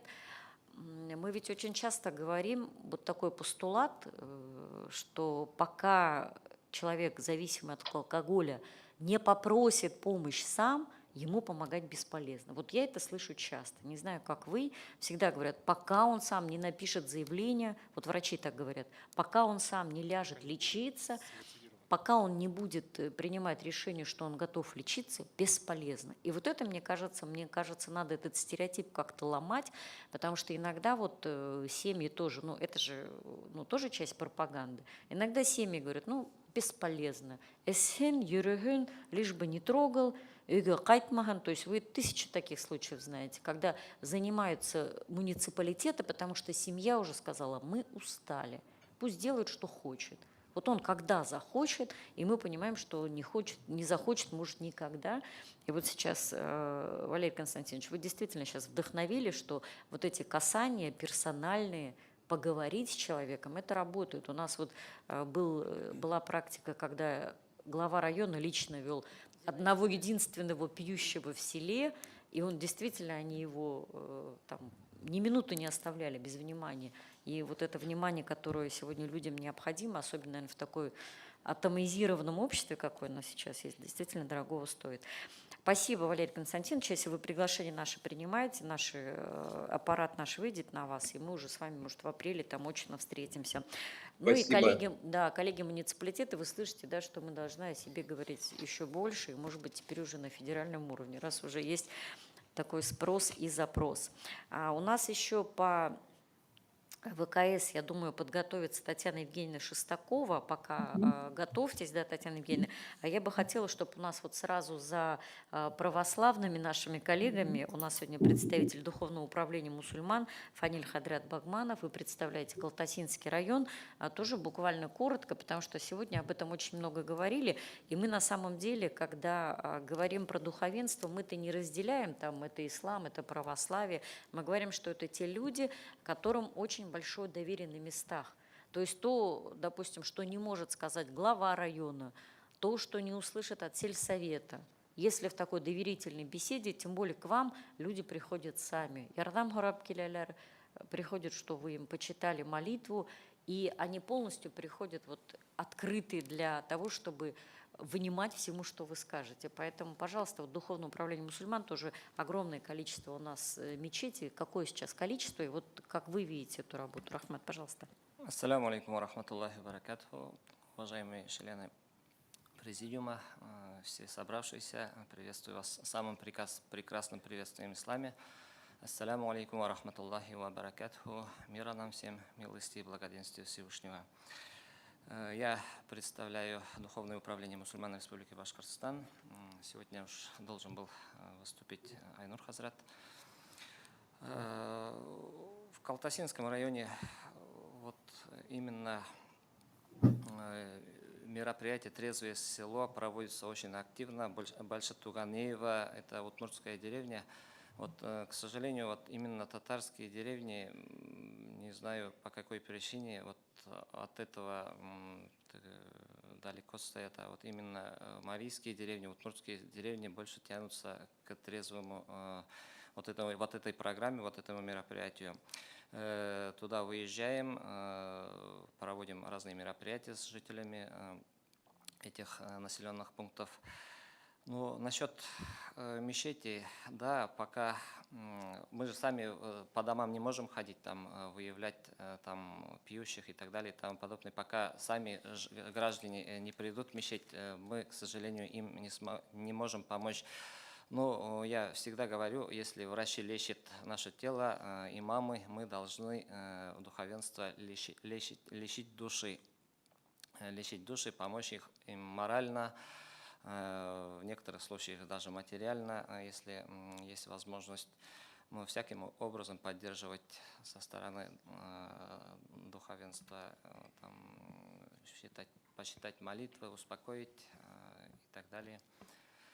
Вот такие Спасибо, да, но дела. по Калтасам, вот сейчас мы запросили, к сожалению, Калтасов у нас за эти годы в победителях нет.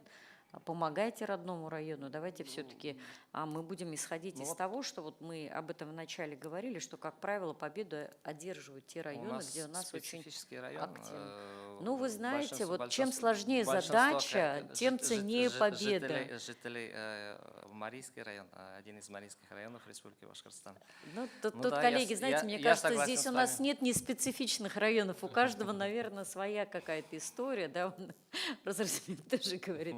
Хайбулы тоже специфичный, да, там оренбургский. Будем работать. Да, спасибо. Спасибо за внимание. Только хочу добавить, на самом деле ислам играет большую роль.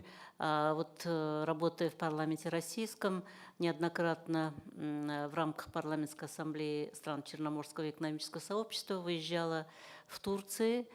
Там практически так же, как у нас в Чечне, вообще не употребляют алкоголь. Но там, скажем, религиозные деятели играют огромную роль. У них вот, как отец Игорь сказал, у них воспитание идет уже с рождения ребенка, и на самом деле благодаря авторитету религиозных деятелей и роли ислама, роли вековых традиций практически не употребляют. Вот как вы считаете, как мы можем, вы как нам можете помочь, чтобы хотя бы мы приблизились? Я понимаю, что полного отказа не будет, но тем не менее, вот Чечня же тоже субъект Российской Федерации. Ну, я обучался, альхамдулилля, в республике, Турецкой республике. Там уровень духовности намного выше, чем, к сожалению, в нашей стране, в наших республиках и даже национальных республиках. Вот я обучался в городе Бурса, 3-миллионный город. Там на 3-миллионный город 750 мечетей, где джума намаза проводится, и каждый мечеть там не меньше 500 человек вмещает. И в пятничные дни мы разные мечети посещали, все мечети переполнены. Для примера, 1,5-миллионный в нашем городе Уфа, 16 мечетей, по-моему. И в джумга намазах даже иногда они наполовину только заполнены. Да, спасибо. Да, мы вот и в кулуарах, и сегодня об этом говорили, про 809 указ.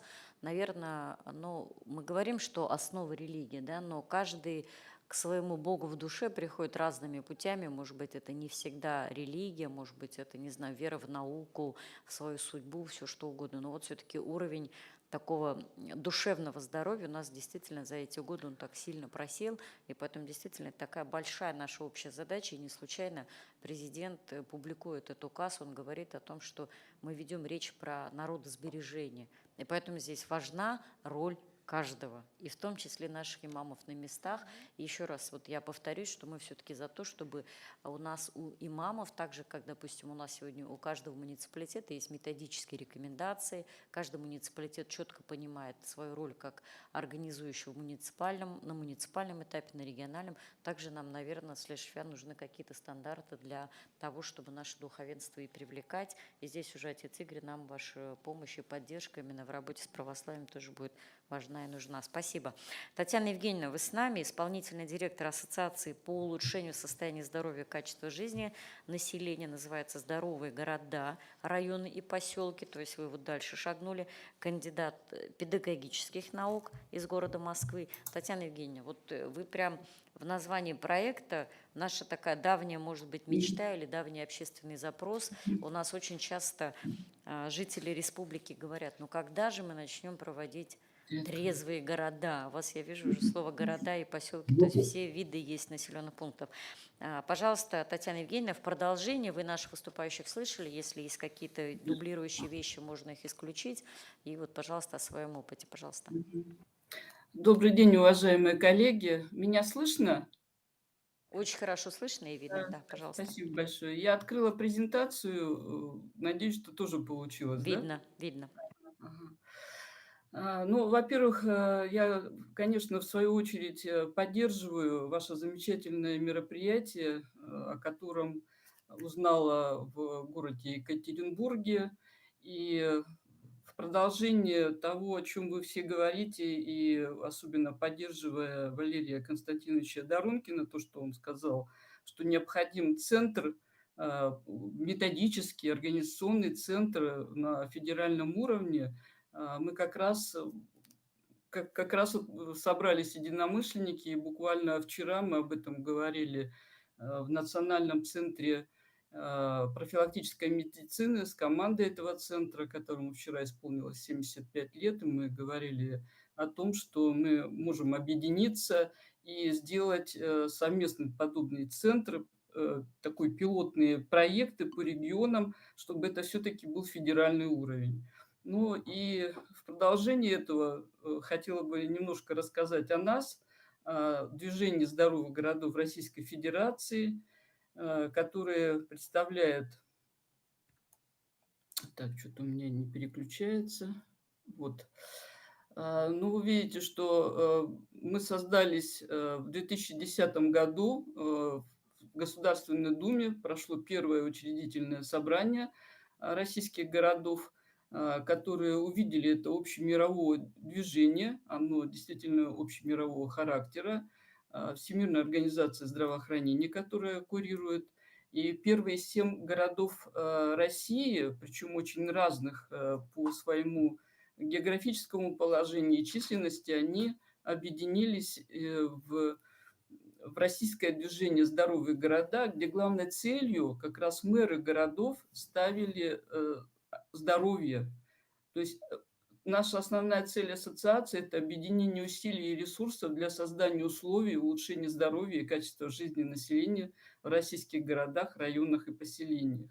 И мы были в 2011 году аккредитованы как российская национальная сеть и демонстрируем свой опыт на мировом уровне. И вы видите, что нас становится все больше и больше. И уже из 31 субъекта Российской Федерации, 7 федеральных округов присоединяются каждый год все новые и новые города. Ну вот могу привести в пример, что это, конечно, первый, кто присоединился, это город Санкт-Петербург, с которым мы очень плотно с правительством Санкт-Петербурга работаем. Эргашев Олег Николаевич, это замгубернатора Санкт-Петербурга, проводит координационный совет по здоровым городам Санкт-Петербурга. Это город Казань, это, конечно, город Новосибирск, это все муниципалитеты Ульяновской области и так далее. Ну, не могу не сказать, что председателем ассоциации является губернатор Вологодской области Олег Александрович Кувшинников, который в то время был мэром города Череповца, и став губернатором, мэры городов все вновь и вновь его каждые 5 лет избирают. И мы каждые 5 лет получаем аккредитацию как российская национальная сеть. И работаем, конечно, под прямым кураторством Министерства здравоохранения Российской Федерации. И наша основная цель – это, конечно, формирование системы укрепления общественного здоровья, который это такой многопластовой пирог, комплексный подход, куда входят и создание оргструктуры, и разработка индексов качества здоровья и благополучия населения. Ну и, конечно, это новый подход механизмов реализации политики здоровья, в первую очередь на региональном и муниципальном уровне, где именно регионы и главы муниципалитетов играют одну из решающих ролей. Но вы видите, что мы работаем, я уже говорила, что в тесной связи с Министерством здравоохранения. Вот как раз заключено соглашение с непосредственно Здравкина Оксана Михайловна, это руководитель Национального центра профилактической медицины. И, конечно, идут разработка тех профилактических программ и муниципальных программ общественного здоровья. В 2024 году все 100% муниципальных образований должны быть представлены муниципальные программы, причем неформального подхода, а именно подхода программно-проектного подхода, где реализуются эффективные муниципальные программы укрепления общественного здоровья. Ну и я хочу сказать, что здесь очень важно то, что все это связывает как проект «Здоровые города» как стратегический приоритет при формировании стратегий, программ, проектов укрепления общественного здоровья как на муниципальном, так и на региональном уровне. Это и достижение национальной цели развития Российской Федерации, это и формирование системы укрепления общественного здоровья региона и муниципалитета. И все это взаимосвязано. Ну вот я уже говорила про необходимость создания органа управления на муниципальном уровне, и вы видите здесь вот голубые такие кружки, где такие органы созданы. Я уже упоминала Санкт-Петербург, где у нас буквально завтра состоится форум здоровья, где ассоциация является соорганизатором этого международного форума наряду с правительством Санкт-Петербурга и комитетом здравоохранения.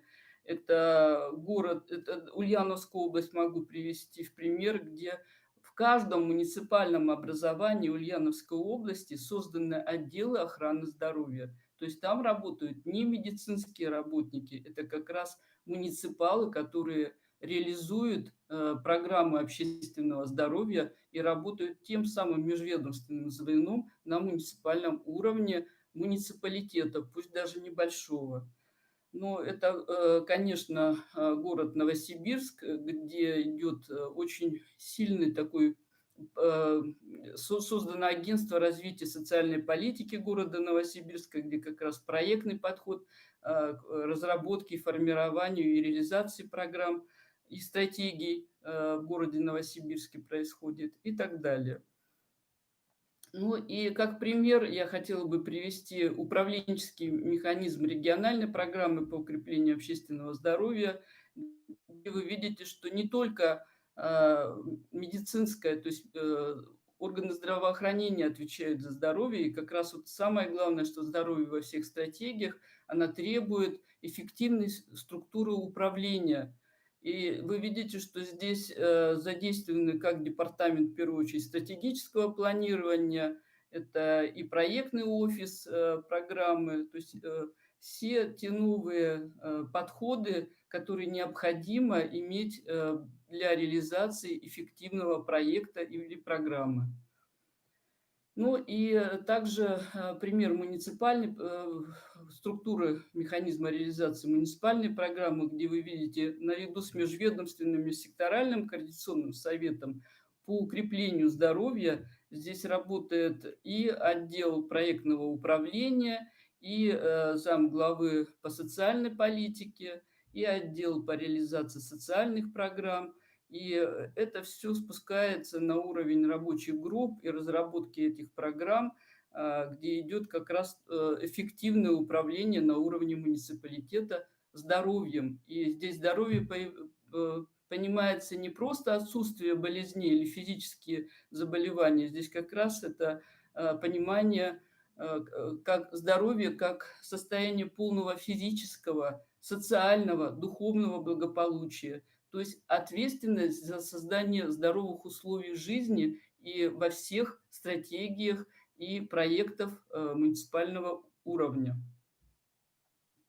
Ну и здесь тоже пример общественного здоровья в системе стратегического планирования и проектного управления Вологодской области. Я не буду долго здесь задерживаться. Я хочу только сказать, что в настоящее время проектом по укреплению общественного здоровья занимается не только заместитель губернатора по социальной политике, но также и практически все заместители губернатора, включая первого заместителя по экономике.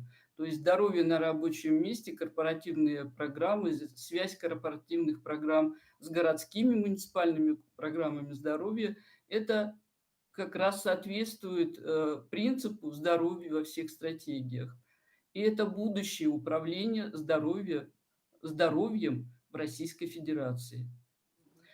Спасибо, Татьяна Евгеньевна. Не завершили, да, еще? Давайте тогда... Завершая, да. Да, завершая, я не буду долго рассказывать, то есть тоже это обмен лучшими практиками, это мы работаем на федеральном уровне, вы видите, что это Шохин Александр Николаевич, председатель Российского союза предпринимателей и промышленников, у нас заключено соглашение, и мы реализуем совместные проекты. Это здоровое городское планирование, это работаем с ведущими архитекторами. И вы видите, что это не только медицина. Я просто хотела бы сказать о том, что вот в том, что мы с вами можем вместе сделать, о чем говорил Валерий Константинович, о чем вы говорите вы, о том, что мы могли бы совместно как раз... Вот нам необходимо то самое межведомственное взаимодействие, межсекторальное сотрудничество на региональном и муниципальном уровнях. И как раз приведение примера Игоря Владимировича Бочинина, который со стороны православной церкви ведет огромную работу просвещенческую, о том, о чем говорит Валерий Константинович, о том, что он тоже готов включиться на своем уровне вот в этот сегмент будущего пилота федерального со стороны православной церкви, о том, что необходимо брать то лучшее, что есть в Российской Федерации. Сегодня мы услышим опыт и прекрасный опыт и Якутии, Елена Колесникова представит. Есть опыт Татарстана, и на вашей конференции были представлены прекрасные практики, которые, конечно, необходимо ложить в копилку совместных наших действий, активностей. Мы готовы создать ту самую площадку федеральную совместно с федеральными национальными институциями, которые уже готовы подключиться для того, чтобы можно было продвигать эти пилоты на территории всей Российской Федерации. Спасибо, Татьяна Евгеньевна. Я вот смотрю на вашу ромашку и понимаю, что вы, наверное, это с нас рисовали, нет?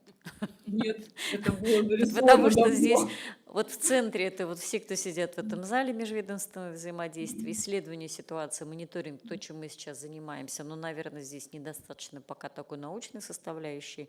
Выявление, распространение успешного опыта – это у нас все, что наши села делают. Ограничительные меры мы сегодня обсуждали на уровне законов и духовно-нравственное просвещение. То есть, коллеги, вот обращаясь к муниципалитетам, видите, мы, оказывается, работаем по какой-то идеальной управленческой модели, сами того не подозревая. Татьяна Евгеньевна, у меня только один короткий вопрос. Вот у вас в числе городов, которые перечисляли, мы не увидели Республику Башкортостан.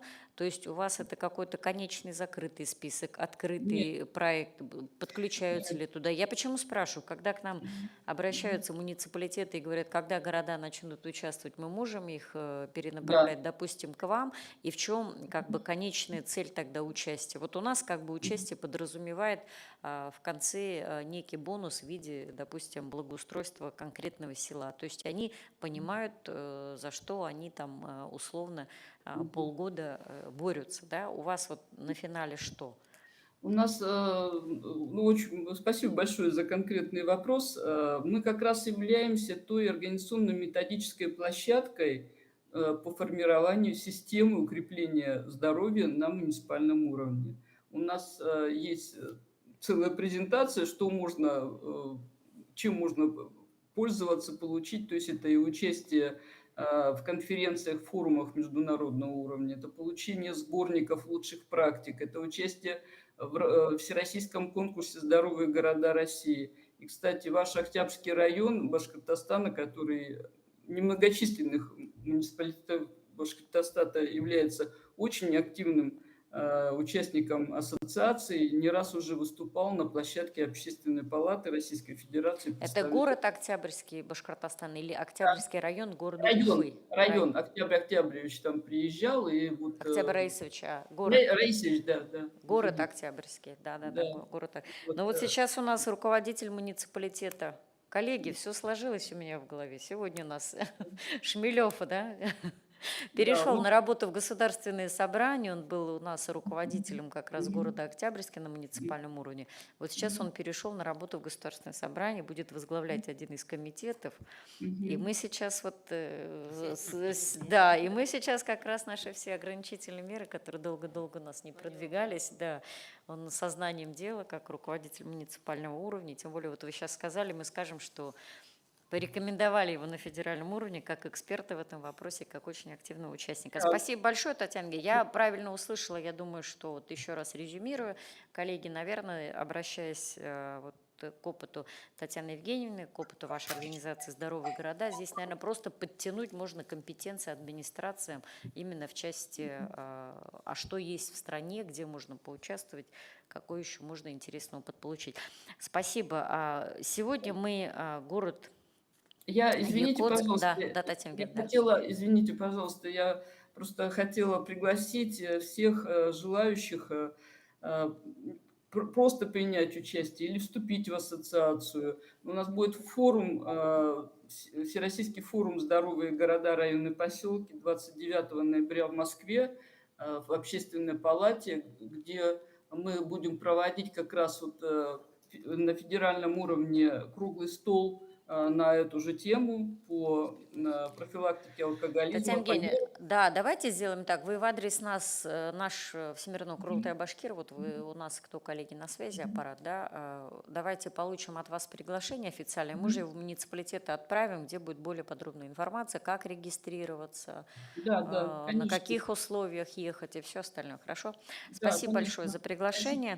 Хочу подключить к нашему разговору два у нас коллеги таких больших наших партнеров, я бы сказала, в нашем проекте осталось. Это два заключительных доклада. Это Елена Карловна Колесникова и Анна Геннадьевна Нагослаева. Поэтому, Елена Карловна, сегодня про Якутию уже не говорил только ленивый. Мне кажется, в каждом выступлении вы услышали. Это, конечно, говорит о высокой оценке вашей работы, с одной стороны. С другой стороны, о той, наверное, хорошей информационной работе, которую вы проводите на уровне страны, что вас все знают. И мы, на самом деле, буквально недавно, вот на прошлой неделе у нас руководитель исполнительного комитета Илдаш Мамадович Юсупов принимал участие у вас тоже был очень большой форум, и вы, в принципе, в этом плане всегда хорошо организуете мероприятия. Елена Карловна, у нас, наверное, вот из того, что мы сегодня обсуждаем, очень много было выступающих. Я думаю, что в течение дня, там, как вам позволяет, какое время сейчас суток, да, в Якутии, наверное, из того, что вы услышали, наверное, то, что еще не звучало, потому что ваш опыт, еще раз говорю, он достаточно хорошо исследован, что нового вы можете сообщить, чем вдохновить, и мы вас, Елена Карловна, тоже уже как нашего большого друга ждем в гости в республике. Пожалуйста, Елена Карловна Колесникова, председатель комиссии по социальной политике, демографии, защиты семьи и детства Общественной палаты Республики Саха-Якутия, опыт трезвых сел в Республике Якутия, улучшение социально-демографической ситуации. Пожалуйста. Да, дорогие друзья, я очень рада, что Башкирия часто очень является такой площадкой для вот наших совместных мероприятий, для того, чтобы поделиться опытом, рассказать о каких-то новых достижениях и прогрессе, потому что вот такая уже можно сказать, идет профессиональный обмен опытом, что помогает нам идти дальше развиваться в этом направлении. К сожалению, я не присутствовала на предыдущих выступлениях. Мы тут работаем как раз в Иркутске, потому что в Иркутске мы приехали прям целой командой после нашего форума «Территория трезвости». И здесь проводим такую же сейчас активную работу с главами районов, встречаемся с депутатами, вот сегодня с общественной палатой области.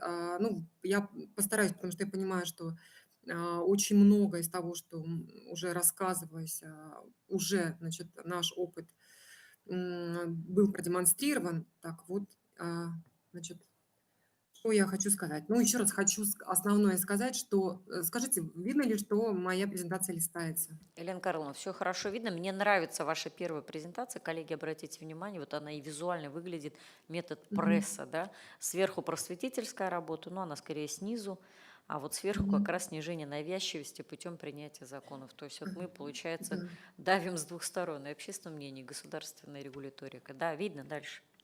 Да, ну то есть я здесь хочу немножко уточнить то, что я сама работала в правительстве в то время, когда мы реализовывали этот проект трезвых сел, и на своем опыте стало понятно, что необходима именно очень активная просветительская работа, потому что у нас, например, села принимаются на основе голосования наших жителей этих сел, которые там от 75 до 95% голосуют за введение полного запрета продажи алкогольной продукции на территории данного поселения. Поэтому подготовка населения в этом плане очень-очень нужна.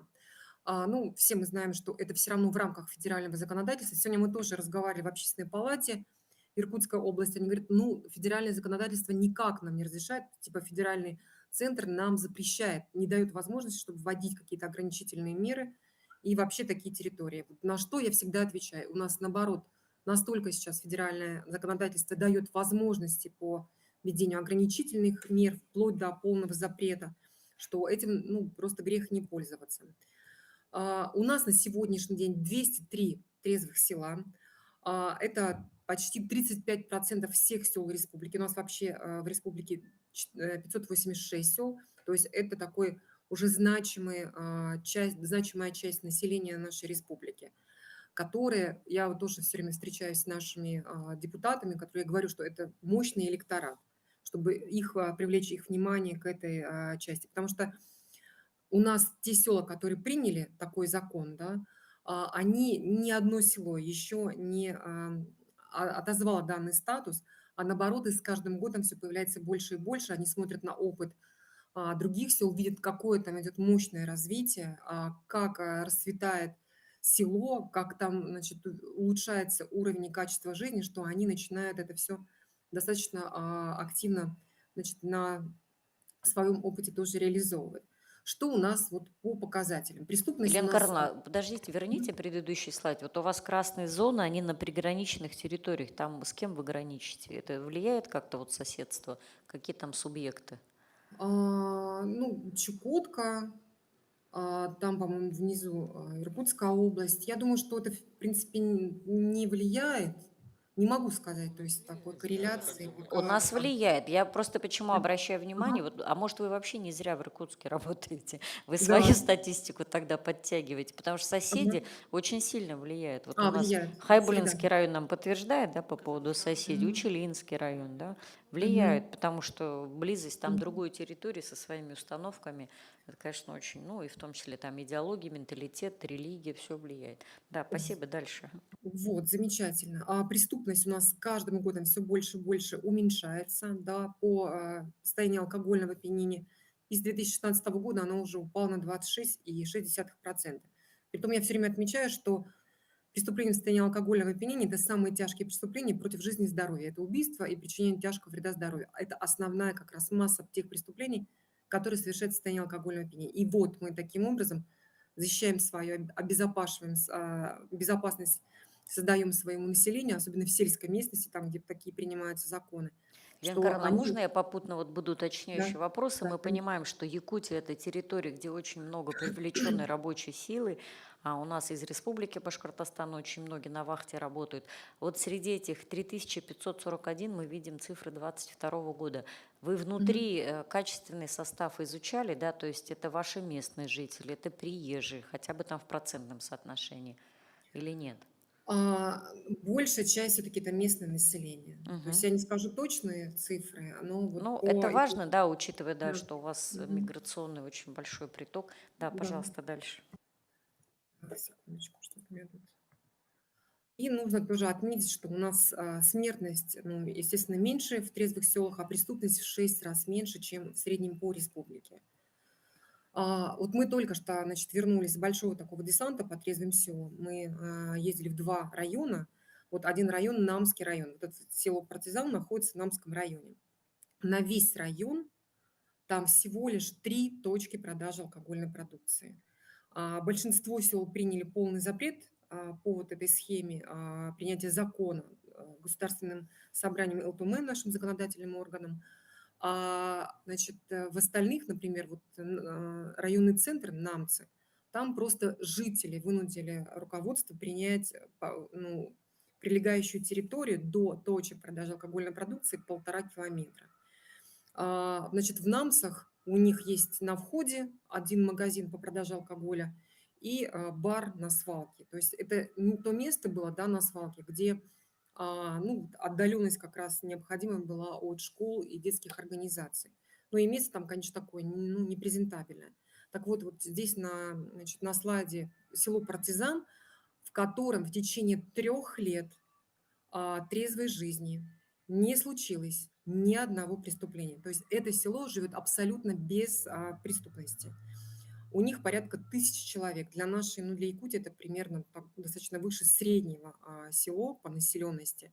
И вот если вы видите на фотографии различные там грамоты, сертификаты, награды, это за последний год они, значит, в течение 3 лет они тоже как лучшее село республики себя показывают по всем направлениям, по экономическим, по безработице, по строительству, ну и так далее и тому подобное. И вот мы, приезжая в это село, мы удивились, потому что везде какая-то новая стройка, строятся новые дома, какие-то новые объекты, там почта, детские сады. И это очень ярко бросается в глаза. То есть, ну, по мнению многих людей, которые у нас передвигаются по республике, что именно в трезвых селах они выглядят более благоустроенные, люди сами заинтересованы в развитии села, строятся новые дома, как-то село выглядит ну, значительно притязательнее. Я говорю о том, что как раз мы заметили такую миграционную тенденцию, что в эти села, в трезвые, активно возвращается молодежь, потому что там понятно, что экологическая ситуация намного лучше, чем в городе. И самое главное, что им может дать это село, это безопасность и развитие. То есть там есть возможность в родном селе далее развиваться. В том числе хочу сказать, что села трезвые, там увеличивается количество предпринимателей, там увеличивается количество сельхозтехники на душу населения. То есть село активно развивается, и они могут это дать молодым, которые туда приезжают обратно из города, для того, чтобы у них была возможность там непосредственно в селе вот так развиваться. Смертность мужчин тоже, ну, 20-21 год это ковидно, они показали, конечно, своим таким негативными последствиями на смертность мужчин. А так мы видим, что с 2010 года, как раз когда вводились эти антиалкогольные меры, у нас прям стабильно идет уменьшение именно смертности мужчин, умерших в трудоспособном возрасте. А тут необходимо отметить, что у нас как раз наши чиновники федерального уровня, это всегда министр здравоохранения, на эту тему всегда прямо во все трубы, значит, трубят и говорят о том, что у нас невероятно, прям катастрофический уровень смертности мужчин в трудоспособном возрасте в России. Так вот, основной они выделяют причины, это алкоголь-ассоциированные причины. Ну, поэтому вот наглядно в подтверждении их слов Якутия показывает, что у нас здесь все намного стабильнее и идет значительное улучшение. Это ожидаемая продолжительность жизни, тоже в ковидные года она ухудшилась, но все равно видно, что в доковидные года шла значительная продолжительность, увеличение продолжительности жизни мужчин именно в сельской местности. Это то, что касается показательно, значит, акцентирует на то, что мужчины именно в сельской местности у нас живут теперь дольше благодаря трезвым селам. Ну, это тут как раз та картинка, действительно, которая многих бросает в шок, но я хочу ее еще раз показать, потому что вот наши соседи, похожие по, значит, экстремальным природным условиям, похожие по национальному составу, по инфраструктуре, по сложной, по транспортной. Чукотский автономный округ в 90-х у нас была почти одинаковая продолжительность жизни мужчин именно в сельской местности. А в доковидный 18 год наши мужчины уже живут 67 лет, а, к сожалению, на Чукотке это продолжительность жизни 47 лет. Но это страшные цифры, когда в 21 веке у нас такие происходят страшные события, и можем представить, какая деградация, какая жизнь, какого уровня низкого была этих людей, мужчин, до как раз момента смерти. Так, ну, это тоже я пролистаю. Вот самое главное, что, значит, выделили как раз, вот я в предыдущем, значит, пролистнул наш Игорь Вениаминович Задорин, руководитель социологической группы «Циркон», которые у нас выезжали в наши села. Это как раз положительные результаты. Что меняется в сознании людей, которые проживают в трезвых селах, как это влияет на их жизнь. То есть быстренько пробегусь. Это локализация потребления, она есть. Потребление остается. То есть некоторые говорят, что вот трезвое село, а там, значит, употребляют. Мы не объявляем сухой закон. Все-таки человек имеет какую-то свою волю, и все равно под действием среды, как вот тоже здесь не раз было сказано, общество, человек все равно приходит к трезвому образу жизни. Но это не происходит по щелчку, по, значит, росписи, под законом. Чувство безопасности, о котором тоже я говорила, десакрализация алкоголя. То есть люди привыкают, значит, праздновать свои какие-то события, какие-то важные, значимые в жизни без алкоголя. Это тоже очень важно, потому что меняются традиции. Это тоже впереди есть такой феномен. Переориентация потребительского поведения. Тоже все время не устаю говорить о том, что в тех селах, где закрыли продажу алкоголя, количество магазинов увеличивается в 2-3 раза. Мы очень часто сталкиваемся с производителями, продавцами алкоголя за круглыми столами. Они говорят, что не будет выгодно продавать социально значимые товары, если закроют продажу алкогольной продукции. А мы этому вторим ничего подобного по нашему опыту и практике. Наоборот, идет переориентация потребительского поведения. Елена Карловна, вот нам эти цифры очень важны для региона. Мы бы хотели попросить, если у вас есть это документально отфиксировано, не знаю, там в динамике по годам, может быть, в разрезе каждого села, подтвержденный. Если есть такая возможность, мы бы запросили такую справку, чтобы мы могли тоже апеллировать к вашему опыту, уже опираясь на справку, полученную от вас. Мы на Давайте. вас направим, хорошо, тогда, потому что это, коллеги, но все услышали, да, потому что это мы тоже с вами слышим, когда муниципалитеты обращаются, говорят, ну все, торговли не будет, придется магазины закрывать, предпринимателям собирать вещи, уходить. А вот оказывается наоборот.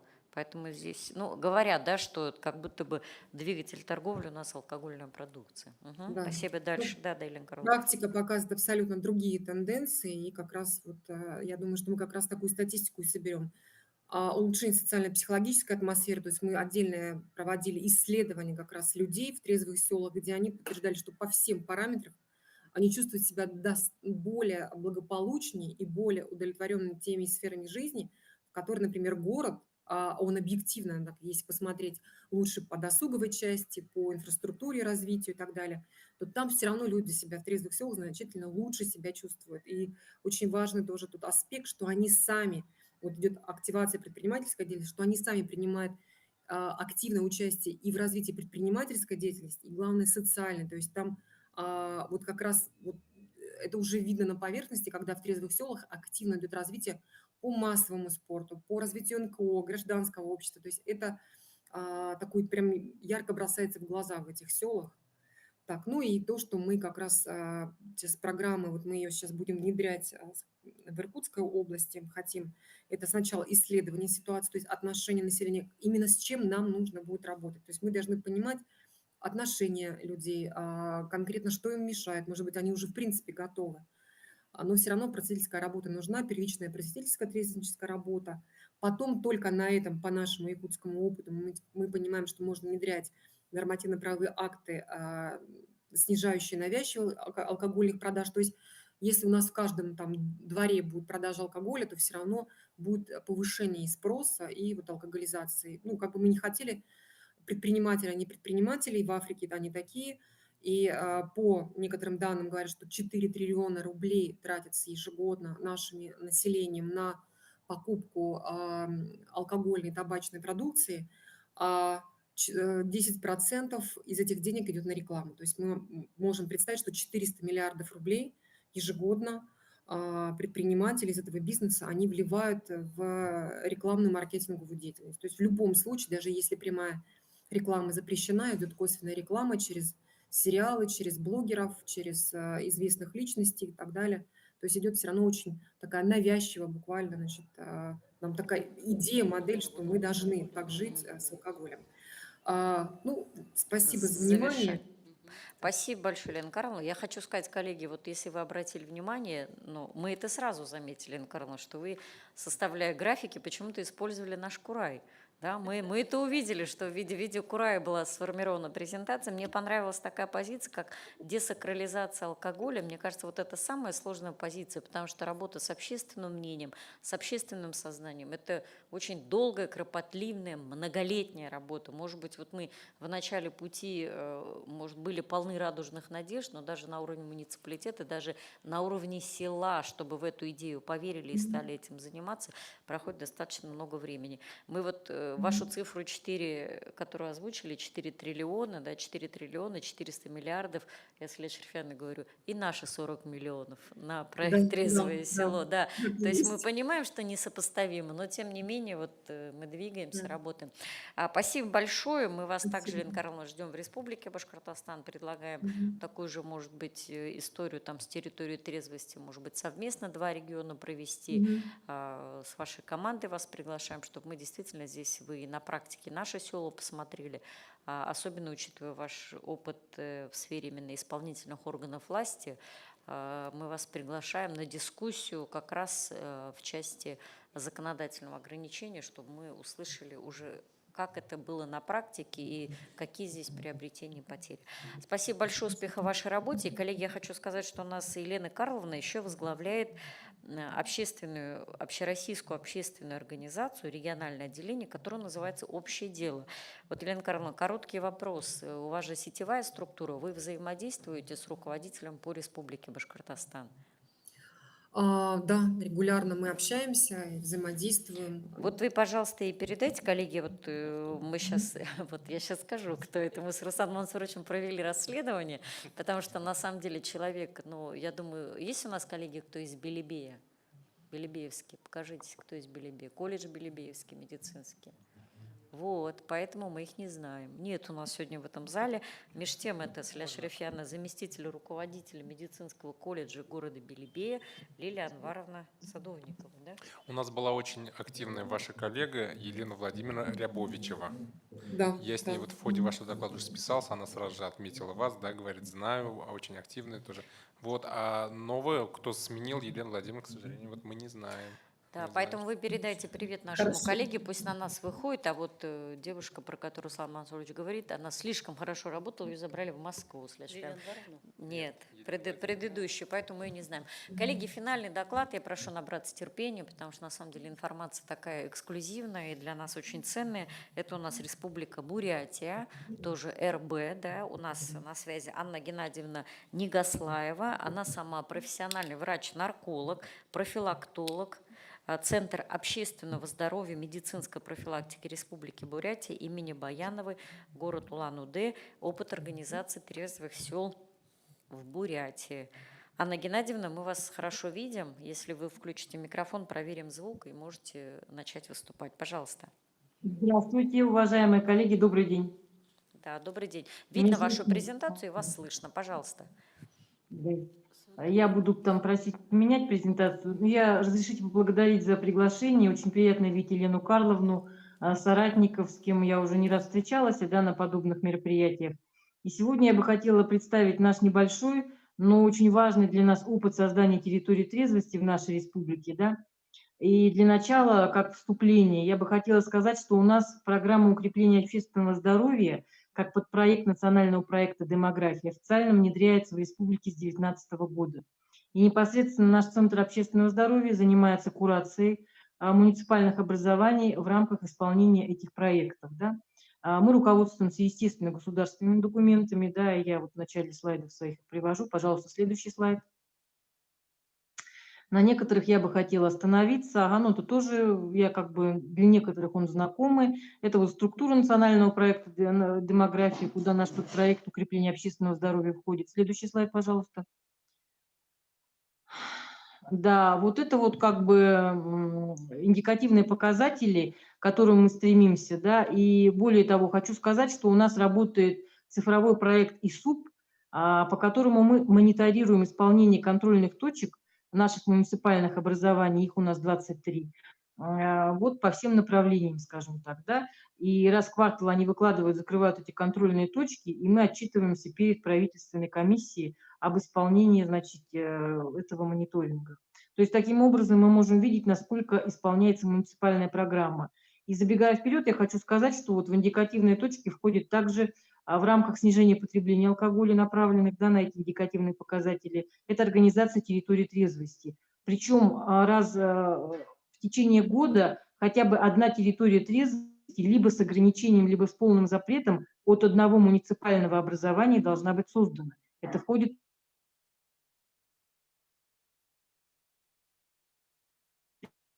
Анна прямо в Геннадьевна, индикативный да, показатель. да, Пожалуйста. да, Мгм, да, пожалуйста. слышно. Слышно, да? Пожалуйста, следующий слайд. Ага, извините.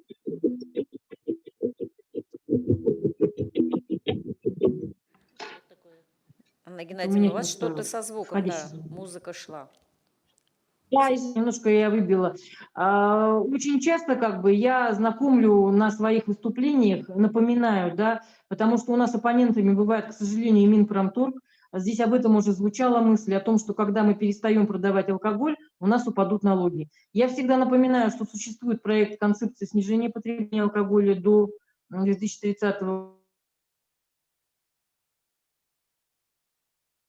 года, который, к сожалению, в том, что приоритет здоровья и безопасности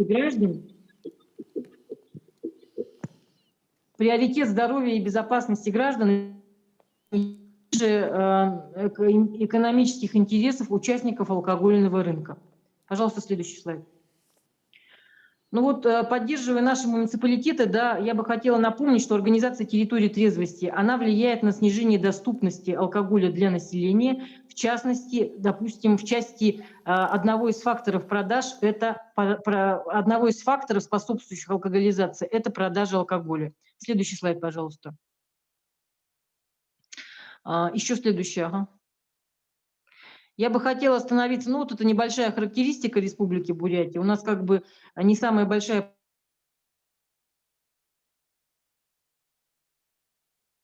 по численности республика, и какие-то реальные как бы территориальные особенности в связи с тем, что... К сожалению, дальность территории дает, наверное, себя знать. Анна Геннадьевна.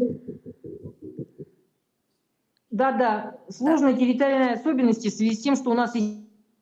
Следующий слайд, пожалуйста. Ага, извините, со связью проблемы. Видим, да, слышим. Ага. И вот очень интересный слайд, говорили про триллионы рублей, да. Я здесь веду мониторинг у нас в нашем центре по статистике трат на алкогольные и табачные изделия в Республике Бурятия.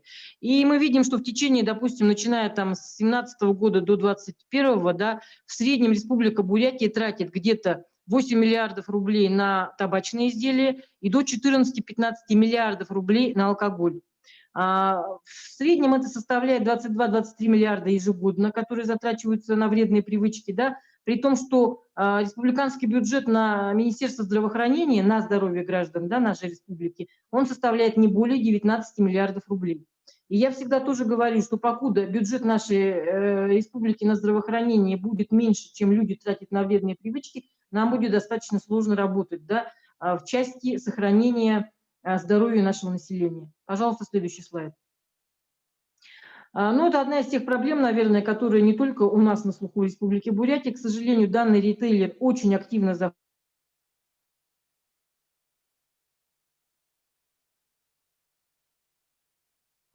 заходит с девизом, с лозунгом точек, и самое неприятное, что они заходят даже в отдаленные районы. В отличие от республики Саха-Якутия, да, вот Елена Карловна не даст как бы соврать, у нас нет такого регионального закона, как у них, который запрещает продажу алкоголя в территориях домовых, да, жилых территориях, на территории жилого дома, встроенных и пристроенных к нему помещениях.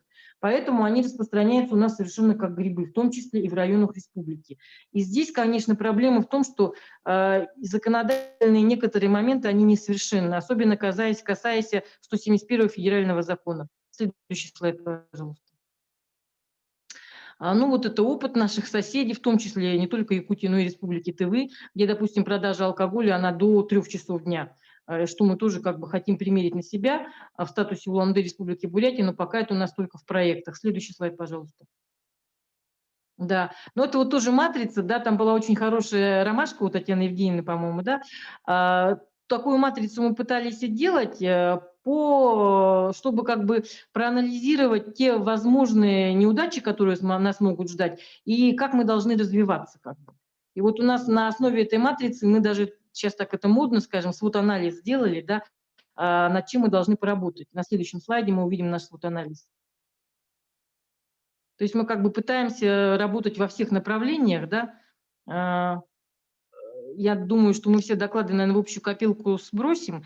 И здесь, конечно, основные проблемы у нас какие? Это нежелание населения, допустим, да, создать территорию трезвости, это сопротивление предпринимателей, да, и это, допустим, может быть как бы, ну, недостаточно та же самая нормативная база, о которой я говорил. Но есть и положительные стороны, о них я тоже дальше скажу. Следующий слайд, пожалуйста.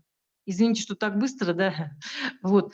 А вот эта дорожная карта, которую мы делали для наших пионеров, у нас есть 2 пионера, это Утата и Далахай, 2 села, которые выразили общественную инициативу о полном запрете алкоголя на своей территории. Да. Мы делали для них эту карту дорожную, и следующий слайд, делали проект закона для рассмотрения на заседании Народного хурала Республики Бурятия. Следующий слайд, пожалуйста. И это закончилось, скажем так, нашей общей победой, но не то, что это личная наша заслуга, но частичка нашей заслуги в этом тоже есть. В апреле прошлого года этот закон был принят именно для этих 2 сел, Утата и Далахай, по якутскому опыту, да.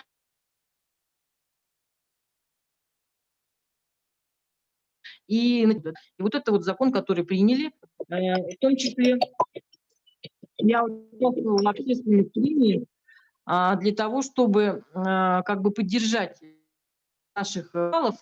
И сейчас это 2 территории, на которых алкоголь не продается. В том числе они входят вот в состав, у нас сейчас на сегодняшний день 19 территорий на территории Республики Бурятия, где есть полный запрет на продажу алкоголя. И здесь бы я хотела подчеркнуть, как бы, что мы имеем определенные приоритеты в связи с тем, что имеем статус республики, так же, как Саха-Якутия, да, поскольку наш народный хурал, это аналог якутского Илтумена, он имеет статус высшего законодательного органа, да, то есть то, что принято на народном хурале, оно больше нигде не оспаривается, не рассматривается, и после принятия на народном хурале на заседании вступает в законную силу, да.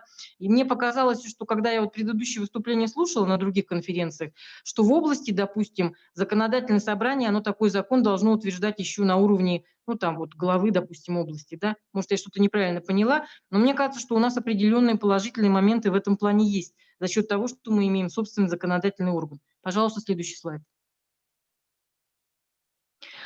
Ну вот как бы это те мероприятия, которые мы рекомендуем. Да, сейчас вот, Елена Карловна, вы заходите в Иркутскую область, я ни в коей мере не хочу что-то советовать, я просто говорю, как мы на себя это примеряем. Конечно, это анонимное анкетирование прежде всего, потому что очень многие люди боятся говорить и о своей трезвости, и даже о желании, чтобы, ну, прекратили алкоголь продавать. А когда анонимно анкетируешь, выходит, что большинством голосов больший процент людей действительно хочет, чтобы продажа алкоголя была на их территории ограничена. Мы работаем через сходы сельских поселений, выезжаем с турами общественного здоровья, делаем на круглые столы на уровне администрации муниципальных образований, именно непосредственно наш Центр общественного здоровья, и проводим большую межведомственную работу. Но непосредственно, конечно, вот это вот решение о создании территории трезвости принимают простые обычные люди на селе. Да? Да, покажите, пожалуйста, нашу карту, вот следующий слайд. Мы ее как раз обновили, у нас в этом году празднуется столетие нашей Республики Бурятия. Да? Мы делали сборник очень большой, наш Центр общественного здоровья. И вот это наша очень такая хорошая карта, да, где у нас уже 19 вот этих точек, как огоньков территории трезвости, каждая из которых имеет свою историю. И если провести их анализ, то начиная с 19 на момент, когда начала работать программа укрепления общественного здоровья, внедряться, да, мы имели 3 самообразованных территории.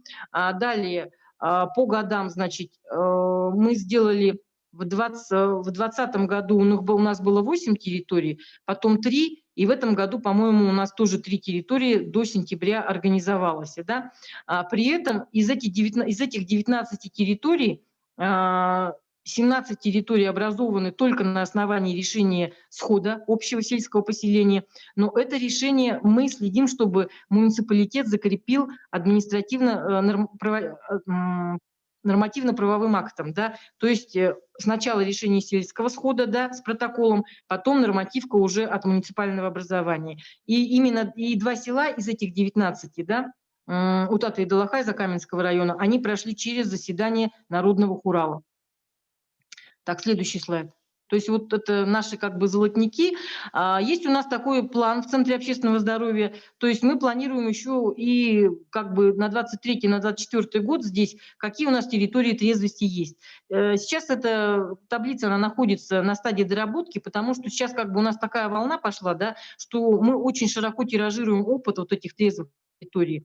Мы в свое время делали фильм «Тахарюк-то территория трезвости» об одном из наших первых сел, которые, значит, организовали у себя территорию с 2002 года.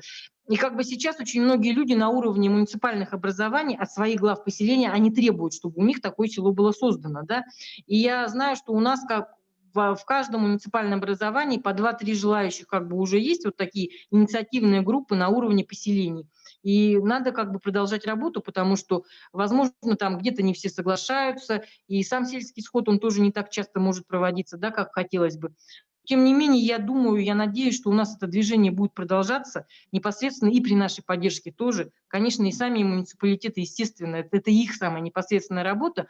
Но вот у нас есть такой отдел, в котором я работаю непосредственно, да, отдел разработки муниципальных программ и методического сопровождения, да, для реализации именно проекта укрепления общественного здоровья. Может быть, наш как бы опыт, он такой небольшой, но он лично нам дорог. И большое спасибо Елене Карловне еще раз, да, потому что, собственно говоря, проект закона нашего для села Утата и Далахай мы писали вот немножко с якутского проекта, там собезьяничали чуть-чуть, да, потому что все равно нам от чего-то нужно было отталкиваться. Я очень рада, что как бы вы наш опыт заслушали. Большое спасибо за внимание и за приглашение. Анна Геннадьевна, спасибо вам большое. Да, вы скромничаете, что у вас опыт такой, может быть, небольшой, но на самом деле и для нас это было очень интересно. Мы тоже вот с Лешей Шерифяной сидим, обмениваемся, и коллеги, я смотрю, тоже с большим интересом слушают. Спасибо огромное, и мы вот сейчас видим, что у нас такие точки роста по всей стране так разбросаны, да, нам действительно, как сегодня уже Валерий Константинович сказал, что нам надо объединять усилия, чтобы был какой-то там единый координирующий центр. Ну а пока мы работаем все на уровне своих муниципалитетов, на уровне своих регионов. Коллеги, вот все заявленные докладчики у нас выступили, действительно, я думаю, что получился как раз семинар, как раз обучающий в части, наверное, напитаться, потому что вот для коллег, которые у нас на ВКС, скажу, для всех, кто в этом зале, у нас сейчас с вами идет как раз муниципальный этап, и вам для работы на муниципальном этапе тоже нужны аргументы. Вот мы все материалы, которые сегодня прозвучали, Танзира Ахмедулловна, просьба все запросить, и мы давайте вооружим наших коллег в муниципалитетах, потому что когда вы выходите разговаривать с населением, вам тоже нужны какие-то новые сведения, новая информация, и самим надо как-то вдохновляться. Вот не знаю, как вы, я сегодня вдохновилась, видя, что мы вот не одиноки, где-то мы там чуть-чуть впереди, где-то мы отстаем, но мы обязательно подтянем, да, свои позиции.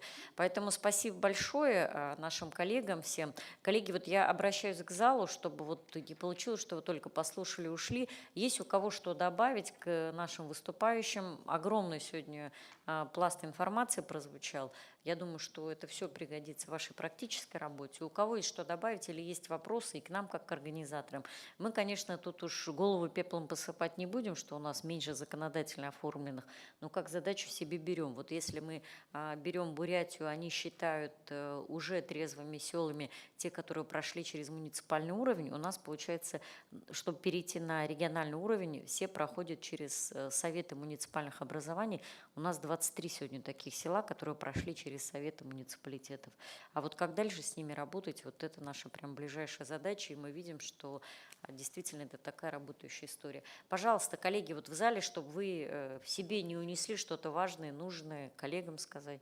Я вот сижу на наших руководителей администрации, смотрю, вот на Туймазы смотрю, у нас коллеги приехали, вот и Рамзин тот, и заместитель главы, спрашиваю, ну что ж у нас Туймазы-то никак не выиграет? Ну вот сегодня мы вас так прокачали, давайте уже подключайтесь. Я прекрасно понимаю, что вот сказал наш уважаемый Хазрат, что специфичный у нас район, но у всех своя специфика, мы прекрасно понимаем. Где-то есть народ, башкортца айткенде, это ваша пора, а давайте, покоя не дают администрациям, а давайте участвовать, давайте каждый год. Вот у нас Зилаири, да, Салихова, пока не выиграли, съел, и Борис Николаевичу не давали покоя, и что только не делали, чтобы выиграть. А где-то население инертное, это тоже, ну там разные особенности, вплоть до климатических, да, в зависимости, в какой географической зоне находится район.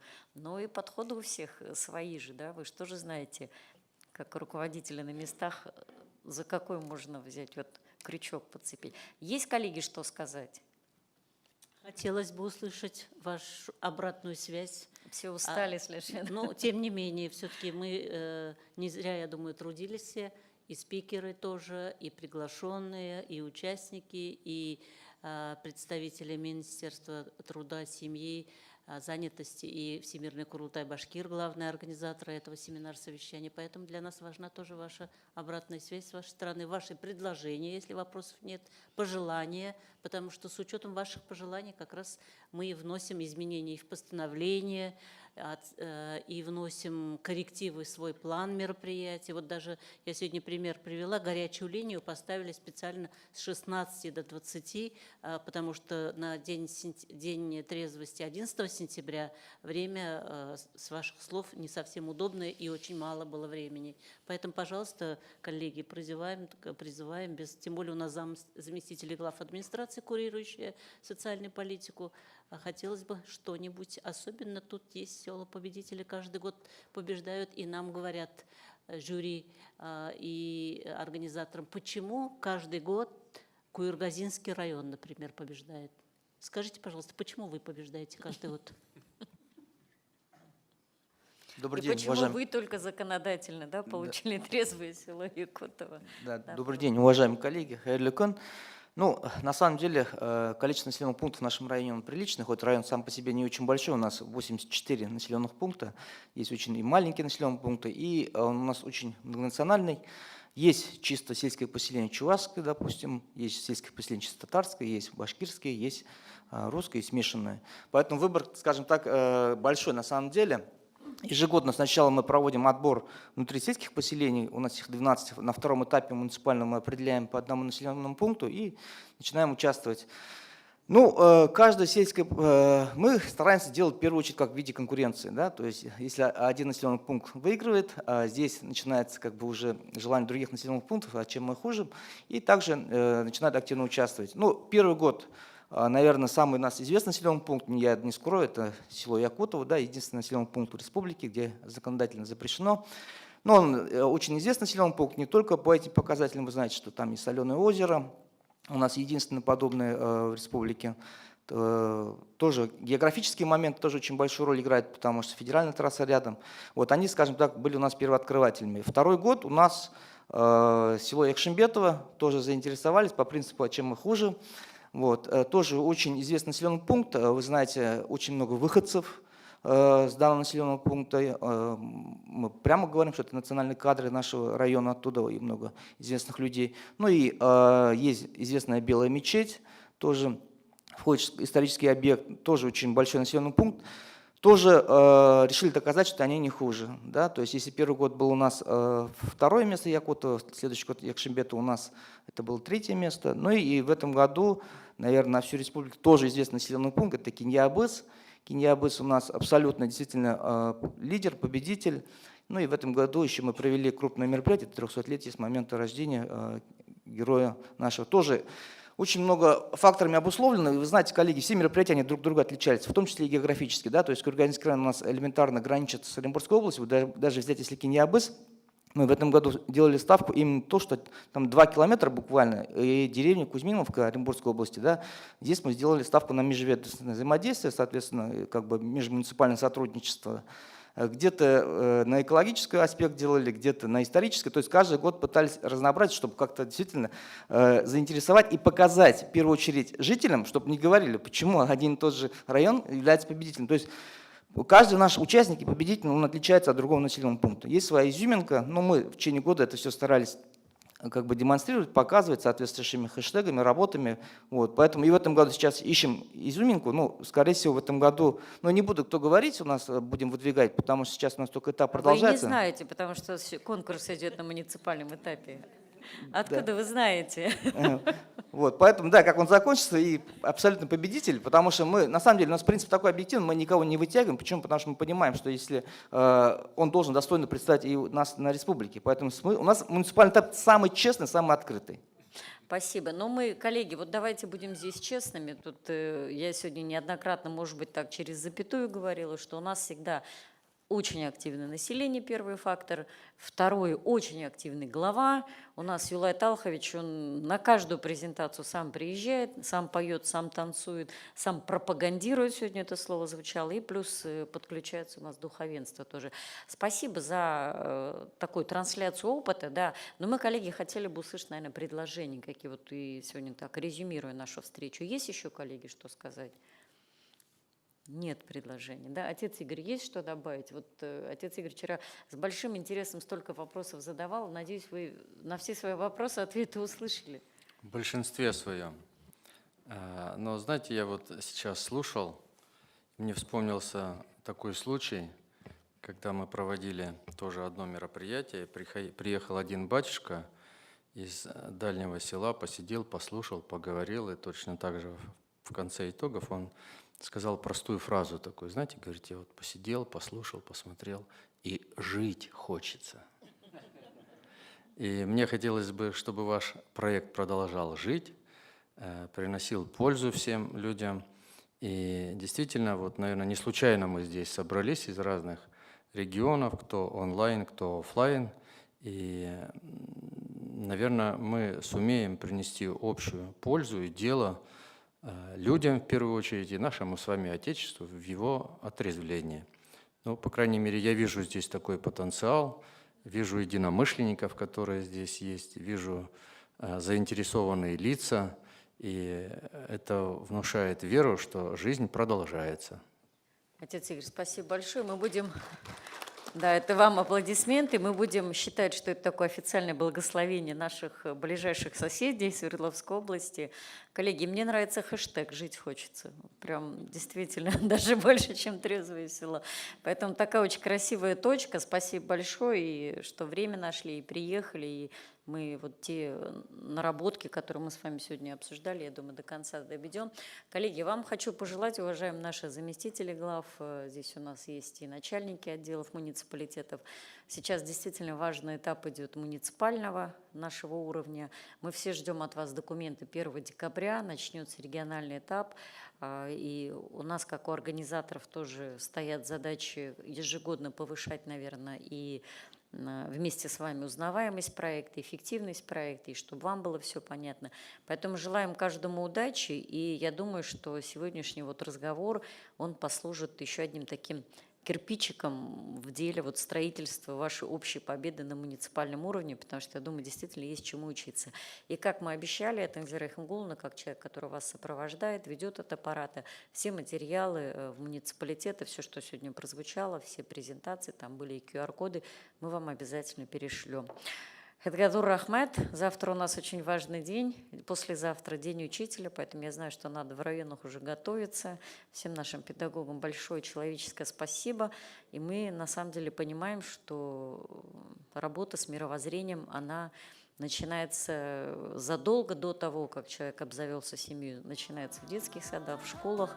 И мы бы отец Игорь, вам тоже перешлем наш ролик по поводу, мы сегодня обсуждали стереотипов поведения, когда мы все-таки считаем нормальным, когда в семье употребляют алкоголь на всех праздниках, и ребенок растет, видит, и он считает, что да, действительно, праздник не может быть, да, без этого. Об этом фильме тоже сняли. Поэтому, коллеги, Хедгадур Рахмат, Умуштар, да, Слешерфян, да. У меня только объявление. Коллеги, сейчас вы все завершаете использование средств, выделенных для победителей конкурса 2022 года. Надеемся, что вы нас проинформируете. Если будет от вас приглашение, мы готовы выехать посмотреть, как вы радуетесь, рационально ли использовали средства. Особенно это касается районов, которые неоднократно побеждали. В некоторых, к сожалению, мы даже ни разу не были. Нет, республика очень большая. Но в этом году, вот пока муниципальный этап, есть, я думаю, возможность выехать. Ждем от вас график по завершению использования этих средств. Поэтому присылайте приглашение, рассмотрим. Спасибо.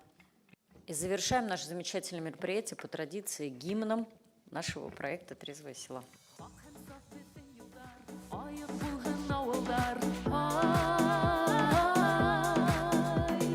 Сәләмәт булһын уйлар, якты булһын хыялдар. Ил кызы һин корылтай, ул һин мәшһүр Уралдай. Илдең коты упурай, олы тарихты хаклай. Минең гүзәл яктарымда хозурлы урмандарым, индәгенә үтте минең бәхетле баласаным. Тыуып үскән авылымда бирәй матур кыздары, данлыклы улдар биргән ул минең гүзәл яктарым. Данлыклы кызлар биргән ул минең гүзәл яктарым.